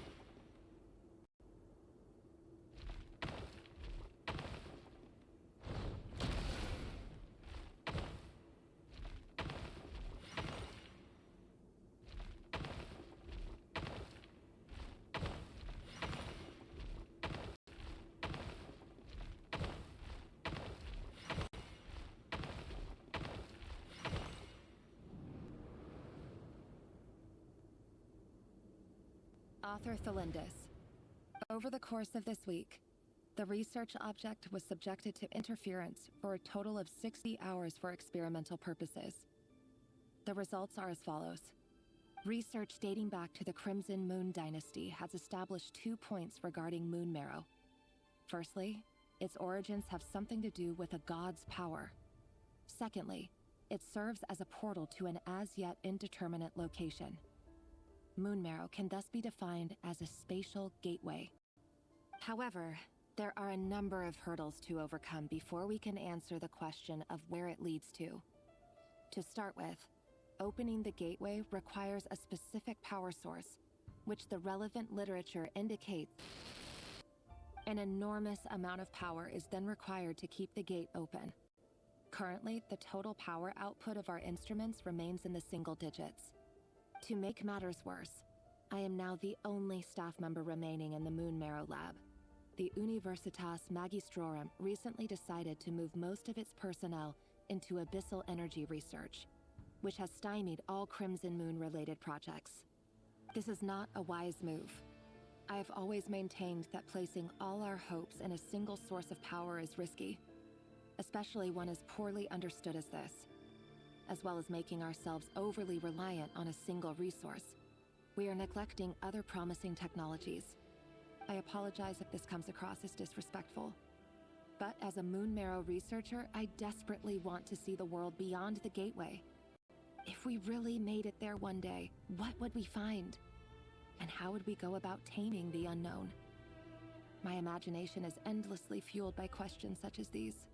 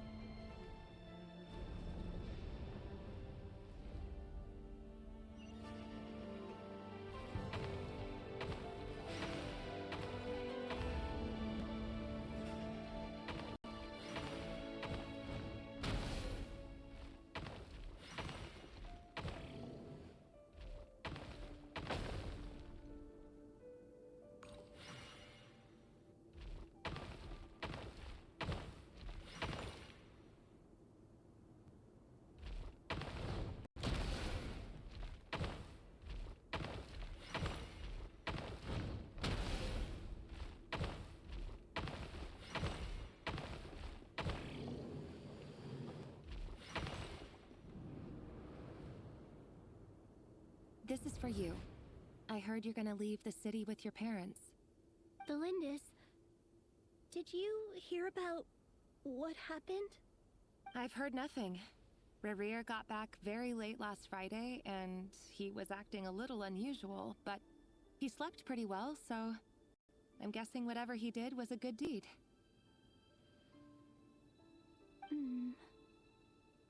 You never saw him, and I don't know what he did. And this conversation never happened. You understand? What if he finds out that you pried into his secrets? Don't be silly. I don't know what secrets he does or doesn't have. All I know is he's just a normal guy who happens to run some errands for the king. Are you scared of him? I don't know.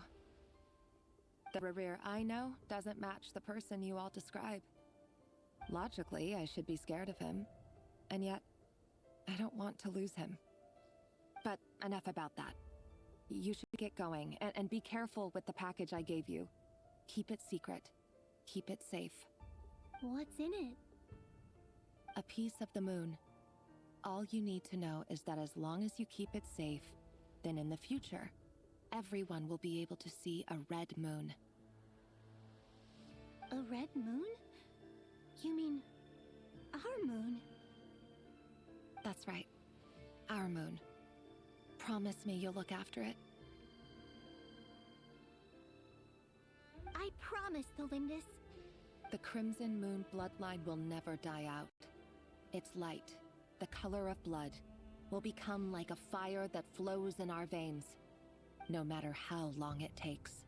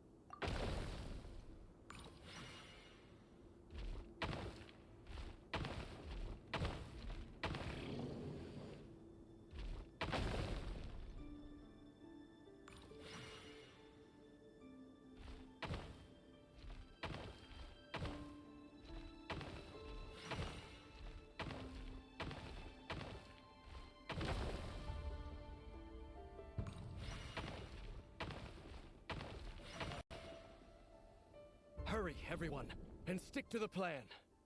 Sir Dainsleif, what are you? Is this treason? You know what happens to those who betray the throne. Please, don't do this! It is the king himself who has betrayed the throne. He has betrayed all of Conria. If you have any love left for justice in your heart, you should join me. It's showtime. Dane and his group will handle the troops in the palace. Then Hroptatyr and Rheindater will disarm the security measures. My job is to enter the prison and rescue Vedifalnir. Stay safe. Wish me luck. Look after my brother. Draw your blade. It is time for justice to prevail.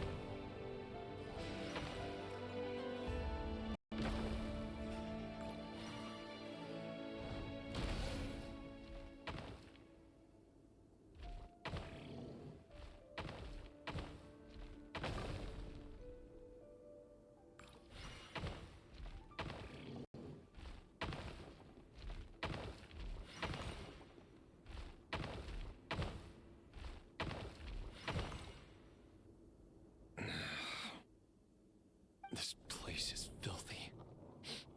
And the smell is abominable. Clearly, the king doesn't allow his prisoners a single shred of dignity. This is dire. Found you. Hello, Mr. Vedifalnir. Ah, it's you. Surprised? Oh, wait. I guess surprise isn't an emotion that prophets feel very often. I certainly felt some surprise in the moment when I was blinded. Surprise at the king's sheer ignorance.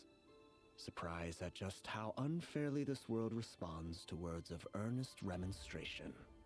I'm curious. What did you prophesize this time? It wasn't a prophecy.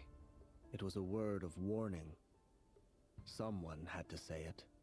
The king has forsaken all reason in pursuit of his obsessions. I simply told him that if he continues on this path, Conria will surely fall. But he didn't listen. Worse still, he stabbed you in both eyes and locked you away. Dane asked for my help. The court is in complete chaos now, but I'm sure you predicted that. Everything is transpiring as I foresaw, yet I am powerless to change it. Fate is an immutable force. I can but lament as the inevitable unfolds. I do wonder whether giving a man the power to see the future does nothing more for him than slowly crush his spirit. Forgive my curtness, Vedifalnir, but the king did not suddenly turn on you today. His suspicions have been brewing for a long time. You can't have wisdom beyond the reach of your fellow man without attracting his fear and suspicion. There are things the king does not want to see. So, he doesn't want you having visions of them either. He blinded you because he thought this would make the visions stop. He wasn't entirely wrong. I did indeed lose my power to see the future. Right up until... Until what? Just now. I believe I saw something new. Well, tonight could go a lot of different ways. 5 of us banded together to storm the palace, also we could rescue you. This will go down as the most tumultuous day in Conrian history. I sense hatred in you, but also hope. A desperate hope that with the tyrant deposed, that will be the end of the story. But this is not the end. It is the beginning of a new chapter in a whole new story. There are many men of honor and courage in this world, Rerir. But you are not one of them. You're not here for justice, are you? You're here for yourself. Is that a dagger? Interesting. Why not the polearm? It was always your weapon of choice. With your abilities, I don't doubt that you were able to recover some of your sight. But I also doubt that you want to make an enemy of me right now. Of course not. We're on the same side, aren't we? We could be. But I need you to be honest with me, Vedafilnir. At this point, you're my only hope for the future. You mean your future? With your beloved, Felindis? Yes. And I know there are bigger things at stake here. A dynasty, a nation, maybe the entire world. But forgive me, I care first and foremost about myself. I can't abandon the one I love to save myself. I just can't do it. But you see a broader picture of the future than I. You see the solutions to the biggest problems of our age. So tell me, what is my solution? What's the answer? In matters of fate, answers are either right or wrong. What will be and what will not. Maybe you are willing to pay a certain price in the pursuit of happiness, but unfortunately, fate does not negotiate. That is the cruelest thing about fate. It is unmoved by your sacrifices. That can't be true. I know it's your voice that I keep hearing in my head, urging me to see how the world is changing, to seek more power, so I can protect the things I love. You show me disaster, but you won't show me how to avoid it? Why? Why are you doing all this? My voice. In your head.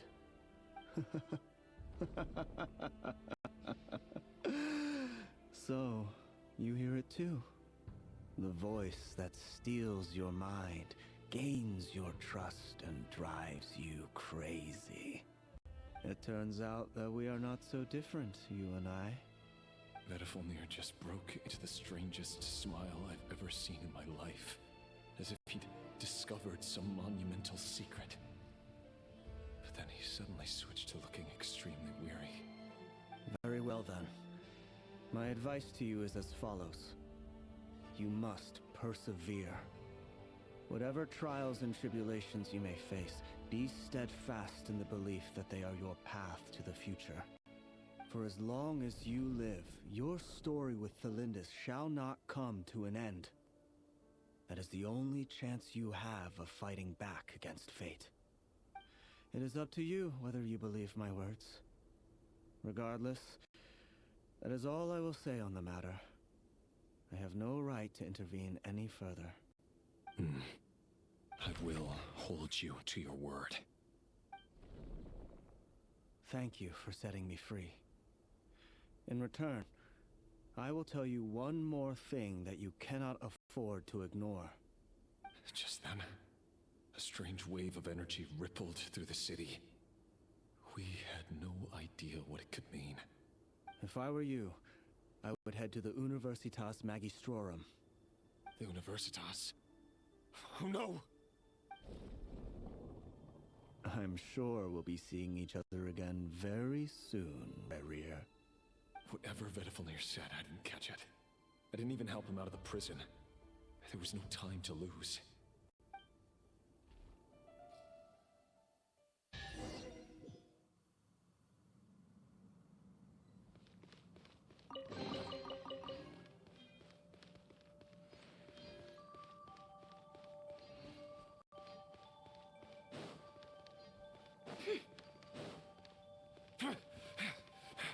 Monsters? Is this Rhindaughter's doing? Or the Universitas Magistrorum? Out of my way!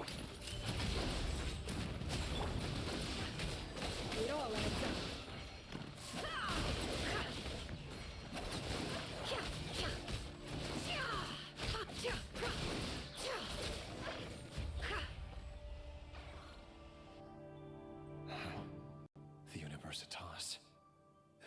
me of a rumor I once heard. Allegedly, the king installed secret mechanisms in the palace and around the city. No one knows where they are or what kind of power they hold. But if they were ever going to activate, it would probably be on a night like tonight. Help! Help! Hold on! Don't let them anywhere near you! Save me! I can't! Ah! That sounded like an explosion. So, the rumor is true? The king really went through with it. What other means does the king have at his disposal? They must run on power from the Abyss. And given it's a major center of Abyss research, anyone over at the Universitas will be in grave danger. I have to hurry!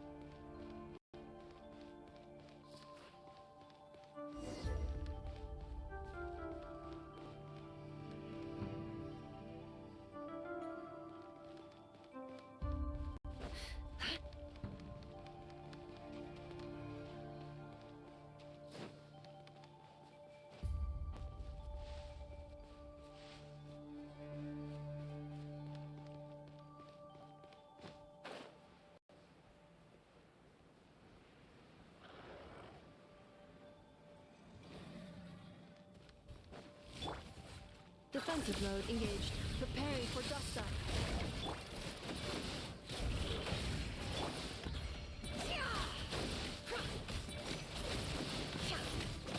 Can't hide the truth. Seek within.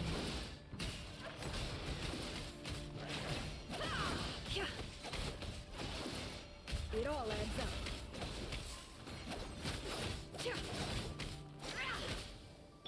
Cleanup sequence initiated.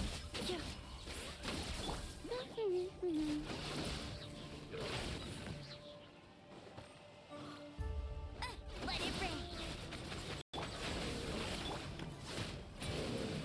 Final warning! Hands where I can see them! Defensive mode. Can't hide the truth.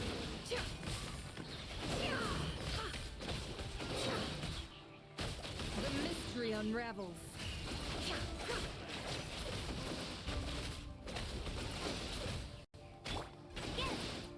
Ultimatum protocol. Cleanup sequence. Stop right there!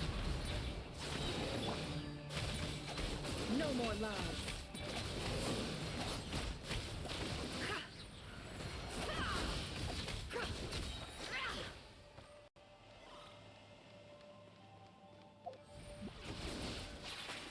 Defensive mode engaged. Hey! Go, very fast! No one is... Final warning! You asked for it! It all adds up. The deception ends here.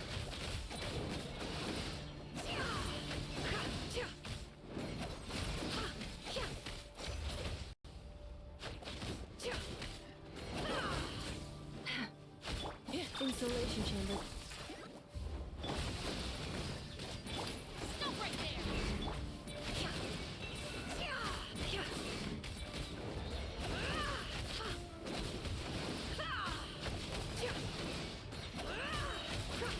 The mystery unravels.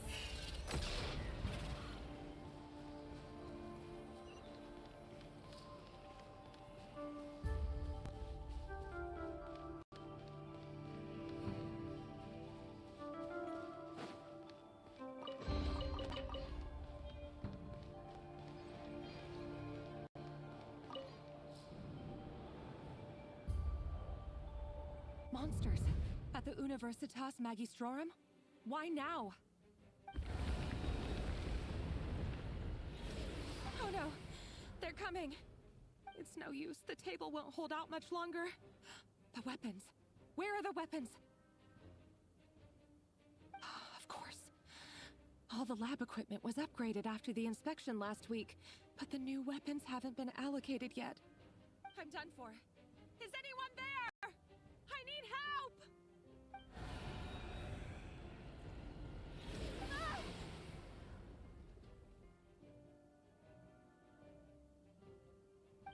Stay back! Please stay back! Please!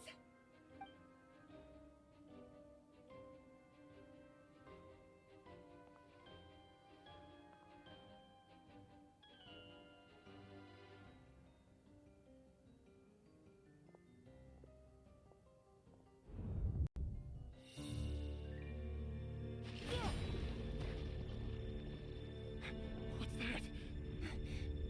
Rear. So the rumors about your work are true. What? No! Listen, something happened at the palace tonight. We have to leave! You don't need to lie to me anymore. What do you mean? I know why you're worried, and I will respect the decision you've made. But it's okay, because I found a solution. I know how to end all this. You can have it back. The normal life you so desire. But until then, I'm afraid our wedding will have to wait. Cylindus? No, don't do it! Cylindus! Cylindus!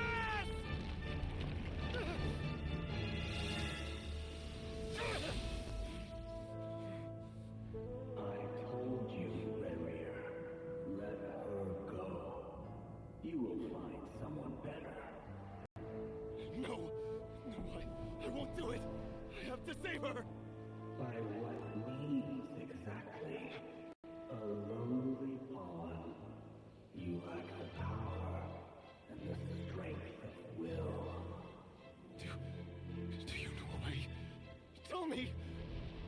Come to the palace. Join us.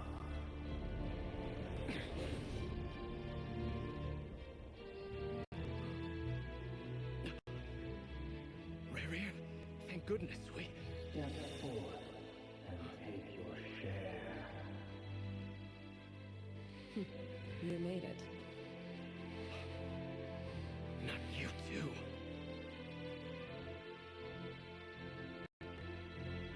Hatred or grief, despair, desire. We all have our own.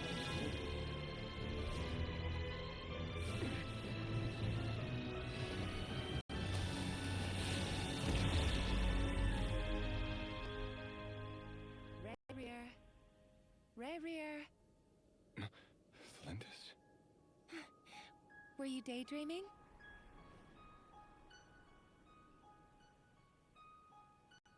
You still remember, Rerir? That question you asked me a couple of weeks ago? Oh. You mean the proposal?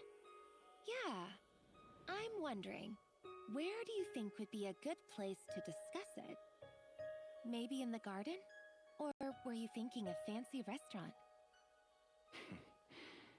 It's your choice.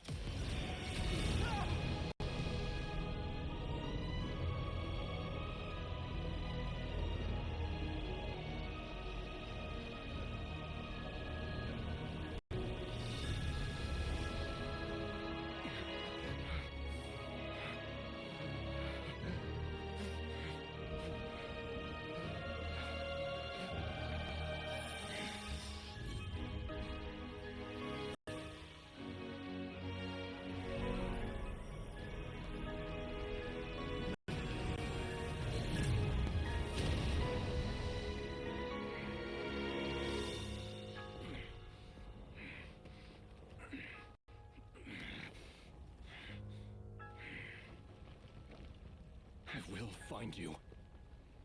And then, you can give me your answer.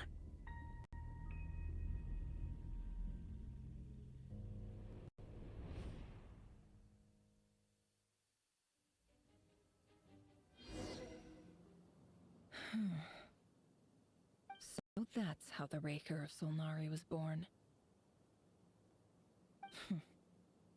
A monster created by circumstance is a monster all the same. Viewing other people's thoughts for too long can get uncomfortable. Right now, I'm feeling a strong sense of loathing. In a nutshell, the story of Conria is what happens when the truth falls by the wayside. Everyone tells little white lies, and before long, you have a huge pack of lies that destroys everything. Phew. Time to get back. His past is filled with sorrow, but the tale of any fallen civilization is one of endless tragedy. Cruel as it may be, that was Conria's fate.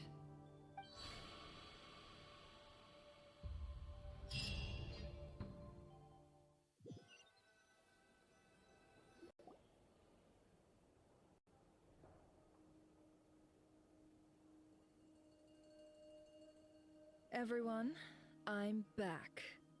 Can I get a standing ovation? Never! How are you holding up? Feeling okay? She's fine. Boss is a pro. Yes, I'm fine. You will have seen the events of Rerir's life through my thoughts. It's now clear that he is just a regular nobody, driven by personal tragedy, as he said himself.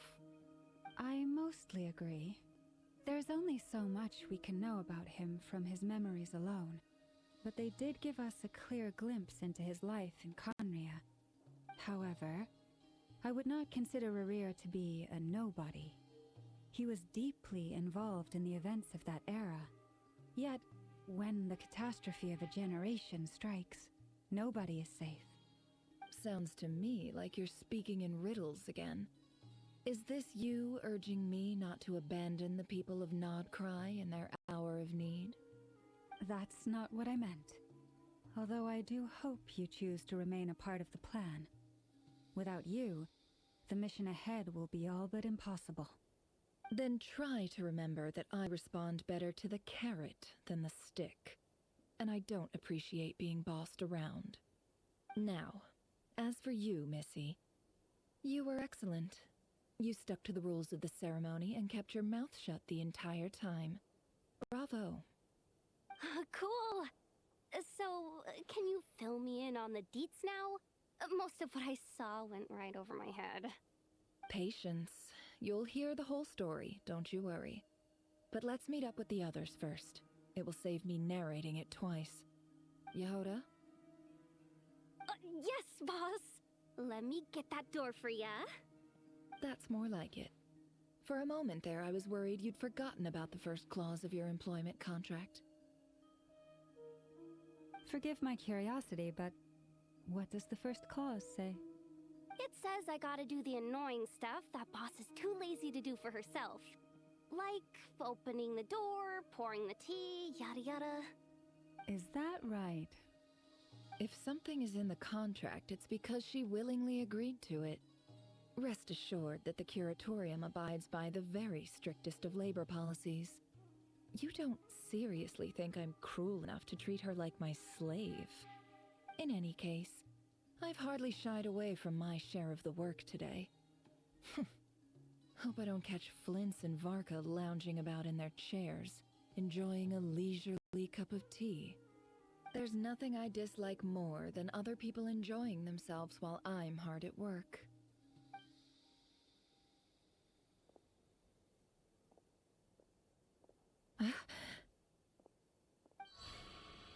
Oh no.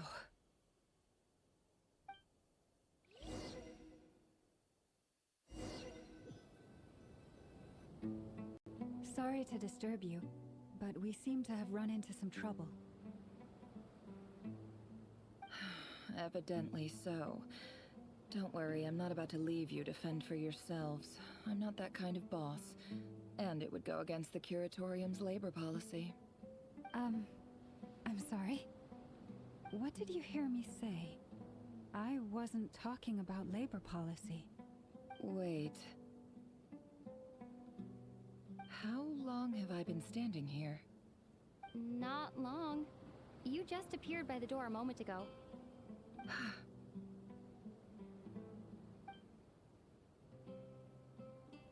Boss, what's wrong? You look like you've seen a ghost. We've been tricked. We never left at all. Somehow I hallucinated that whole scene back inside the office. Hallucinated? But how? How indeed. This place should heed my will alone. All thoughts and actions that occur in here are just a result of pawns moving across the chessboard in a carefully calculated manner. And nobody has access to this chess set but me. So you control everything in here? More or less. But yes, it's a special technique of mine. Has anything like this ever happened before? Only once. It was the first time I used the chess set. Is there any similarity between what happened then and what's happening now? I suppose my thoughts are a little turbulent, which was also the case my first time. Is there anything I can do to help? The first clause of your contract clearly states that I only need your help with things that I'm too lazy to do myself. Meaning, you're not feeling lazy right now? Meaning, this is not something Yehoda can help with.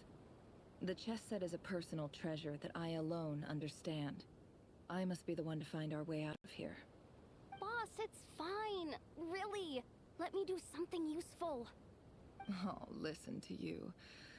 Whatever would I do without you, Yehoda? What? Really? Yes, really. Where would I ever find another employee as obedient and servile as you? God forbid anything ever happens to you. Oh, okay.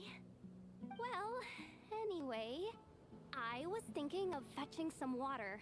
There's gotta be a source around here somewhere. I suggest everyone finds someplace comfortable to take a rest. We gotta conserve our energy. Even though all this chess malarkey doesn't exist in a physical sense, mentally speaking, it's all real. And so is our tiredness and fatigue. You don't want to dismiss mental fatigue. Just because it isn't physical doesn't mean it's any less serious. But anyway, I got your backs, so don't worry about a thing. Don't I have the best employees? Jealous much? If we can find a suitable time, I'd love to borrow Yehoda for a day to help out at the Frost Moon Scions. Would you be amenable to that, Boss Nefer? Oh, Lauma. Have I ever told you just how pretty you are? Beauty runs from the tips of your antlers to the depths of your imagination. Time to rally, everyone. Follow me. As we continue our journey, the same rules will apply. That means stay focused and no talking no matter what we encounter. And don't disturb the chess pieces. You have my word that I will get us all out of here.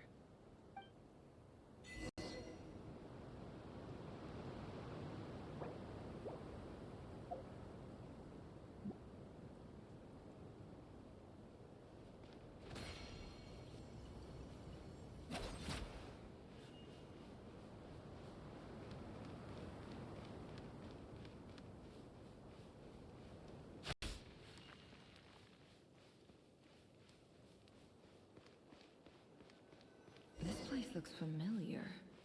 That's not a good sign. There's I wasn't expecting visitors at this hour. Wait, is that? Oh, it's him. There you are! Sinue's been looking for you all day. I think he has some news for you. Oh yeah? What were you doing just now, Uncle Retinue? Hiding away some more loose change? I know I saw some Mora. What do you mean loose change? Oh, come on, I'm too old for this. Just pretend you saw nothing.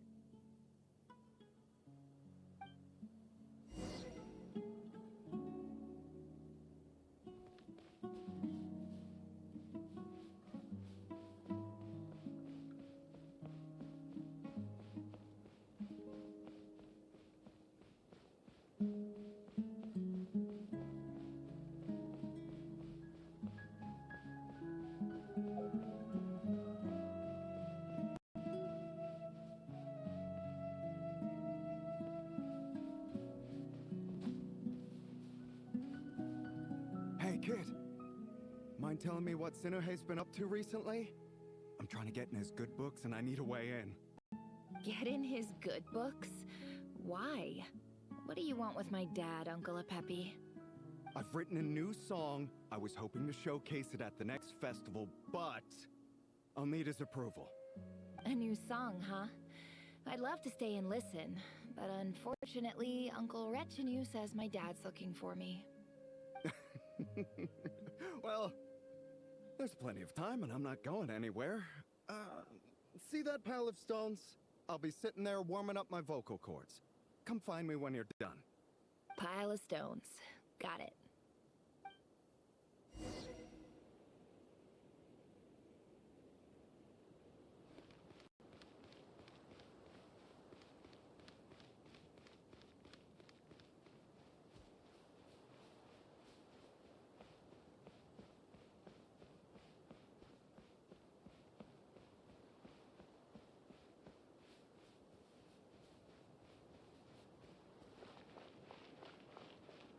Dad, Uncle Retinue said you were looking for me. Ah, there's my little princess. If you'd gotten back just a little sooner, you could have shared the spoils of war with me. Spoils of war? Who were you fighting against, Dad? It was just a figure of speech. The aftermath of a sandstorm is no time to be waging war. I was talking about our war against thirst. I went out to fix our water supply problem, and now I'm back. Which means... we have a well again! That's right. I found a new one and brought back as much water as I could carry. It should last us for a good while. If it wasn't for these blasted sandstorms, our wells wouldn't be caving in. You wouldn't be spending all your time out searching for new water sources. As the chief of our tribe, I'm supposed to be leading us out of hardship and poverty, onto better things. You know how prosperous our ancestors were.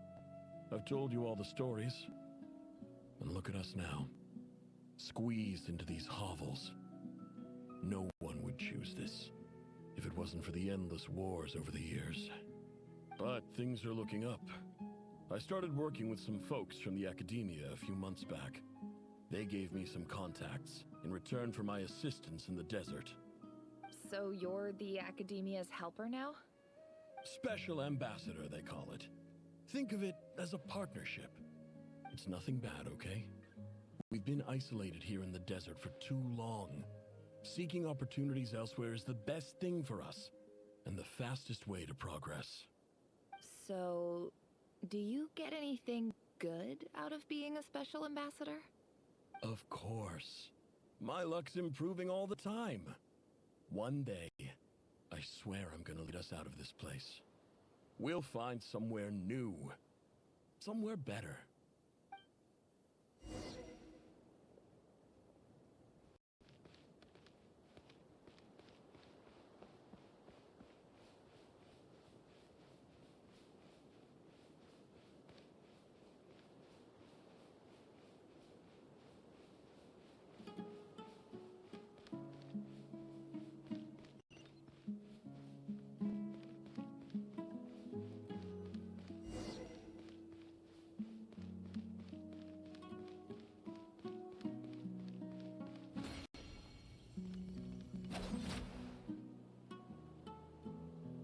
That's our well, and you know it. You stole from us. Well, you've gone from chief to thief, and now you have to face the consequences. Did you really think you could take our water without permission and get away with it? You're either brave, stupid, or both. And that special ambassador act? Yeah, nice try. We spoke to the academia. They said it was all news to them. You're a liar and a cheat!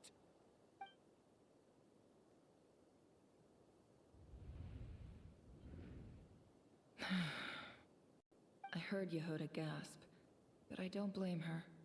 Most people are terrified by the sight of blood. Corpses strewn across the ground. The wounds are clearly from scimitars and daggers. The desert dwellers' weapons of choice.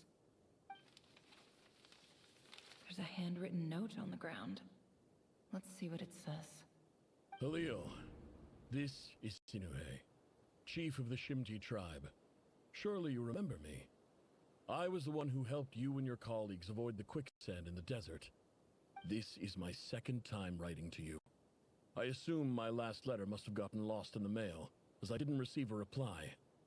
I hope this one makes it to you safely. I'm writing to you because I need some help. That sandstorm the other day completely blocked up our well, forcing me to look for another water source in Iab and Unut territory. It was a matter of survival. Praise the gods. The well of the Iab tribe was intact. It was my last resort. I drew what water I could and left, but not without being spotted. I fear they will retaliate. You told me to write to you if I ever needed help. You said you'd be my ally in the academia. I urgently need you to formally recognize my title of Special Ambassador and send some of your people to assist me for a few days. It's the only way I can convince them that this was the academia's decision and prevent them from retaliating. This is an emergency. Please send help as soon as possible. Looks like this letter never got sent. The writer died a grisly death, and the letter was trampled into the ground. It's badly defaced. Some parts are barely legible. What a ridiculous lie the surviving Shimti tell. Their whole village was butchered over a sip of water.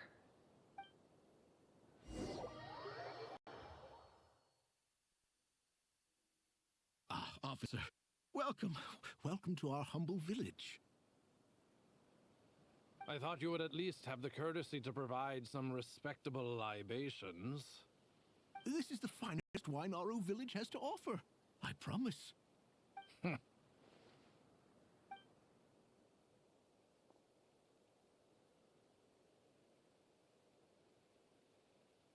The Academia has agreed to reserve a single space for a candidate from your village. But I remain skeptical of this entire endeavor. I highly doubt anyone in this desert possesses serious academic potential. Please, have faith. If not in us, then in our God. The child we found shows great promise. I beg you, take her away from this place. Give her a chance. Don't let her talent go to waste. I don't recognize her. New arrival? She showed up here a few days ago and we took her in. She's a really bright kid. Please help. I'm begging you. So, where are you from? Nowhere special. Just a sand dune. What about the rest of your family? How many of you are there? Just the one. It's only you? Correct. So, no brothers, no sisters, no mother or father? Any who have slept on a bed of sand, I call my brothers and my sisters. Apart from that, I have no family. All right. Get over here. Sign your name on the form.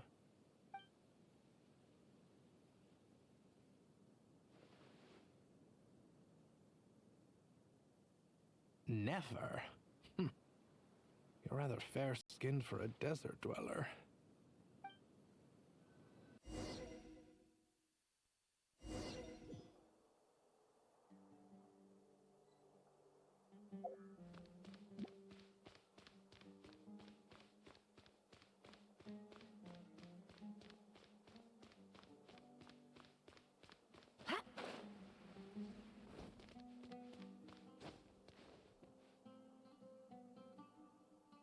Nefer, this term's assignments have been issued already. Please read through the materials thoroughly, conduct your own additional research, and then write an essay on the topic. Yes, Professor, I'm aware. I just had a couple more questions I wanted to get your perspective on. Oh? Please ask away. Well, I saw the other students' problem sheets, and I couldn't help but notice that my assignment is much easier than theirs. Do you really think I'm a weak student? A weak student? Goodness, no. Quite the opposite. You have a sharp mind. Almost too sharp. I think what you're saying is, a weak student wouldn't have noticed the discrepancy. And if they did, they certainly wouldn't complain about the lighter workload. You see, sharp as they come. You see things the way they are, and I'm sure you know why they're like that. Because of where I come from. Because I'm different. I'm sorry, Nefer. I don't like it any more than you do. It's just... Anyway, you said you had a couple of questions. What's the other one? I wanted to check... If someone sent me a letter to the academia, where do I go to collect it? Ah, your family wrote to you. Well, as long as they put your name on the envelope, someone should hand it right to you. Not exactly. It's not even a recent letter. I was just curious where the mail would end up if no one collects it. The House of Dana, I expect. I know there's a box for unclaimed mail somewhere in there, probably sitting on a shelf. Whatever you're looking for, that'd be the place to start. Okay, got it. Thank you, Professor. Oh, don't mention it. Honestly, I feel like I failed you. I'm supposed to be your teacher, but I haven't taught you anything. Hey, don't say that. You're a great teacher, and you do your best for all your students. But the rules are the rules. You're not allowed to teach students like me. It's not just the academia either. The whole world bends over backwards for the successful, and leaves the losers to suffer and die. Oh, my dear child. Don't tell me you've given up on life already. I haven't. I just think that if you want to make it in this world, you have to find a way to become successful.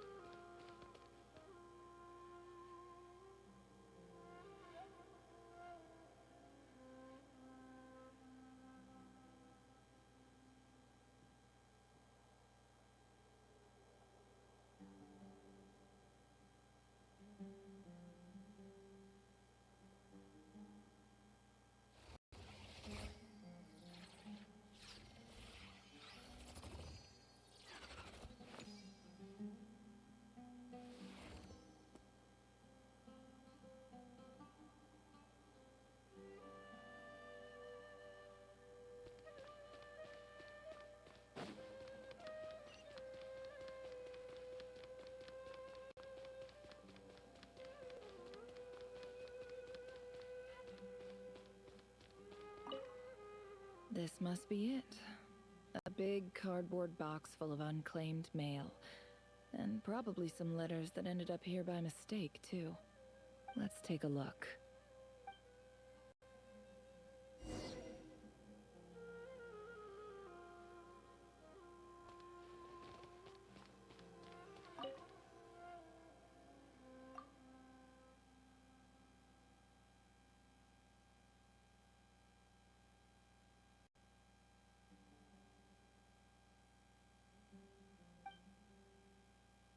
A dilapidation survey from Port Ormos. Looks like it's from a Core of 30 representative. What a strange thought. A bunch of mercs losing sleep over rundown buildings. This one was never even opened. I guess the recipient didn't care what the Core of 30 had to say about anything. Who was it addressed to? I don't recognize the name, but it must have been a Kasharawar professor.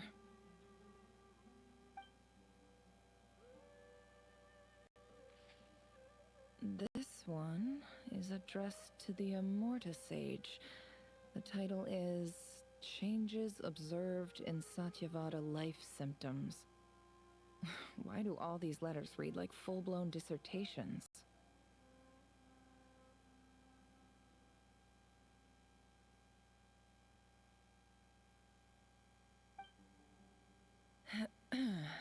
Guided by the incense, we became lost somewhere in the forest.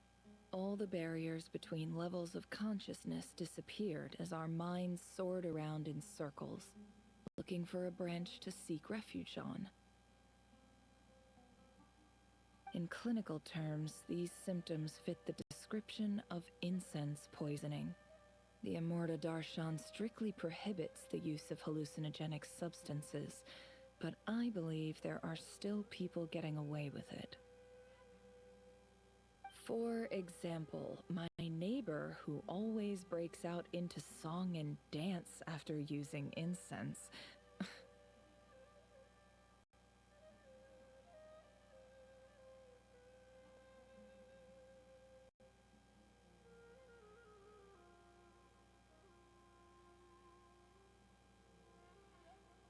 This seems like something the academia would want to know about. Why wasn't it collected? Wait, what's this written on the back? It's so small. The note says, "The sender authored this letter while under the influence of mushrooms. I would send it back, but no return address was provided. Stamped by the Grand Conservator of the House of Dana."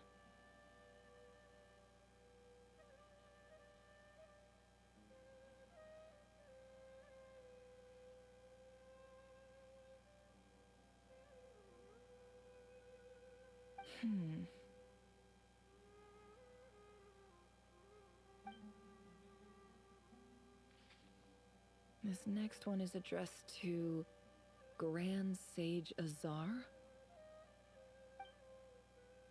A few words of protest regarding recent changes in Sumeru's educational policy.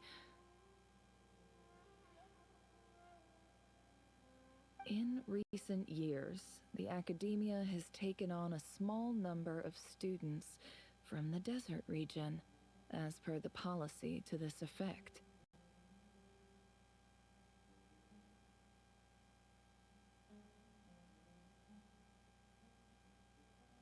However, it appears to me that these students have not, in fact, been provided with educational opportunities that are, in any meaningful sense, equal to those enjoyed by their peers. As well as receiving dumbed-down assignments and perfunctory tutoring, they do not even have full access to the Akasha system.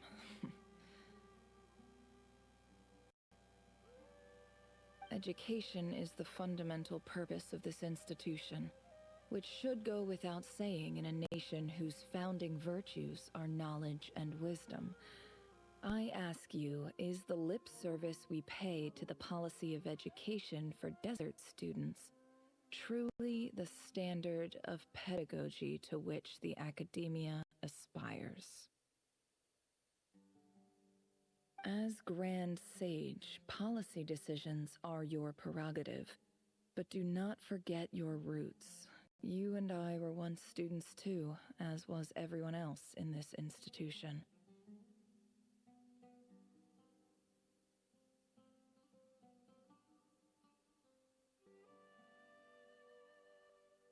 I do hope you will give some serious attention to this matter. I encourage you to discuss issues like this with myself and others, and listen to some alternative opinions.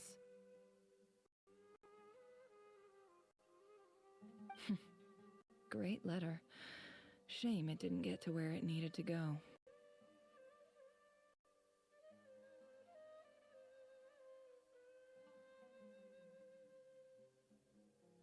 And the sender is... Huh? Sage Cyrus of Spontamod.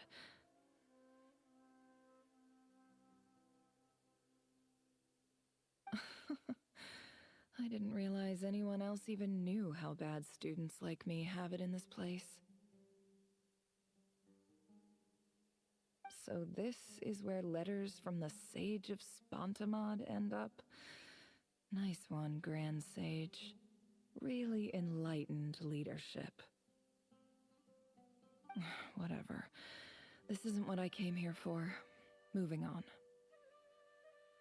I'm not exactly holding out hope that a letter sent from the desert would even make it here. But if it did, where else would it end up if not in this box? I can't believe how much discarded mail there is. Must have been years since someone last went through it all. And this is just one box.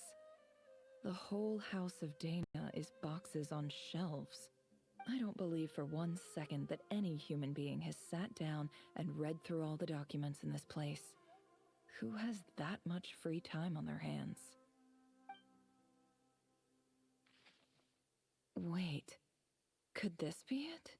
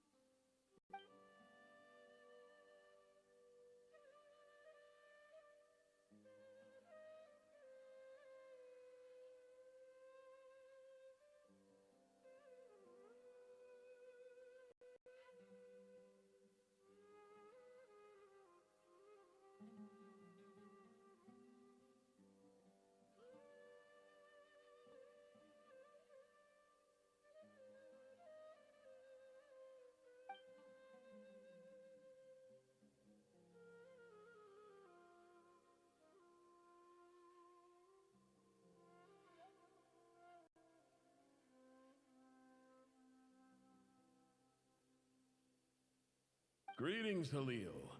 My name is Sinuhe, chief of the Shimti tribe. I was the one who came to you and your colleague's aid when you ran into trouble in the Great Red Sand. I don't know how well you remember it now, but I brought you to safety and gave you some water and other supplies. You seemed very pleased and told me your name.